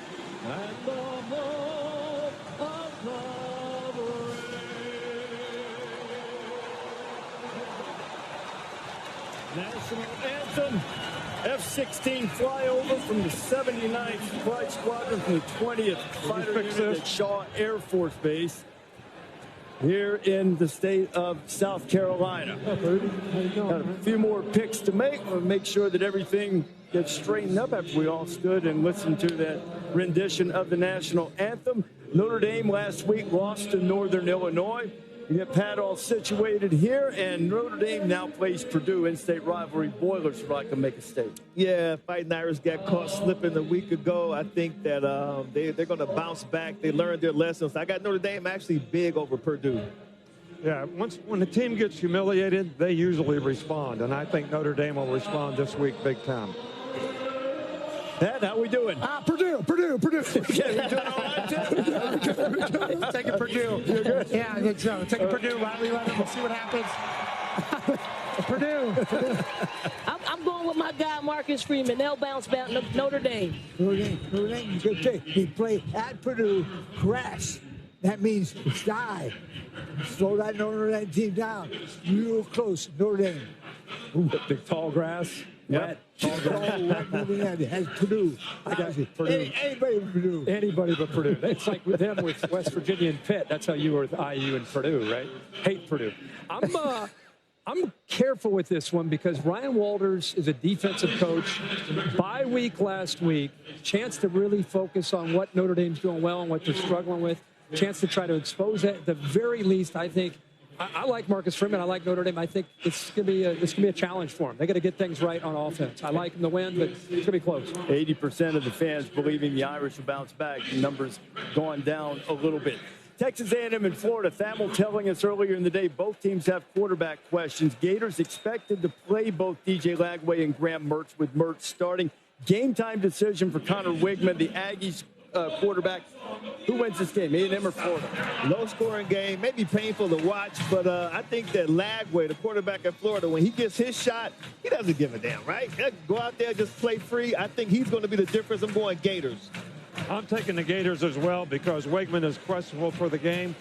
A&M's quarterback. So these two guys at Florida, one of them is going to get it going for them. I think Elko will be able to figure it out. Give me Texas A&M going into the swamp, and real big conversation happening in Florida starting immediately afterwards. No chopping for the Gators. Texas A&M Aggies. Not so fast, my friend. I finally got to tell you that. Two quarterback system works. Gators upset A&M into the swamp. You know, I get it with Connor Wegman. I just happen to know the kid behind him. He played in the bowl game last year, Marcel Reed. I almost think that might be an okay thing for Texas A&M.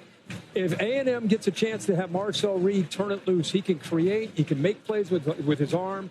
That might be actually a good thing for them. I'm picking A&M to go on the road and win that one. Somebody's going to stop a streak. Florida's lost 6 straight against FBS opponents, and Texas A&M has lost 10 straight true road games.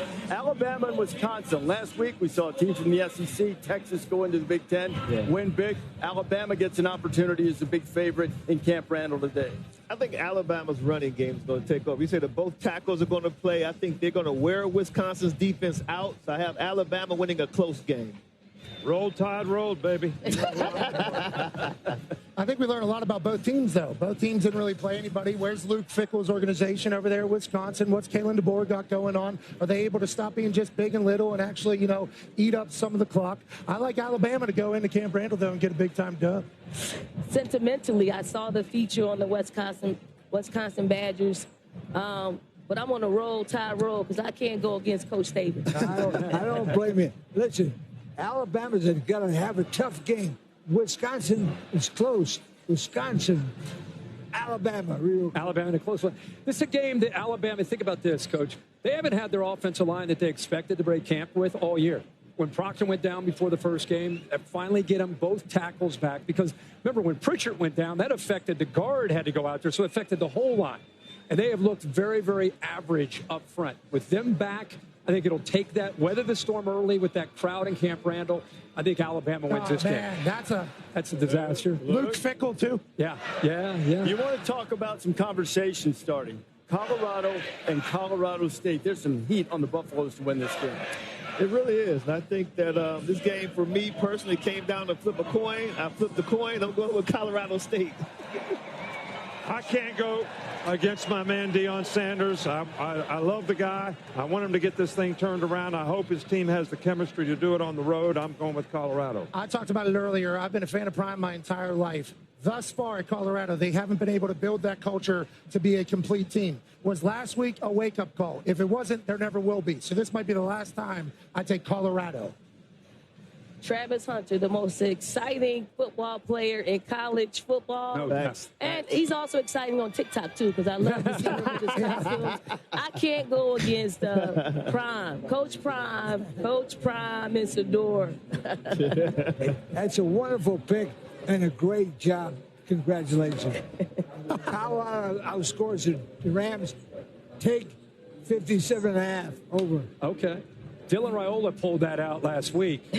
And when was the last time after the game? When was the last time Colorado State got CU in Fort Collins? 1996, and the last time they beat CU in Fort Collins, Colorado State wasn't even called Colorado State. They were Colorado A&M. Well, that's going to be 2024. Colorado State in Fort Collins. I'm picking the Rams because the game is being played in Fort Collins. Okay. They're going to win that football game. That will be a passion play for sure, and so will this one be. LSU and South Carolina. Save for some moments of exhilaration, the Sandstorm Anthem here in Williams-Brice has mostly been the soundtrack for wandering in a decades of desert. Now, we have confirmed the stat first reported by Saturday Down South. This will be the 111th time in the last 114 games that South Carolina has played as an unranked team. 3 times they were ranked, they lost at home by 2 touchdowns. Chance to change the narrative if they can knock off the Bayou Bengals today. It's going to be those environments that you choose to come to the SEC for. I cannot wait to show the world what this program's about. It'll take a team that's locked in and playing their best when their best is needed. I don't care who we play. My grandma could be out there. If she on the other side, she getting it as well. Dominate your opponent one play at a time. Not only got to go 1-0. That's how mindset. A ranked LSU coming in, it's going to be probably one of the best environments we've had in a while. Our guy Herbie's going to go upstairs and make the call. He won't have a pick. However, you do. LSU or South Carolina? Low-scoring ball game, a close matchup. I think that LSU will not turn the ball over. South Carolina, they feed off of turnovers. LSU will win a close game because they play a clean game. I really like the way South Carolina played last week against Kentucky. They showed a lot of culture, a lot of toughness playing on the road. But I think LSU's team's going to find itself because they're the more talented team, so I'm going to go with LSU. When I got to Columbia, South Carolina, I thought to myself, damn, I never thought I'd be in this city ever. I had no idea what to expect. I went to a bistro last night, ate some okra. I had a lot of y'all and some Southern hospitality. I had no idea that I was going to do this. I assumed I was going to pick Brian Kelly's head so that it wouldn't blow up in the middle of this game in beautiful South Carolina. But instead, they have actually deemed me mayor of Cocktown, seemingly for 24 hours. We got a key to the city. Dawn's here. This place is electrifying. Give me South Carolina. Spurs up in this damn place. Shane Beaver gets a monumental win on this beautiful Saturday. It is Dylan Stewart's birthday. It is Lenora Sellers' team. These fans are not going to let us down today. It is South Carolina Gamecocks by 2 touchdowns. Oh, wow. Hey, look, your team's out there. Wow. Isn't that cool? Yeah. Hey, you just want a lot. Just in case. LSU has beaten South Carolina 7 straight times. The Tigers have never lost to South Carolina in their stadium. Never. They ain't going to use. Nah, give me Mike. Uh-oh. Oh. Hold that Tiger. LC right in front of Sir Big Spur and the great Nolan Staley. Going with Mike the Tiger. What a morning it's been here in Columbia. Hope you enjoy your college football Saturday. Herbie, have a great call on ABC. The Gamecocks and the Tigers. That was funny.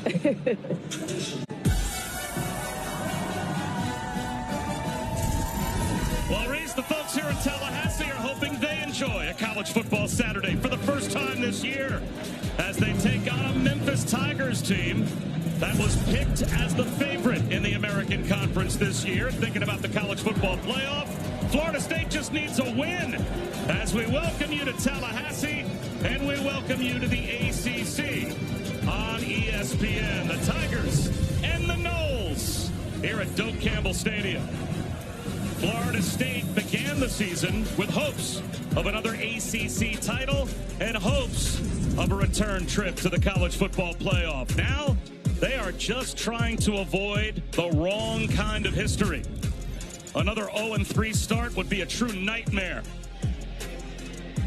for the Garnet and Gold faithful. As we welcome you to Doak, Bob Wischusen here with Louis Riddick. Chris Budden will join us as well. We already know that Memphis won the toss and deferred their option to the third quarter. Florida State's going to start with the football, which means you're going to see right from the start the test of wills that you know this game really comes down to for this FSU team. Yeah, last time we were here, I said that they needed to have a character check here at Florida State, and they're going to get one right out of the gate. And primarily, how they respond from a football character perspective will be led by this offensive line in this run game, which we will see early on. All that experience they have on the offensive line, they have to establish the line of scrimmage so these three guys on your screen can go ahead and do what they do best, which is tote the rock. Roydell Williams, Lawrence Toafili, Cam Davis. You can add up the numbers below their names. They haven't rushed for a combined 100 yards. All three of them, they have to get going today. They will be faced with a very stiff challenge when Memphis has the football. Seth Hennigan, this is a guy, 82 career pass TDs. He's thrown a pass touchdown, or rather he's thrown a touchdown in all 39 games that he has played in. Every single game. He is up for the challenge. He is supremely confident. We had a great visit with him. Can't wait to see him get on the field. Tristan Vandenberg sends it deep. Deuce Spann. I'll go right to the back of the end zone for a touchback. So it will come out to the 25 for the Noles. Down to Chris Budden. Well, DJ Uyunglele has heard the criticism. It was hard not to. When the last time they played here, you could hear the student section chanting, "We want Brock," as in Brock Glenn, the backup quarterback. Mike Norvell told us he heard it. It's hard not to. And the DJU heard it as well. But he also said, "I have never had a successful starting quarterback that did not go through some kind of adversity and does not affect the crowd, the noise, to affect him going forward." How do you think he responds today, Louis? Look, quite honestly, I think he'll be solid. But I think this game will not be in his hands. This game needs to be put in the hands of the running backs and put on the shoulders of this very experienced offensive line. Roydell Williams lines up behind Uyunglele on first down. And it's a straight-ahead run, and a good one at that. Roydell Williams running angry. Now to about the 33-yard line, a gain of 8 yards on first down, and Darius Coffey made the stop. But again, Roydell Williams, 48 yards rushing through the first 2 games combined for Florida State. And Louis, he's their leading rusher through the first 2 weeks. Yeah, he's got to get going. They have a fleet of backs. They have this offensive line that has all these starts under their belt. Lost the football. He coughs it up on the second snap of the game. And Chandler Martin scoops it up for Memphis. A disastrous start for the Noles as they turn it over on the second snap. Roydell Williams lost it, and the Tigers have it just like that, knocking on the door of the red zone. It's just a fantastic hit on the part of Darius Coffey, who comes in and just puts his hat right on the football.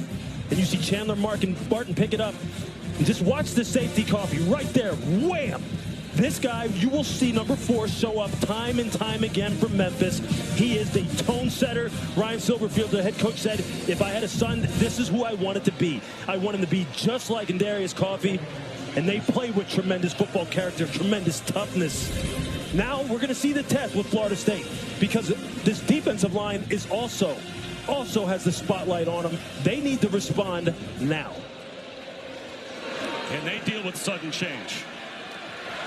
And the experience of Seth Hennigan and the running of Mario Anderson Jr., who gets a push only for about a couple to begin. That same test of wills that you talked about applies to this defensive line, does it not? Every bit as much as the offensive line in the run game for Florida State's offense. Absolutely. And the tone needs to be set by Darrell Jackson Jr., who you see on your screen, and Joshua Farmer, the 2 interior defenders. Both of these guys are just massive human beings, great athletes. There's no excuse for them to not be able to control the line of scrimmage in this game. but talk is cheap. And again to throw.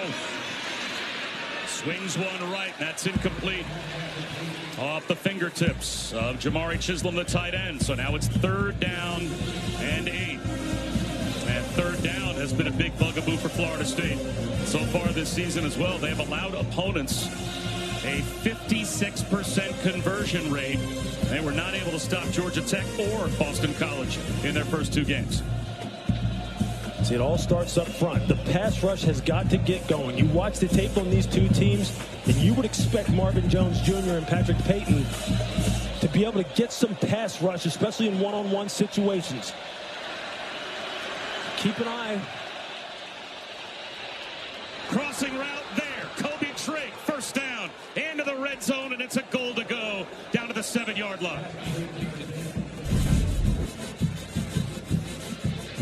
You're going to see Kobe Drake coming on the left side of your screen and just running the shallow cross, and Azareye'h Thomas just doesn't have the distance closed enough. And you can see he's frustrated at the end of it. Looks like there may have been a miscommunication in terms of where he was expecting help to come from. That is something that has plagued Florida State in their first 2 games. The lack of communication and assignment discipline, you saw it bite them there. And Florida State has been terrible in the red zone as well. Hannigan, swing pass, incomplete. Coming into today's game, Lewis, and you just saw this is the 9th offensive red zone trip that Florida State has allowed. 7 of the previous 8, they've given up a touchdown. They've only made 3 trips offensively and have only scored 1 touchdown. So red zone touchdown percentage, it has been dominated by Boston College and Georgia Tech. And after giving it away on offense, right here, you've got Memphis with a red zone touchdown opportunity.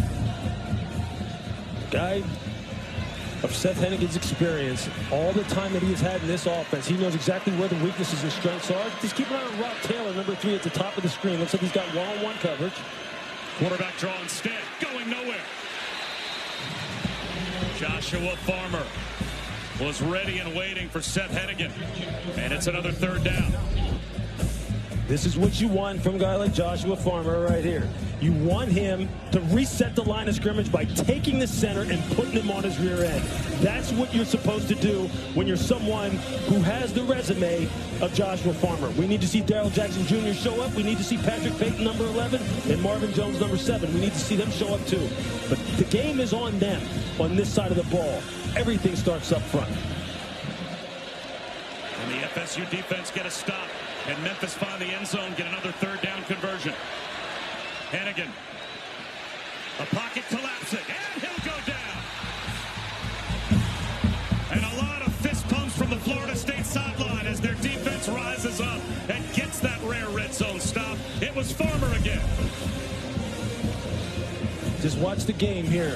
Penetrate, loop, constrict the pocket from the outside. It's just a TT stunt, what they call it. You see there the penetrator, Darrell Jackson. Farmer comes around. Darrell just keeps getting push upfield. That's how it's supposed to work. That's how it's supposed to look. So the field goal converted by Caden Costa, but that's a win for the Florida State defense after Roydell Williams coughed it up. It was Andarius Coffey. Helmet on the football that knocked it away from Roydell Williams, but the turnover only costs FSU 3. Looking for a reason to try the new $5 meal deal at McDonald's? Here's 1, 2, 3, 4, and the price makes 5. So much. That's everything you get with the new $5 meal deal at McDonald's.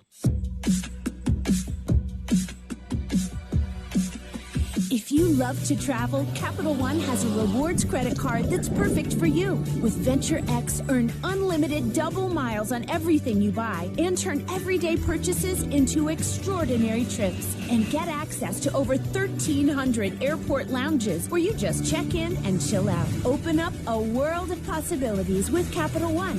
What's in your wallet? Full-time fans, you get the season everything you've got. And I've got my eyes on you. I'm the Modelo Recruiter, and I'm rewarding the most passionate fans. Because that kind of dedication deserves a Modelo. Did you know taking Zysol at night relieves allergies while you sleep? So you wake refreshed for a more productive day. Get 24-hour continuous relief that does not fade. Be wise all, take Zysol at night. What's up with your dad, Chloe? Ever since he got AT&T's best deal on the new Samsung Galaxy, he's been up on his high horse. Best deal got me feeling like a big old cowboy. That's a very hours. Perhaps you can wait in the waiting room? I'll just go wait in the waiting room. Ride high with AT&T's best deal on the new Samsung Galaxy Z Flip 6. On a hyped-up Fansville by Dr. Pepper. All aboard the hype train! We're going all the way! Woo! I heard this hype train runs an ice-cold Dr. Pepper. And the hopes of overly optimistic fans. Hey guys, check out my new tattoo. We're so winning it all! Even the national media agrees. And they're never wrong about anything. Oh, wait. Our quarterback got injured in practice. Okay, everyone off the hype train. Well, that didn't last long. College football, it's a Pepper thing. USAA. You could be eligible if your spouse, parent, or even your grandparents served. That was it. You're in. As a veteran, I'm already in. USAA. Are you eligible? I ain't many got a belt like me. I'm the last of my kind.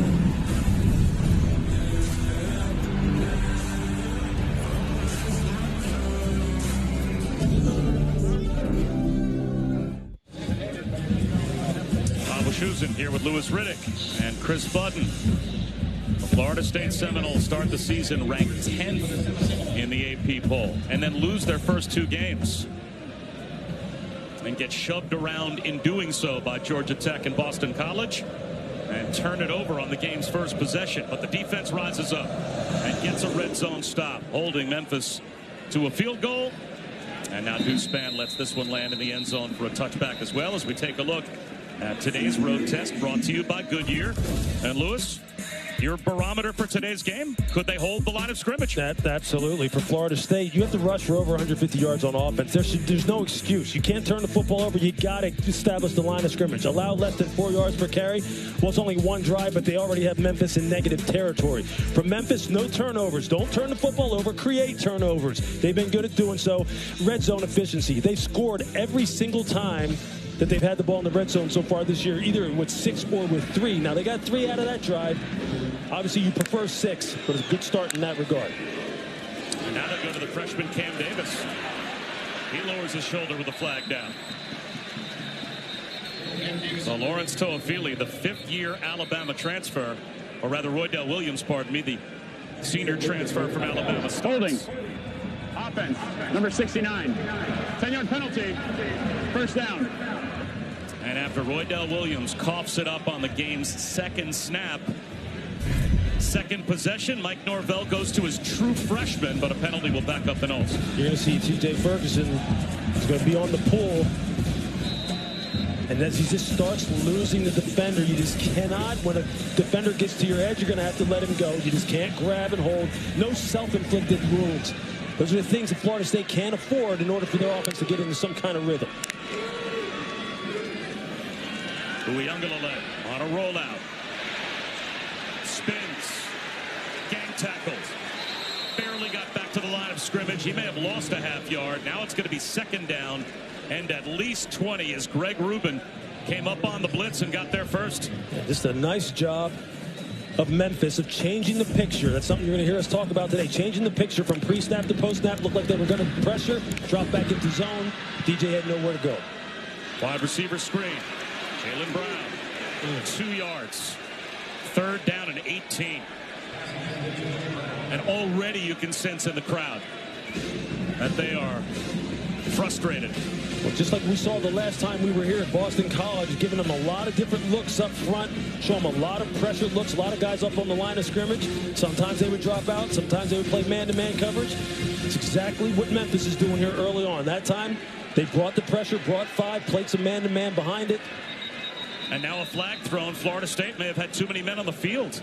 They ran a player off late. Let's see.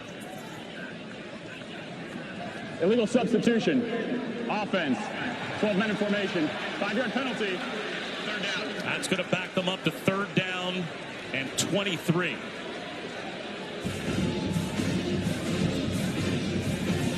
Personnel issues, self-inflicted wounds, pre-snap penalties. They're just drive killers. They're momentum killers for any offense, any football team. Florida State just has to get out of their own way in order for them to establish some kind of rhythm.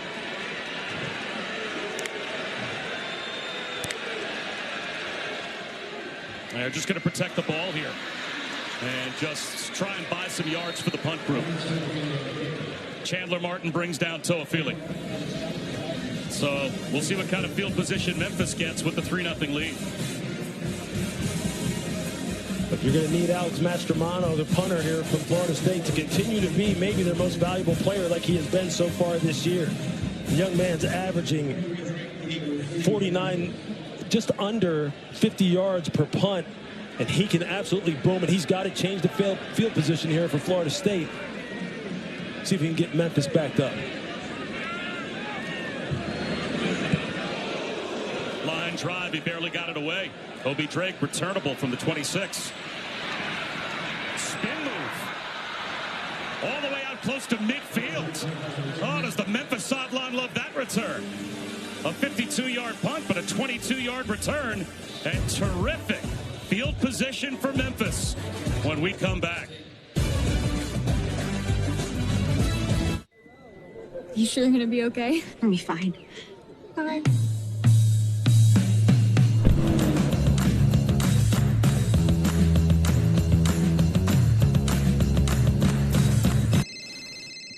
Honey, hi. Hey, how are you guys? We're getting by. Great, me too. Can we call you back?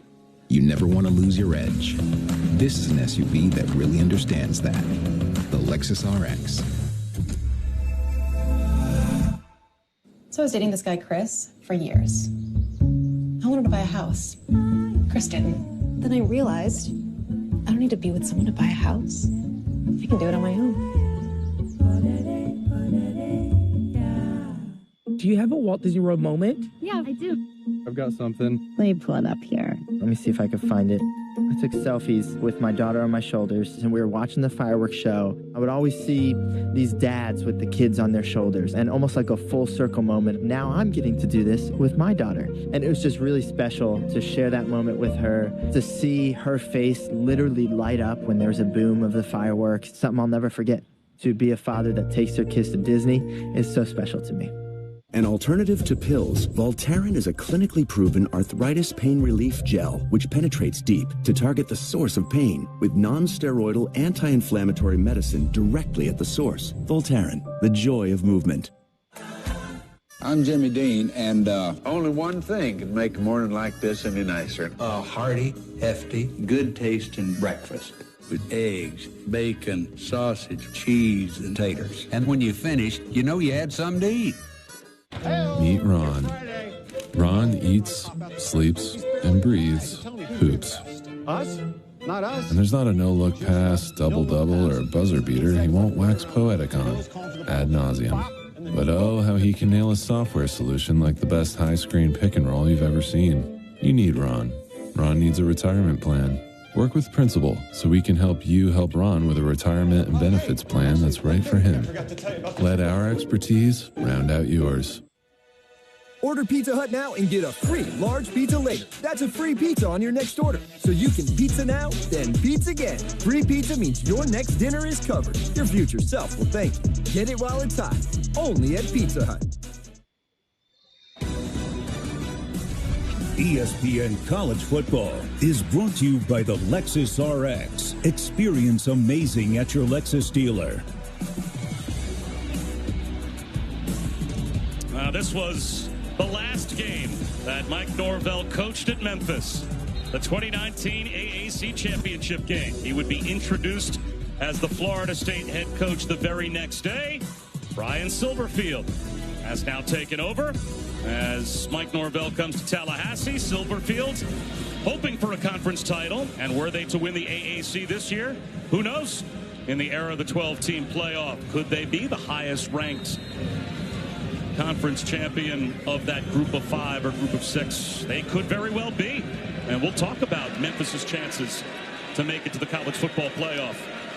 But he has continued the success in the absence of Norvell as Mario Anderson on first down stood up. That's a loss of a yard. A check-in with Chris.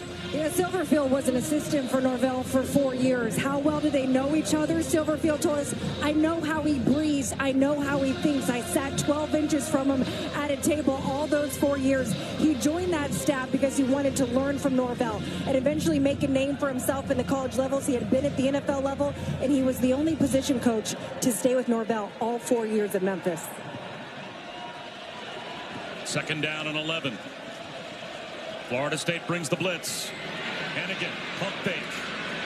On the comeback route, he finds Demir Blankumsey about 5 yards shy of a first down. And Lewis, that says a lot for Ryan Silverfield that as the coaching staff changed under Mike Norvell, he went nowhere. He stayed by Norvell's side all 4 years. Yeah, it's a business of relationships, Bob. You know how it goes. I mean, you see it at every level. It's one of those unmeasurable things that usually leads to some kind of success for an organization if they can keep it all together. Relationships, trust, competency.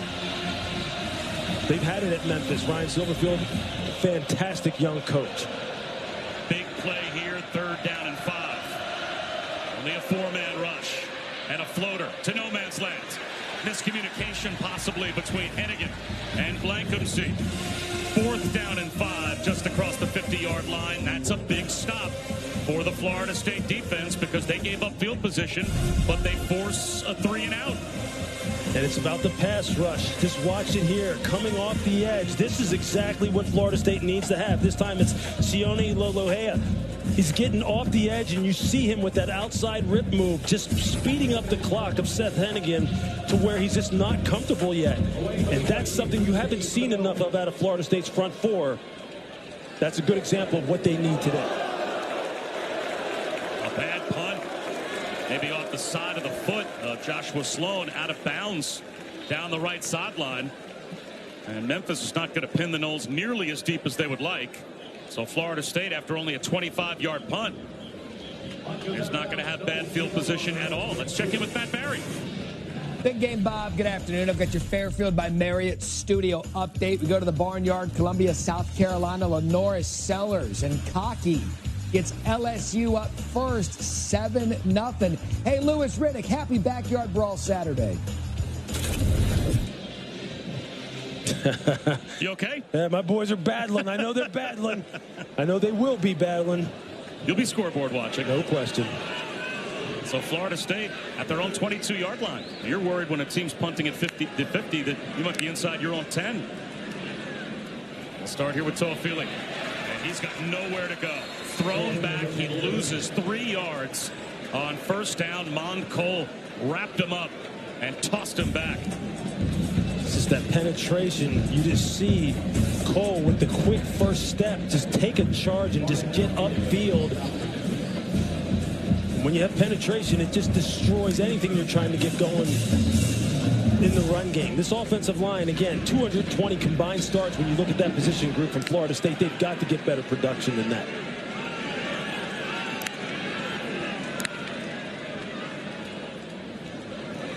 Again. This time speed to the edge, turns the corner, first down and more. Banged out of bounds by Davion Ross. But now a chunk play on the ground, and that's a momentum shifter for FSU, a gain of 24. Yeah, you just see him just seal the edge. You just see Brian Courtney, the tight end, just sealing the edge. And when you don't play with discipline as far as setting that edge, teams can get out the gate on you and produce a chunk play. Uiagalelei. Wide receiver screen. Malik Benson bottled up. No gain. What do you do on the defensive side of the football, though? When you get hit by a chunk play, you go back to the drawing board and you just run to the football again, and you just tackle the football in numbers. And you will see that from Memphis all over the football field here today. They try and run a little tunnel screen. They have some one-on-one blocking out there on the perimeter, but all the pursuit from Memphis just flowing to the football like a pack of wolves. That's something when you turn on the tape, you see this team do over and over. They will not stop. Now the 224-pound freshman Cam Davis back in the game, but Uiagalelei to Kyle Morlock makes a man miss. He was a two-time All-American at Division II Shorter College, coming off of what he knew was the worst game he'd ever had at Florida State, the Monday night a couple of weeks ago against Boston College. Drop balls, he was distraught to the point that Mike Norvell told us he had to go separately and talk to Kyle Morlock and kind of bring him back from the edge. Yeah, because he knew that he was a big part of the game plan against Boston College 2 weeks ago, and he just wasn't able to come up with the plays necessary. Just go back to the drawing board, reset. It's nice to see them get him an early completion. 3rd down and 4 here. Davis, not even close, barely got to the line of scrimmage. Chandler Martin, the East Tennessee State transfer, a tackling machine, led the team in tackles last year, off to a great start. This year, Florida State will punt. In this young season, we haven't talked to a young man who's been any more impressive than Chandler Martin. And he is just a playmaker all over the field for this football team. Can't leave him unblocked coming off the edge and allow him to produce TFLs in crucial 3rd down situations when you're trying to establish some momentum. Pretty conservative play call as well on 3rd down and 4 at midfield. Just a straight ahead power run. Mastromano delays and angles the punt. Fair catch by Drake at the 10-yard line. 4:41 to go, first quarter. Memphis with the lead and the ball. UFC 306. Buy it on ESPNplus.com/PPV.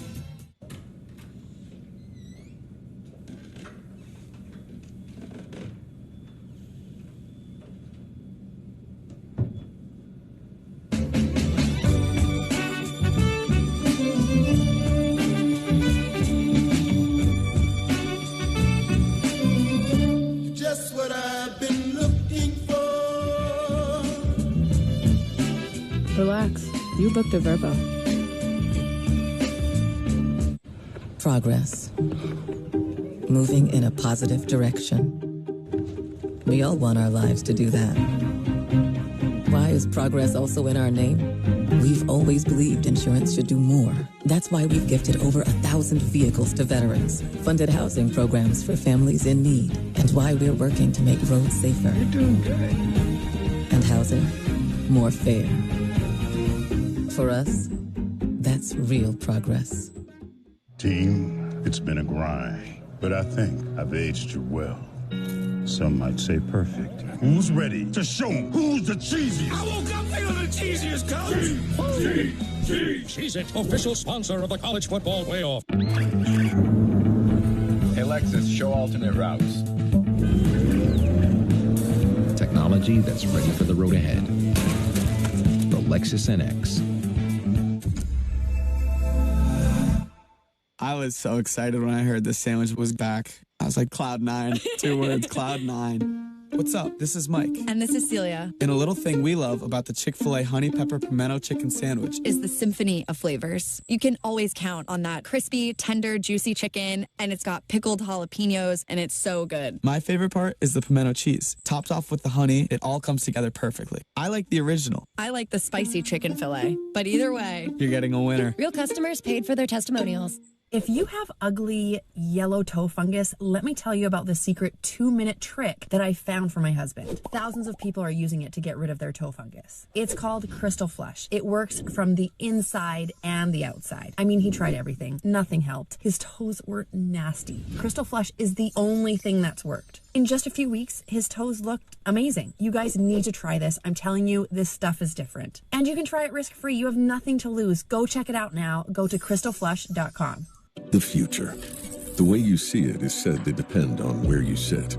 At X-Chair, we think it also gets down to how you sit, which is why our technology is light years ahead. With our groundbreaking LMX technology, bringing hot, cold, and touch into one extraordinary seating experience. At X-Chair, we've got our eye on the future of work, so you can focus on the present. X-Chair puts in the work, so you don't have to. Celebrate Labor Day with up to $400 off, including free LMX. Sale ends September 16th. Time for your weekend lineup, brought to you by Wendy's Saucy Nugs. Well, Lewis is going to be nervous about 3:30 this afternoon for the backyard brawl, West Virginia and Pitt. I'm going to keep my eyes on the SEC network starting very soon. Boston College back where they belong in the top 25. Oh, wow. Hey, look, we were in Tulane last week. Where they belong. I like it. Oklahoma. No reason to be nervous. Better have your antennas up in Norman today. Backed up is Seth Hennigan. That's incomplete. DJ Lundy was there to get a hand in and help break that one up. It's going to be 2nd down and 10 for Memphis at their own 10-yard line. Zaire Thomas was there as well, and Seth Hennigan has been a model of consistency for 4 years for the Tigers. Yeah, he's just continued to grow, continued to mature in this offense to where now they say, look, the coach-to-player communication as far as how they talk to him really doesn't mean much. They don't really need it because he has all the tools at his disposal at the line of scrimmage and knows exactly how to get to the perfect plays.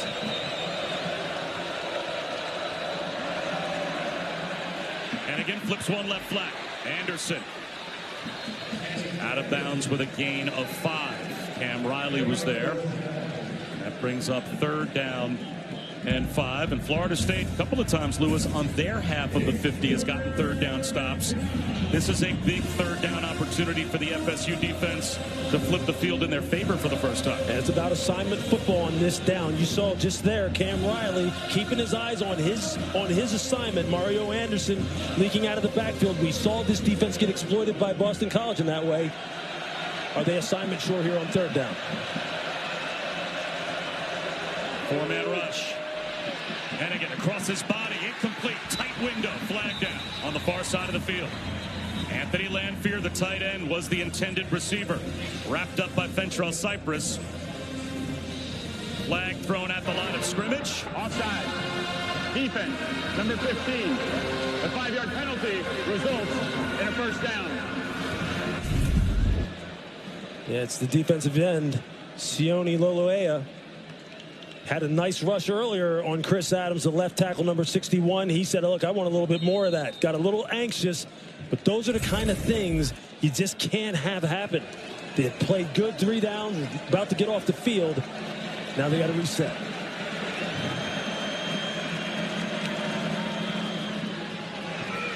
Anderson tripped up but picks up 7.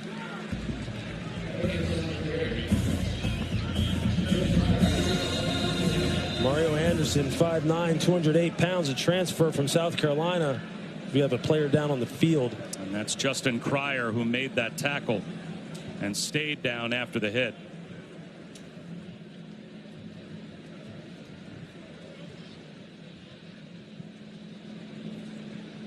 So while the trainers take a look at Cryer, hopefully just the wind knocked out of Cryer, we will remind you that today on ABC and ESPN Plus at 3:30 Eastern, Texas A&M will square off against Florida.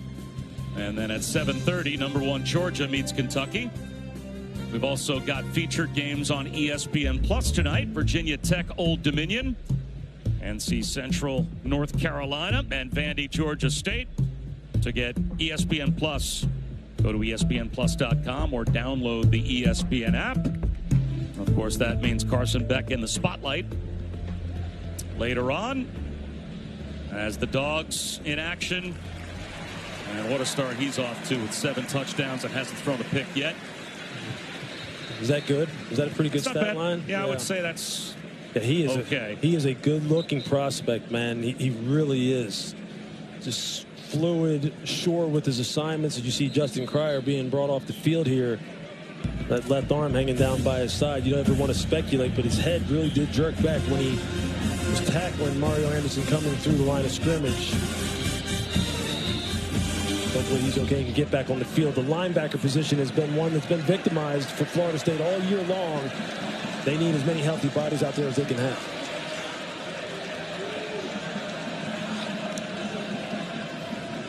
Bring a blitz here. Hennigan on the rollout. Finds a wide open man. That's the tight end. Breaking tackles is Brendan Doyle. And he's got a 1st down. Picks up 13. And what you're going to see is you're going to see Doyle leak out here in the flat. And just keep your eyes on this linebacker right here. Just watch how they get frozen because of the motion and because of the ball handling of Seth Hennigan. They just turn the tight end loose out in the flat, and that is something that Memphis knew that they were going to try and exploit and try and test Florida State. Their second-level defenders. Are their eyes where they need to be? So you're going to see a lot of tricky ball handling, motion shifts all afternoon. Anderson bottled up this time at the line of scrimmage, no gain. We talked to Ryan Silverfield about Seth Hennigan. There was a comparison he made to an NFL quarterback, and immediately your eyes got wide. Yeah. You said, whoa, that is a pretty high praise type comparison to give a college quarterback. He sure did. And the name was Matthew Stafford, and he was referring to Matthew's just brilliant mind that he has in football intelligence. And he said, look, Seth Hennigan is about as smart as any quarterback ever been around, and he brought up that comparison, which is lofty praise, and this kid does not back down from those kind of expectations. 2nd and 10. Tripped up here. Goes down. Sacked for a loss of 7 by Patrick Payton. And now it's going to be 3rd down and a mile. Third, maybe about an 8-yard loss. So 3rd down and close to 18. You see Patrick Payton here, and just watch this spin move back inside. This is the kind of thing that gets NFL scouts excited. Set him upfield with speed, spin back inside, try and stay on your feet, but he uses those long arms to trip up Hennigan as he's trying to escape out of the pocket.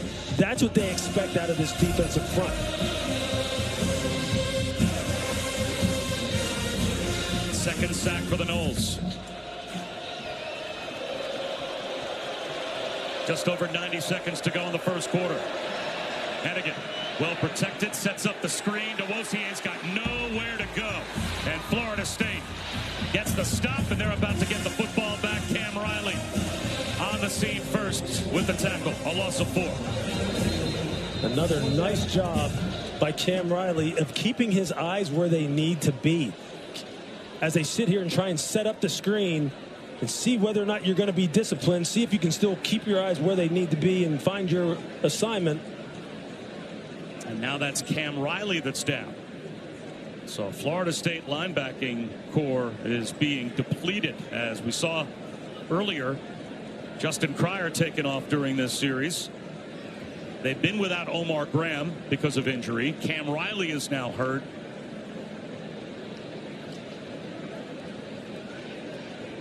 It's a war of attrition in the linebacking room right now for Florida State. It sure is.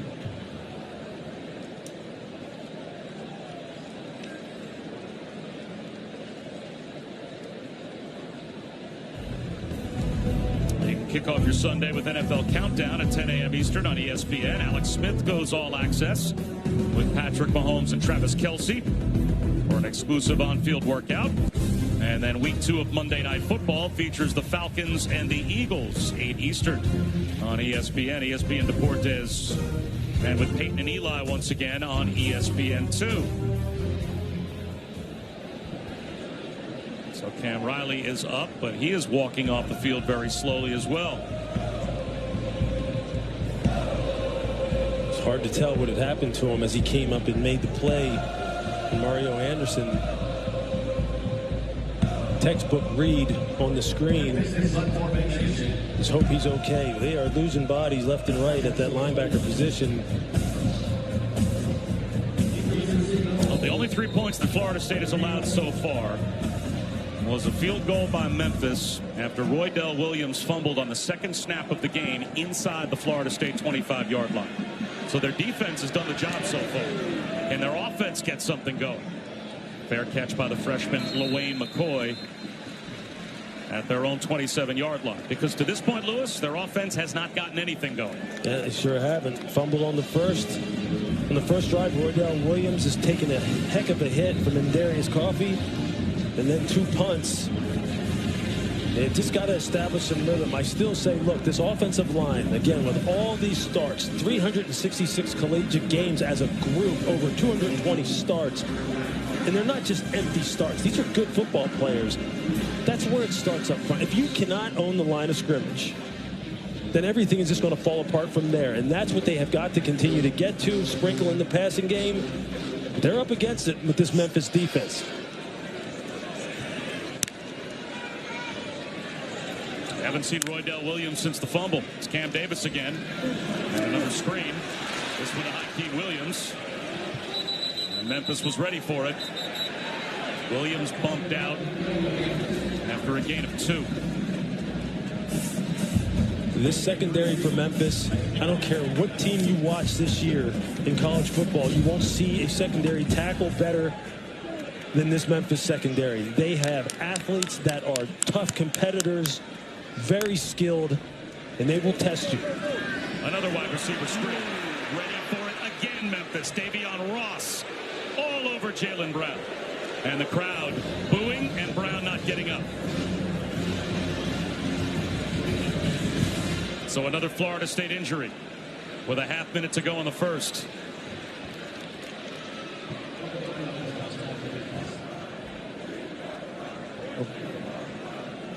Let's check in with Chris. A couple updates on the injury updates for Florida State. Justin Cryer was on the bench moving both of his arms and his legs. But bad news is I just saw Cam Riley go into the locker room having to be assisted by 2 Florida State trainers walking in there. And now they're worried about Jaylen Brown as well, as they just got